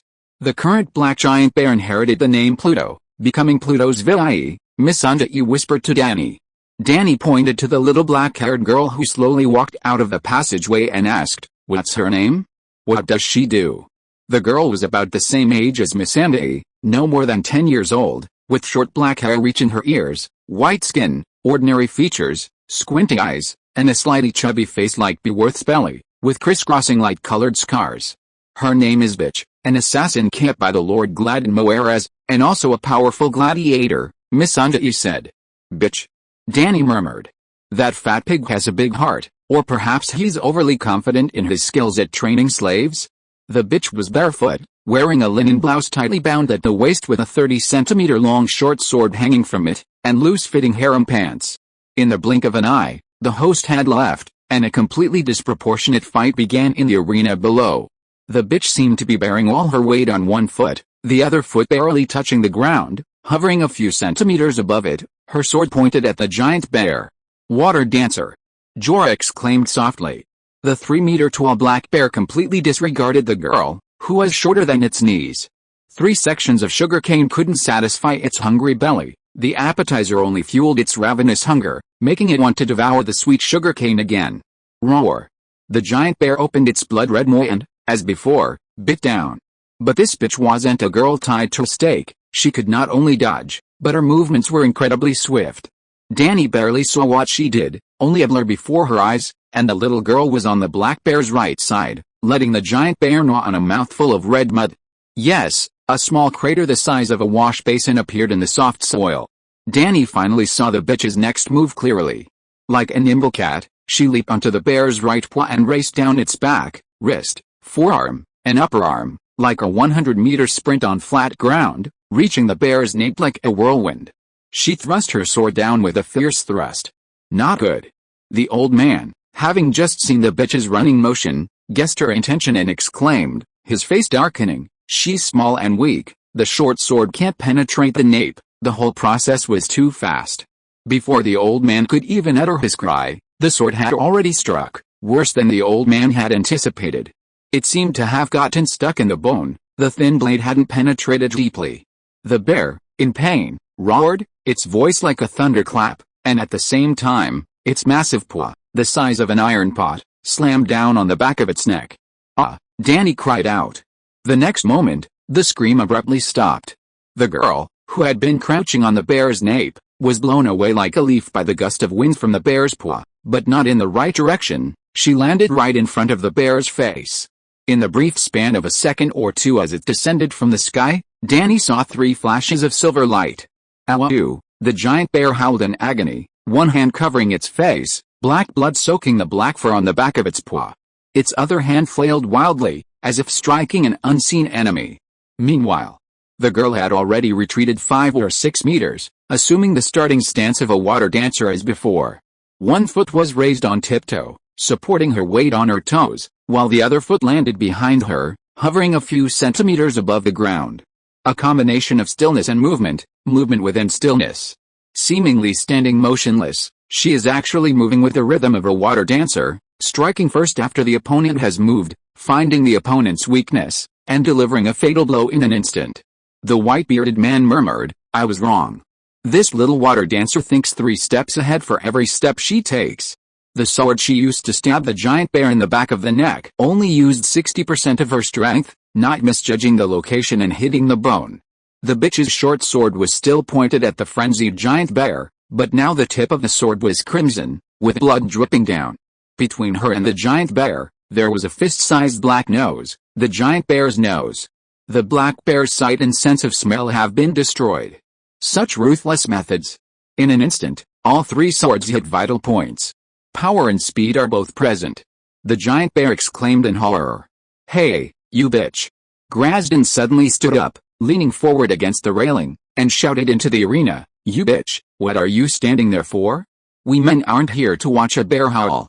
Go kill it now, or get torn to pieces. There are still a dozen or so acts to come. You bitch, kill it. You bitch, kill it."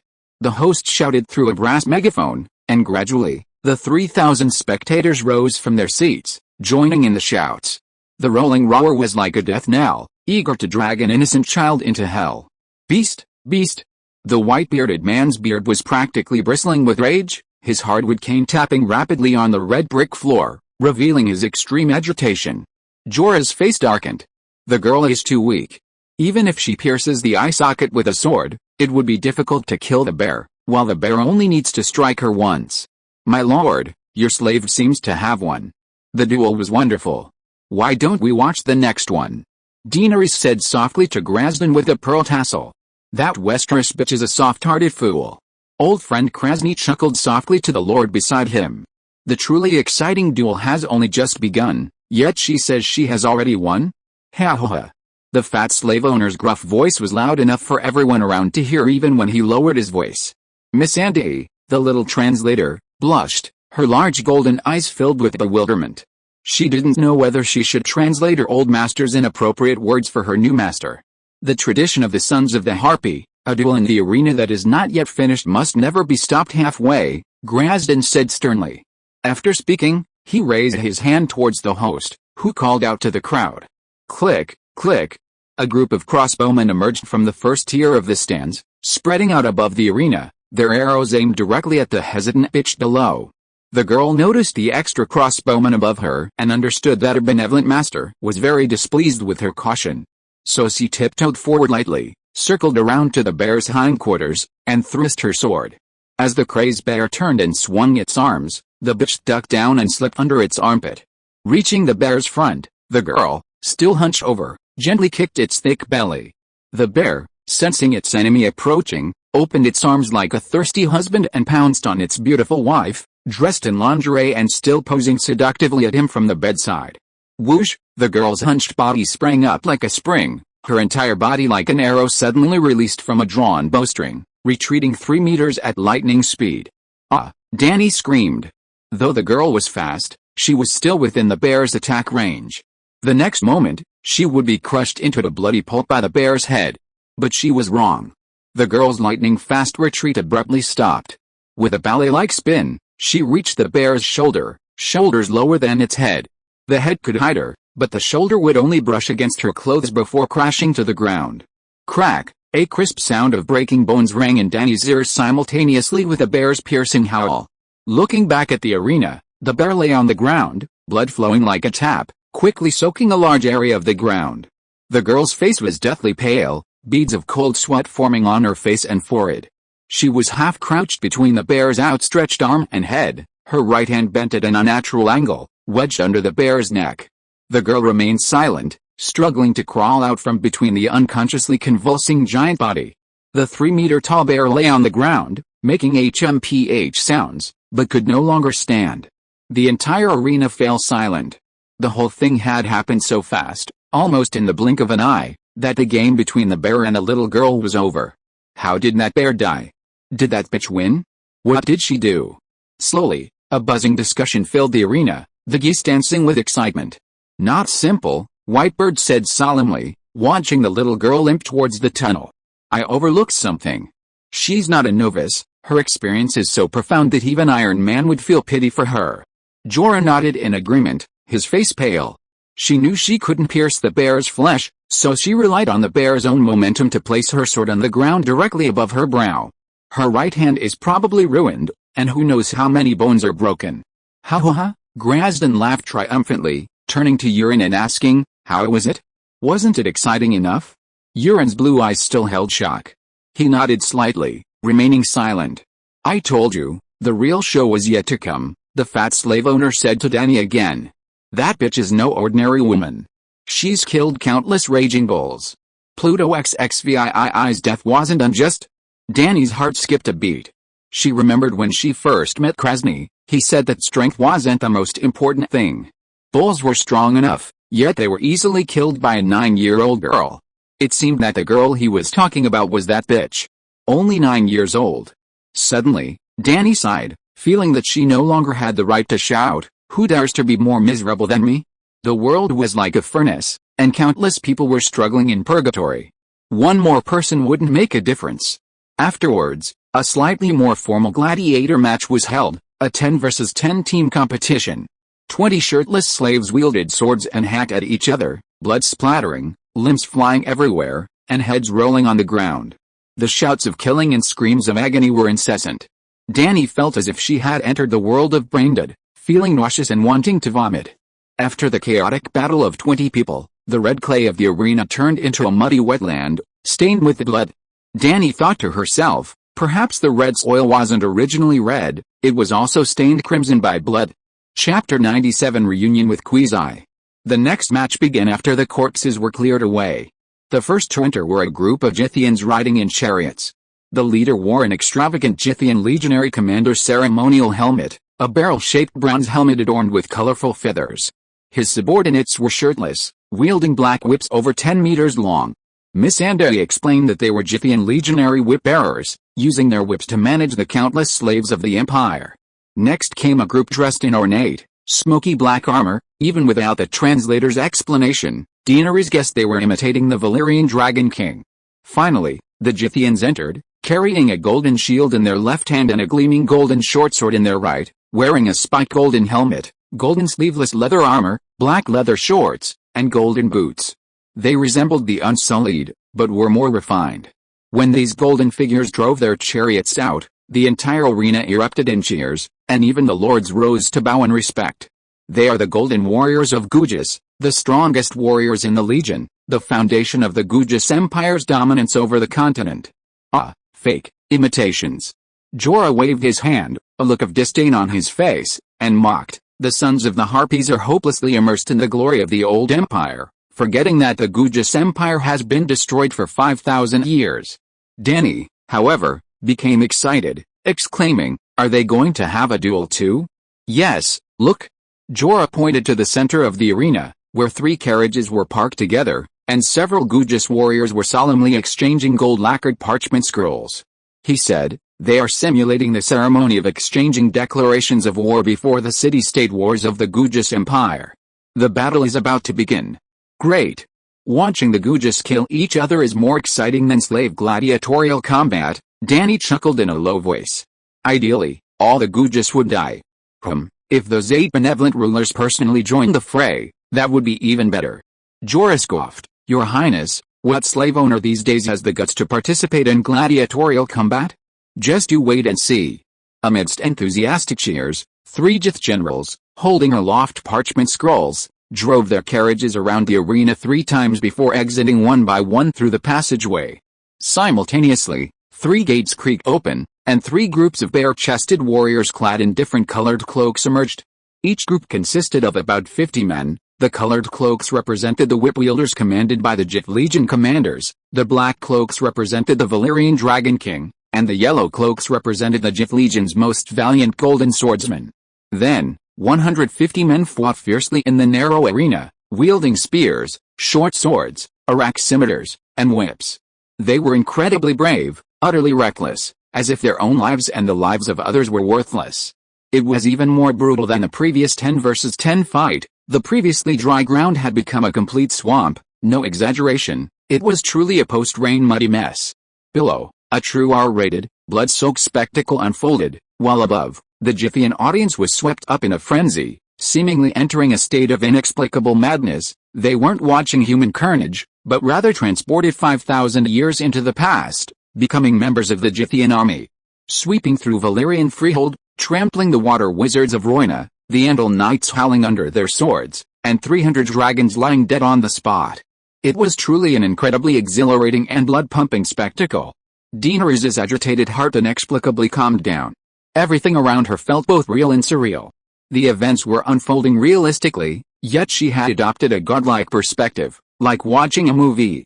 "This is hell. Let's go back," she suddenly said, standing up to Jorah and the others. She noticed the expressions on her followers' faces. Only Whitebird and Jorah looked reluctant, Missandei was ashen-faced, while Bevoth and the Centaur were thoroughly engrossed.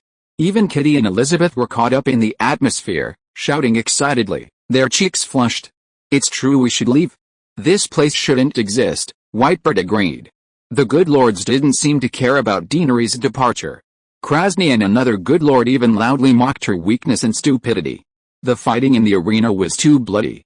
Daenerys didn't touch the food the slave owner's servants brought at noon, nor did Whitebird and Jorah. But Bevoth ate heartily, and like the other good lords, the blood splatters below seemed to be a condiment, whetting their appetites. By the time they returned to the ship, it was almost evening. Daenerys ate some fruit and white bread to fill her stomach, took a bath, and fed the 3 dragons dinner. It was still dark, but she went back to her room to rest. Lying in bed, Daenerys tossed and turned, unable to sleep. Scenes from the arena during the day flashed through her mind, and then she thought of the Unsullied, whose expression was as hard as rock. Even the scenes of the Unsullied killing puppies and babies appeared before her eyes. Finally, she thought about what she would do tomorrow and the day after. She kept tossing and turning, her movements so loud that she woke up Elizabeth beside her. The Centaur maid had seen a great show today, was quite satisfied, and had eaten and drunk her fill. She had just lain down on the bed and was already snoring softly. "Kalish, can't you sleep?" she asked. In the darkness, Daenerys gave a soft hum. After a moment, the Centaur maid hesitated and reached out her hand, asking, "Do you need my help?" "Help with what?" Daenerys asked, puzzled. "I've learned some techniques from Doria to please you," she said, slipping her callous little hand under Daenerys' blankets. Startled, Daenerys reacted, blushing as she stepped aside, saying, "Oh, no, I was thinking about what happened at the Colosseum." Drogo's blood-fist guards were dead, and the other centaurs dared not touch Daenerys' handmaids. The 3 women, having been secluded for so long, were feeling a little uneasy. Sometimes Daenerys would see Doria with them. "Oh, what happened at the Colosseum?" Elizabeth's voice was calm, without the embarrassment or shyness of rejection, as if she had just asked, "Kalish, would you like some water?" While inwardly criticizing the centaur's audacity, Daenerys said, "Humans should have boundaries. The yearning for beautiful things is what distinguishes humans from beasts, and kindness and compassion are among humanity's finest qualities. But today I've discovered that too many people are not human at all." She paused, then whispered, "I don't know who my father is, but I have a mother and brothers. They all died under the scimitars of Khal Drogo's roaring warriors. But after becoming your handmaid, I completely consider myself one of yours. In my heart, this is how the world works. We've all lived like this, and we don't know how to make it better." Elizabeth, Kitty, Quello, and Corallo were not originally from the Drogo Karas.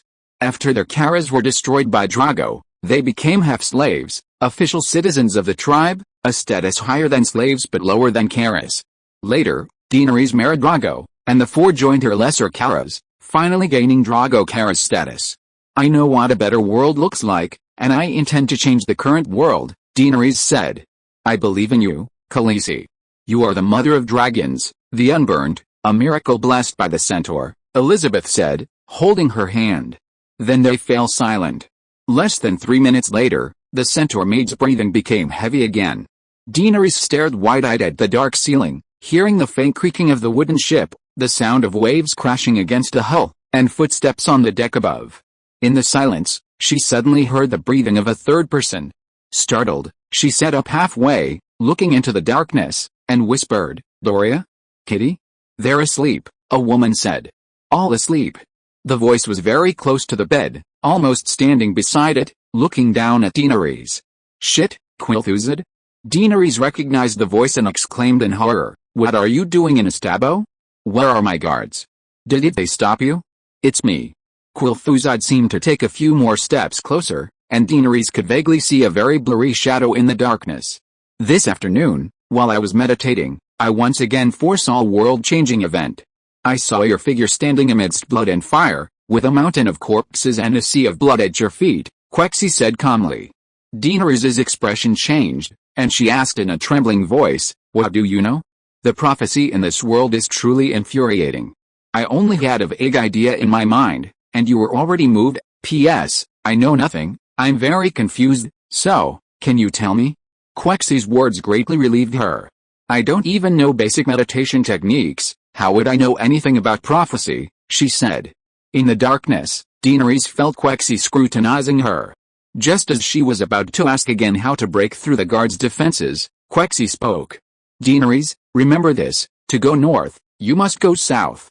To reach the Westerlands, you must go east. To advance, you must retreat. To reach the light, you must pass through the shadows." The voice grew weaker with each word, the last sentence almost inaudible. Dany's heart skipped a beat. She called out, "Big Black, light the lamp." A rattling sound of chains came from the corner. The black dragon slowly awoke from its slumber, its dark red eyes like two luminous pearls. Hiss! Big Black's mouth opened slightly, spewing out a thin flame. The darkness in the room was immediately dispelled by the firelight. Dany looked around, but a chill ran down her spine. The door was closed, the bolt firmly fastened, but there was no trace of the woman with the red mask. A locked room murder? Oh, no, a locked room theft, a locked room intrusion? How did the Quizai get in? How did it leave? Oh my god. Dany suddenly slapped her forehead and muttered, "Damn it, it's probably a glass candle. If science couldn't explain it, it could only be magic." Glass candles seemed to have the effect of cross-dimensional communication and projection. Even if it wasn't a glass candle, it was similar witchcraft. To verify her idea, Daenerys threw off the blanket, put on a robe, and went outside to check. Doria and Kitty were sleeping on her low couch in the outer room. 4 or 5 centaur warriors were patrolling the corridor and the top deck. Daenerys also saw Whitebird had placed a sleeping bag at the cabin entrance. Hearing footsteps, the old man immediately woke up. "Your Highness?" Whitebird asked, sitting up. "It's me. Have you seen Quilthuzad?" Daenerys asked. "No one came in. I can tell a stranger's identity from the footsteps," the old man confirmed. Daenerys' bedroom was originally Captain Grolly's cabin, located in the innermost part of the third deck, with only one passageway in and out. Whitebird was sleeping by the passageway. "Sigh, Quilthuzad came looking for me," Daenerys sighed, P.S. This isn't an exaggeration. In the original book, Quilthus had found Daenerys the night before she caused trouble, though not as directly as in this book. Every time Daenerys' life faced a major turning point, Quilthus seemed to know it first, giving the impression of him practicing his prophetic magic while watching Daenerys. Chapter 98 Departure. The next morning, Daenerys practiced her standard sword-slashing movements 300 times with Whitebird as usual. The old man told her that although her movements were barely standard, they hadn't yet become body memory. As long as she considered herself a warrior, she would train every day. After washing up and having a hearty breakfast, Daenerys changed out of her loose training clothes into a painted leather vest, silk shorts, horsehair leggings, and riding sandals. A bronze medallion belt was tied around her waist, and her maid had braided a whip for her, with 2 tinkling silver bells hanging from the end, one representing her victory over the demigod Immortal in the Temple of the Immortals, and the other a gift from Euron. The battle against Euron was far more dangerous and brutal than the one in the Temple of the Immortals, and adding another bell to her name gave Daenerys a clear conscience. Today she would ride her little silver horse to the punishment square, complete the transactions in the morning, and perhaps leave Astapor by noon. Argo and Lacaro, the 2 blood guards, led the way, each carrying a large banner, their green banners with black dragons fluttering in the wind. Daenerys wasn't using the Targaryens' 3-headed dragon banner at this moment. The black dragon was her destined mount, and the green symbolized the vast, boundless grasslands. She followed on her silver pony, while Beworth continued on foot, trotting to Daenerys' left. Missandei rode a mare to Daenerys' right, Whitebird rode a tall dragon horse to Missandei's right, and Jorah Mormont brought up the rear. Surrounding them were more than 20 roaring warriors, scimitars at their waists, longbows on their saddles, their uniform crescent-shaped haircuts drawing stares from passers-by. Behind the warriors stretched a long line of 177 carriages, carrying not only gold, silver, jewels, and jade, but also 6 large bundles of tiger skins, 300 bolts of fine silk from the barbarian lands, thousands of jars of saffron, myrrh, pepper, curry, and cardamom, and 80 barrels of the barbarian capital's finest red, black, and green ink. There was also a barrel of pitted olive stuffed with worms, 12 barrels of pickled cavefish, a batch of exquisite bronzes, 17 ivory eyes, and a carriage full of books from various countries of the Jade Sea. Besides these precious exotic goods, there were also dozens of carriages of black rice and wine, mainly for stockpiling, not particularly valuable, and common goods in the great exploration trade. The magnificent caravan, stretching for a mile, caused quite a stir in the red brick streets. Daenerys hadn't sent anyone to guard the caravan. It had already been inventoried by clerks in the dock area, and ownership was largely held by various benefactors, ensuring its safety in Astapor. 8 benefactors, along with their children and wives, dressed in toga robes, stood on the last step of the trapezoidal pyramid, looking down at Daenerys riding in from the other end of the square. The punishment square was filled with the unsullied army, row upon row, motionless, like wooden sticks neatly planted in the ground. There were 8,600 fully trained and sullied, wearing lightning-rod helmets. Another 5,000 were bald, equipped only with spears and short swords, not fully trained, and without helmets. The youngest among them were children, 5 or 6 years old, their faces still innocent. Even without complete training, they stood ramrod straight, eyes fixed straight ahead, completely still, just like the true unsullied. Daenerys led the way, passing through the ranks of the unsullied, reaching the pyramid, dismounting, and taking 2 boxes from her saddle, placing them directly below the steps where the good lord stood. Then Euron also dismounted, went over, and opened the 2 boxes. The first box contained a scroll of maps, a nautical chart drawn by Euron himself. The second box was lined with a thick mirror blanket, upon which lay a rusty bronze dragon egg. Euron examined the dragon egg from all sides, confirming that its weight and texture were exactly as described. He then set it down, stood up, nodded to the good lord, and said, "Yes, it's the dragon egg you stole from me. It's my spoils." Daenerys corrected. "This Valyrian dragon egg now belongs to Astapor," Grazdin said with a grin. "Then we must complete the transaction first," Daenerys said calmly. At that moment, a clerk trotted up the steps, handing the goods list to the good lord. Seeing that everything was in order, Grazdin said sternly, "Complete one last thing, and complete the transaction immediately." "What is it?" Daenerys' heart pounded, but her face remained calm. You swear that the bronze dragon egg is truly alive and can hatch a dragon? The slave man said loudly, his face contorted. Daenerys breathed a sigh of relief and declared loudly, by the honor of the Valyrian descendants and the Targaryen family, and as Queen of the Seven Kingdoms, I swear that the bronze dragon egg I obtained from Euron is alive and will certainly hatch into a dragon in my hands. Then, she raised an eyebrow and warned the slave owners, I am the mother of dragons, having activated the legendary bloodline of ancient Valyria. Therefore, with a certain price, I have a very high chance of hatching a small bronze dragon. But if you want to hatch a dragon, you should not only find a shadow priest, but preferably have a true dragon descendant or a Valyrian noble incubate the dragon. We also have Valyrian blood, Krasny muttered. This was true. From Karth to Slavers Bay, to Volantis, to all the trading city-states except Bravas, their upper-class nobles all had Valyrian blood, because those who ruled these free city-states in the past were pure-blooded Valyrian nobles. Dragon lords who possessed dragons resided in the Valyrian capital, while lower-ranking nobles or branches of high-ranking nobles without dragons were enfeoffed in various regions. After the cataclysm, it was the lesser nobles and their descendants who survived. Among them, the rulers of Volantis had the purest bloodline, even surpassing the Targaryen family. This was because the Targaryens had intermarried with other families many times over the next 400 years, resulting in a large number of nobles and a large population base in Volantis, allowing for a closed and conservative genetic system. I've sworn an oath, and I've given the warnings. Can we complete the transaction now? Daenerys asked. After the transaction is completed, will Sir Euron be free? Gladden seemed to be asking a question unrelated to the current topic. But Daenerys understood that while dragon eggs were precious, the sea chart was 10 or 100 times more valuable. Valyria had ruled the world for 5,000 years, how much wealth must they have amassed? Unimaginable. Some speculated that the gold and silver there exceeded the total wealth of the world today. What enabled Valyria to rule the world for 5,000 years? Dragons and magic. Real dragons, real magic.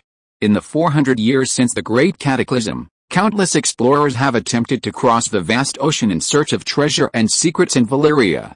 In one piece, Roger's question, "Want my treasure?" ignited the Great Pirate Era. Yet, compared to Valyria, Roger's treasure is nothing. Sadly, only one person has emerged from the ruins of Valyria in all these years, Euron Greyjoy.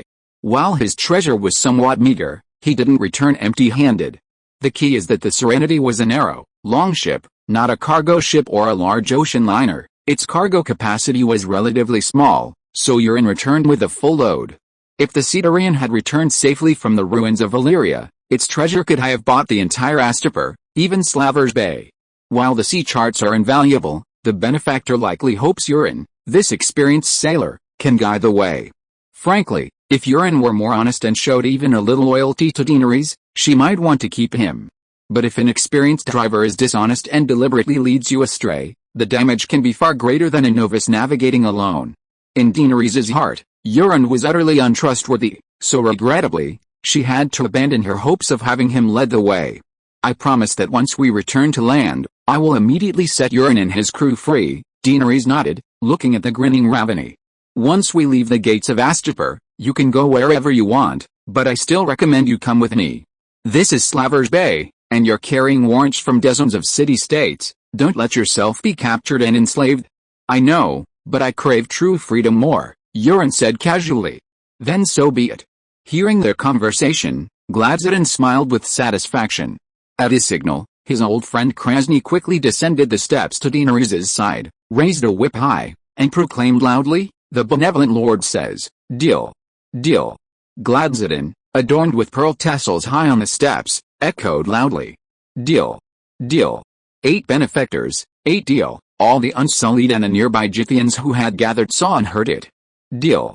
Daenerys nodded, waved her hand behind her, and the centaurs who had been standing behind the chests of treasure and cargo stepped back one by one. Then, she took the whip called Hawk's Finger from Krasny. The 30 centimeters long whip handle was intricately carved from black dragon bone, inlaid with gold at both ends. One end was a golden sphere shaped like a woman's head with ivory teeth in its mouth, the other end was connected to 8 thin leather straps, each ending in a gilded eagle claw. It felt slightly heavy, but its meaning was even heavier, control over 13,600 Unsullied. Like a property deed. While Krasny eagerly flipped through the sea chart, Daenerys climbed onto her little silver horse, stood in the stirrups, and silently circled the square with Hawk's finger raised above her head. Finally, she deliberately shouted in broken Valyrian, as if she had just learned it, "You now belong to me, children of the Mother of Dragons. All of you, 5 in a row, follow me to a new world, a new future." Daenerys led the way, followed by the neatly arranged Unsullied, 5 in a row, the long procession stretching for 3 or 4 kilometers. After quickly glancing over the sea chart, Krasny said mockingly to Euron beside him, "That bitch must have practiced those few words all night." She spoke quite well, even the eunuchs understood. Euron opened his mouth, wanting to say, "She's a true Valyrian descendant and has lived in the free cities of the western continent for over a decade. How can you assume she doesn't speak Valyrian?" But not far away, Whitebird, carrying a large box, was watching him intently. Raven-eyed, he touched his nose and whispered, "Interested in cooperating once? That's exactly what I want." A glint of light flashed in Krasny's eyes. "Then we'll meet again." The raven-eyed man's blue right eye held a kind and gentle smile, so convincing it was almost unbelievable. "Euron, your crew is waiting outside the city gates. Go quickly," the old man said coldly. Euron nodded, mounted his horse, and galloped away.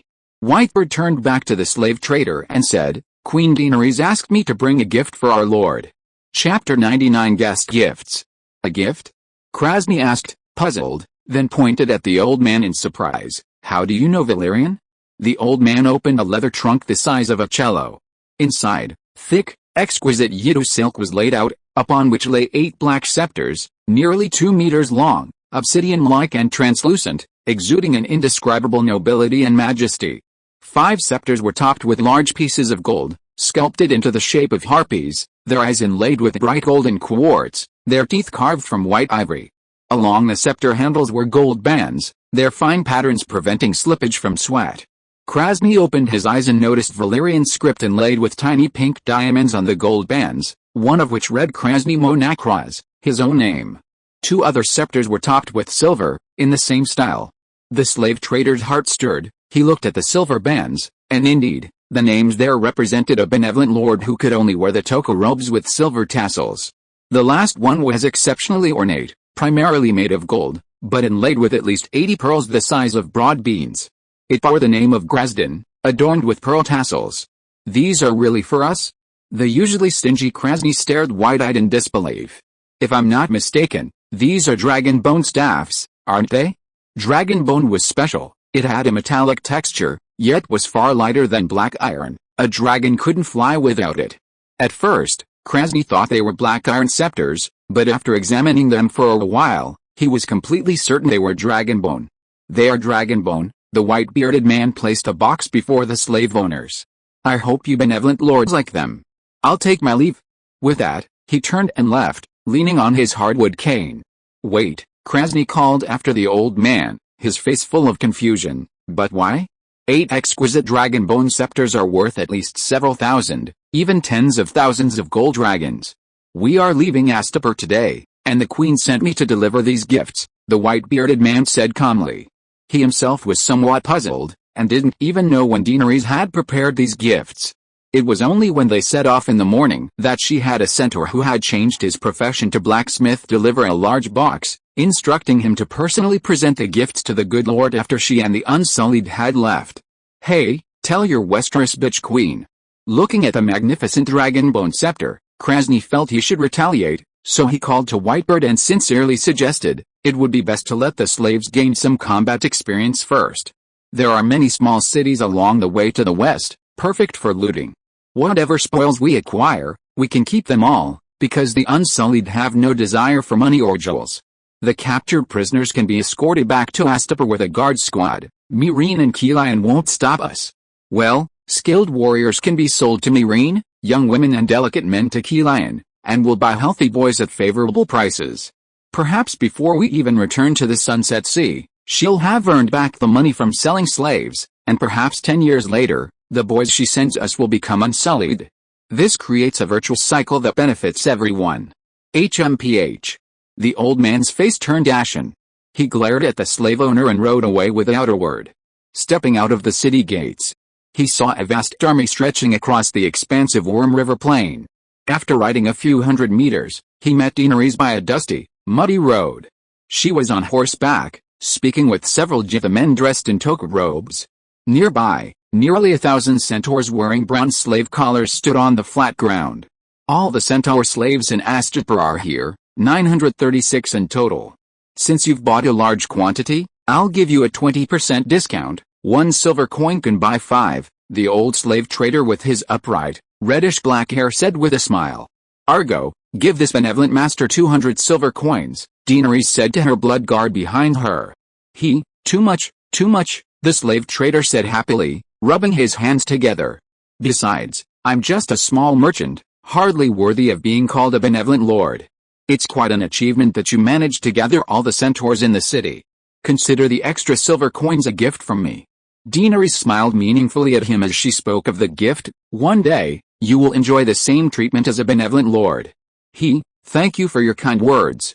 The slave trader was even more delighted. After the Jith man left with a large bag of coins, the white-bearded man came over and said, the gift has been delivered, and the slave trader is very pleased. Daenerys nodded and instructed the Blood Oath Guards to lead the centaur slaves to join the main force. In the Red Wasteland, although the centaurs were old and weak, everyone had a horse, and their numbers were small, making them relatively easy to manage. They could travel over 100 kilometers a day.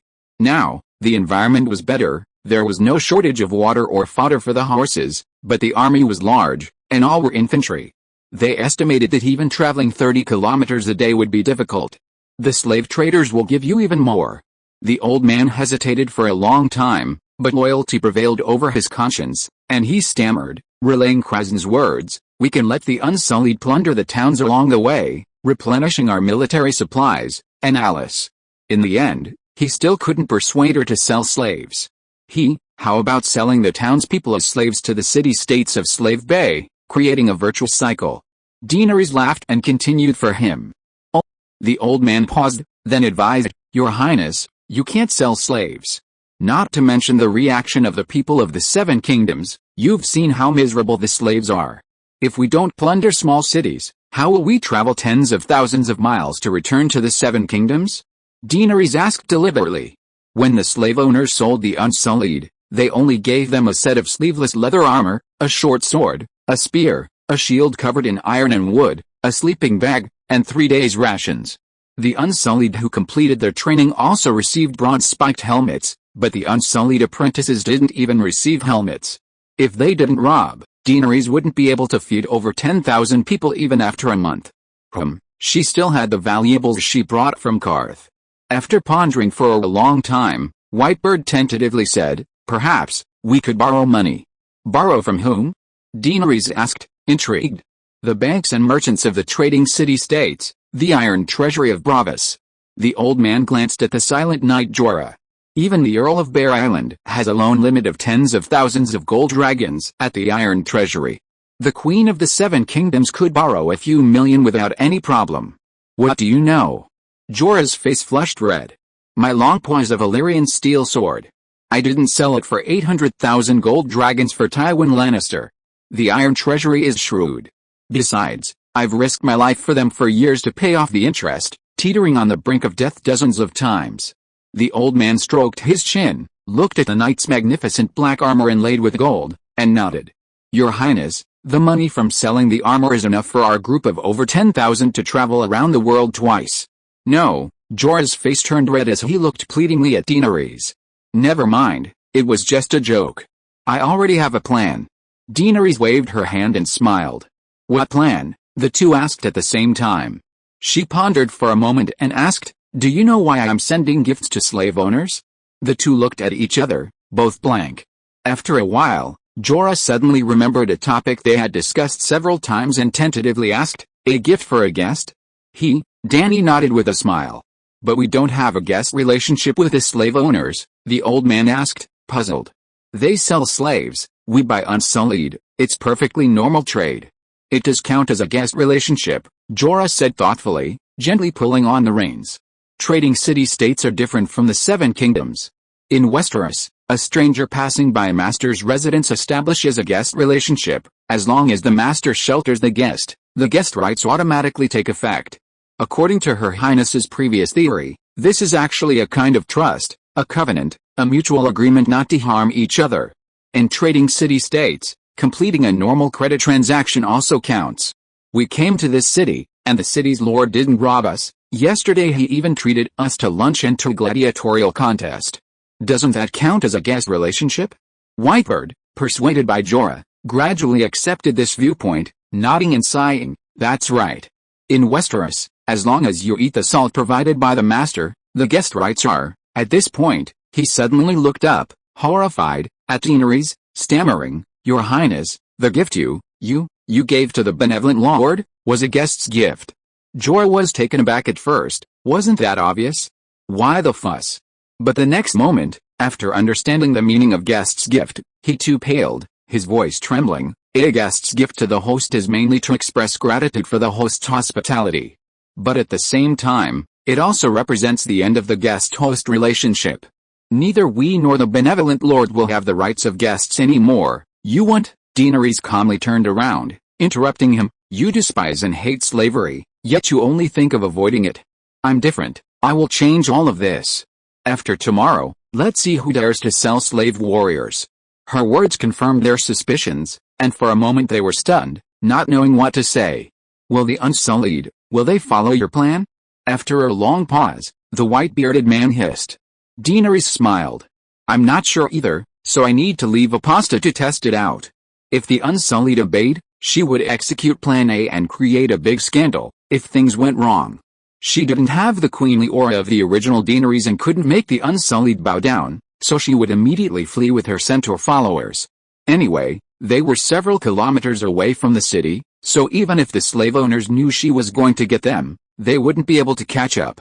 They were currently traveling along the coastal road of Gujiskli, with the 4 ships of glory following her along the coastline. However, based on the prophecy revealed by Quexy yesterday, Daenerys guessed that she would succeed with a 99% chance.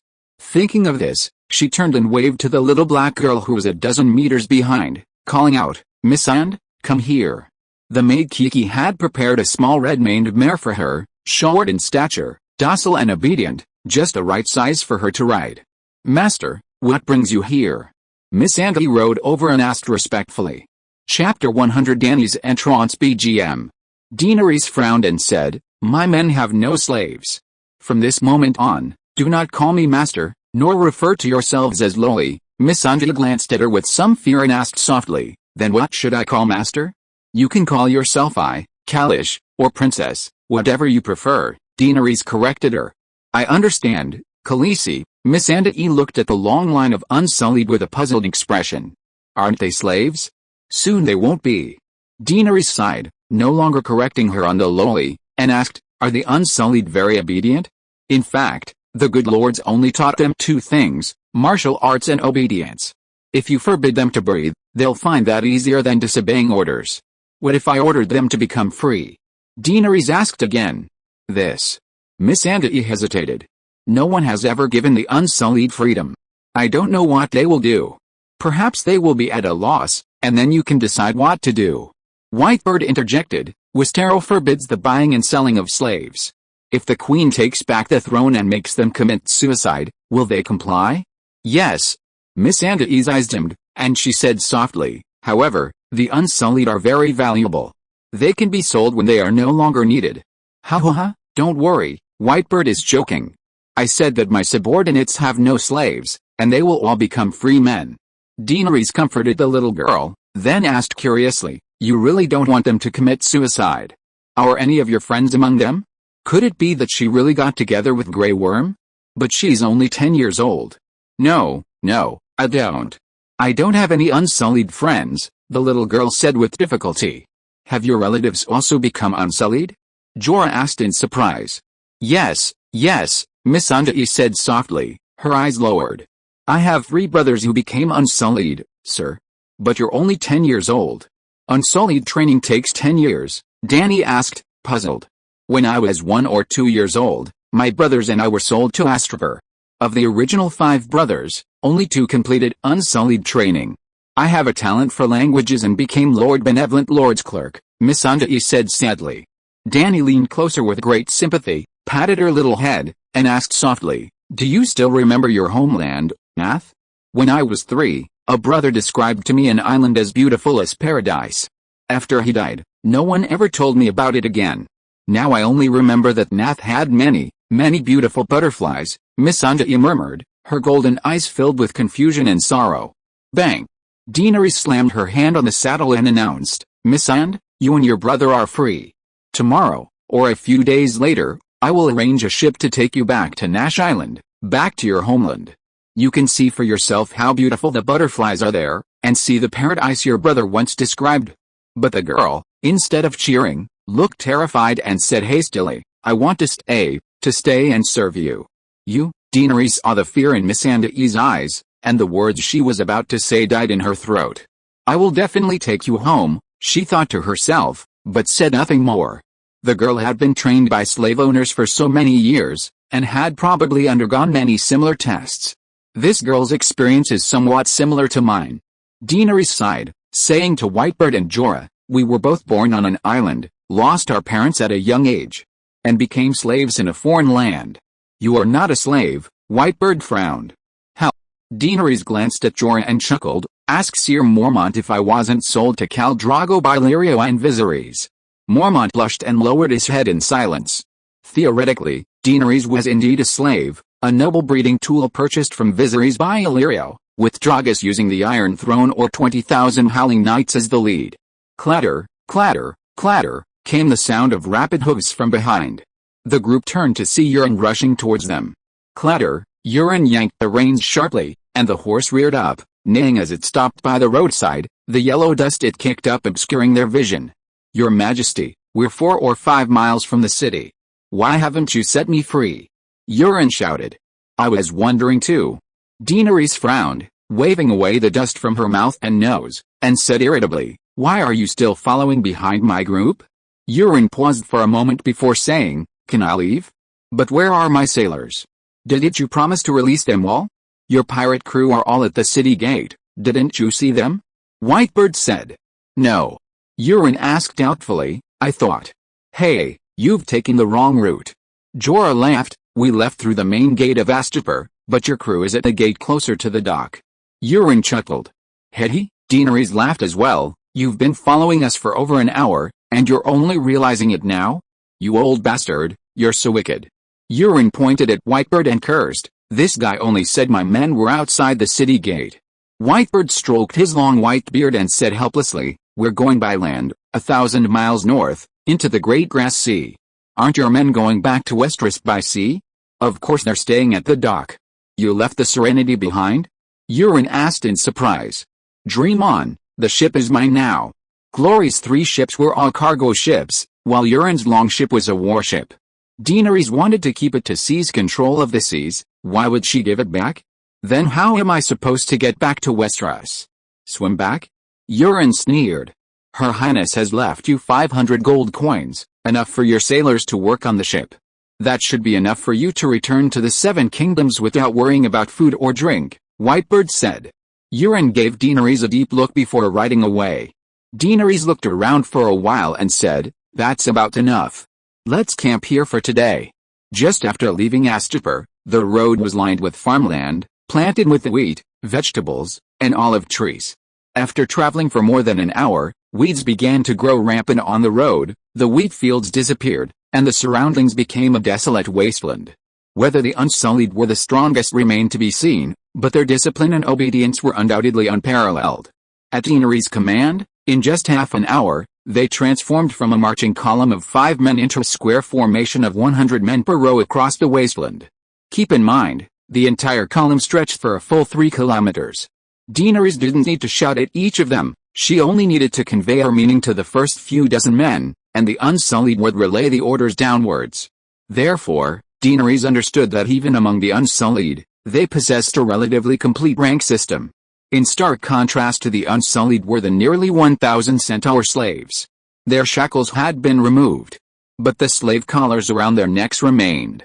Daenerys decided to use the centaurs, whose subservience was less pronounced, as an example, and simultaneously ordered the centaur slaves to form a 100x10 formation on the other side of the Unsullied column. What she found was a muddy mess. The centaur column resembled a tangled mess. Left with no other choice, she had the people hold hands and form a circle around the unsullied army, meaning that over 900 centaurs surrounded the unsullied ranks. After another hour of this, Daenerys had over 200 centaur cavalry disperse around the perimeter to prevent any caravans from accidentally entering their camp. Originally, there were only about 60 dragon horses left, but Daenerys had joined by over 100 more in Aposta, meaning basically every male centaur received a horse. Women and children rode the cheaper and more docile mules. Riding slowly in front of the unsullied ranks, Daenerys shouted to Quirrell and the others on the outer perimeter, "Untie the chains of the dragons." Hiss! 3 young dragons, confined for 3 or 4 days, cried out, then pushed off with their legs, their large, blanket-like wings flapping powerfully, creating a whooshing sound as they leaped into the sky. Hiska! Hiska! Hiska! 3 young dragons, each the size of a fowl, circled above Daenerys' head. In the midday sun, their shadows flickered on the faces of the unsullied and the centaur slaves. The centaur slaves wore expressions of fear and awe, while the unsullied's granite-like face shifted, showing surprise, reverence, and curiosity. "Big Black, listen to my command. Bring your brothers and breathe fire together," Daenerys told the black dragon in her mind, instructing them to prepare their entrance music. The mother of dragons was about to make her grand entrance.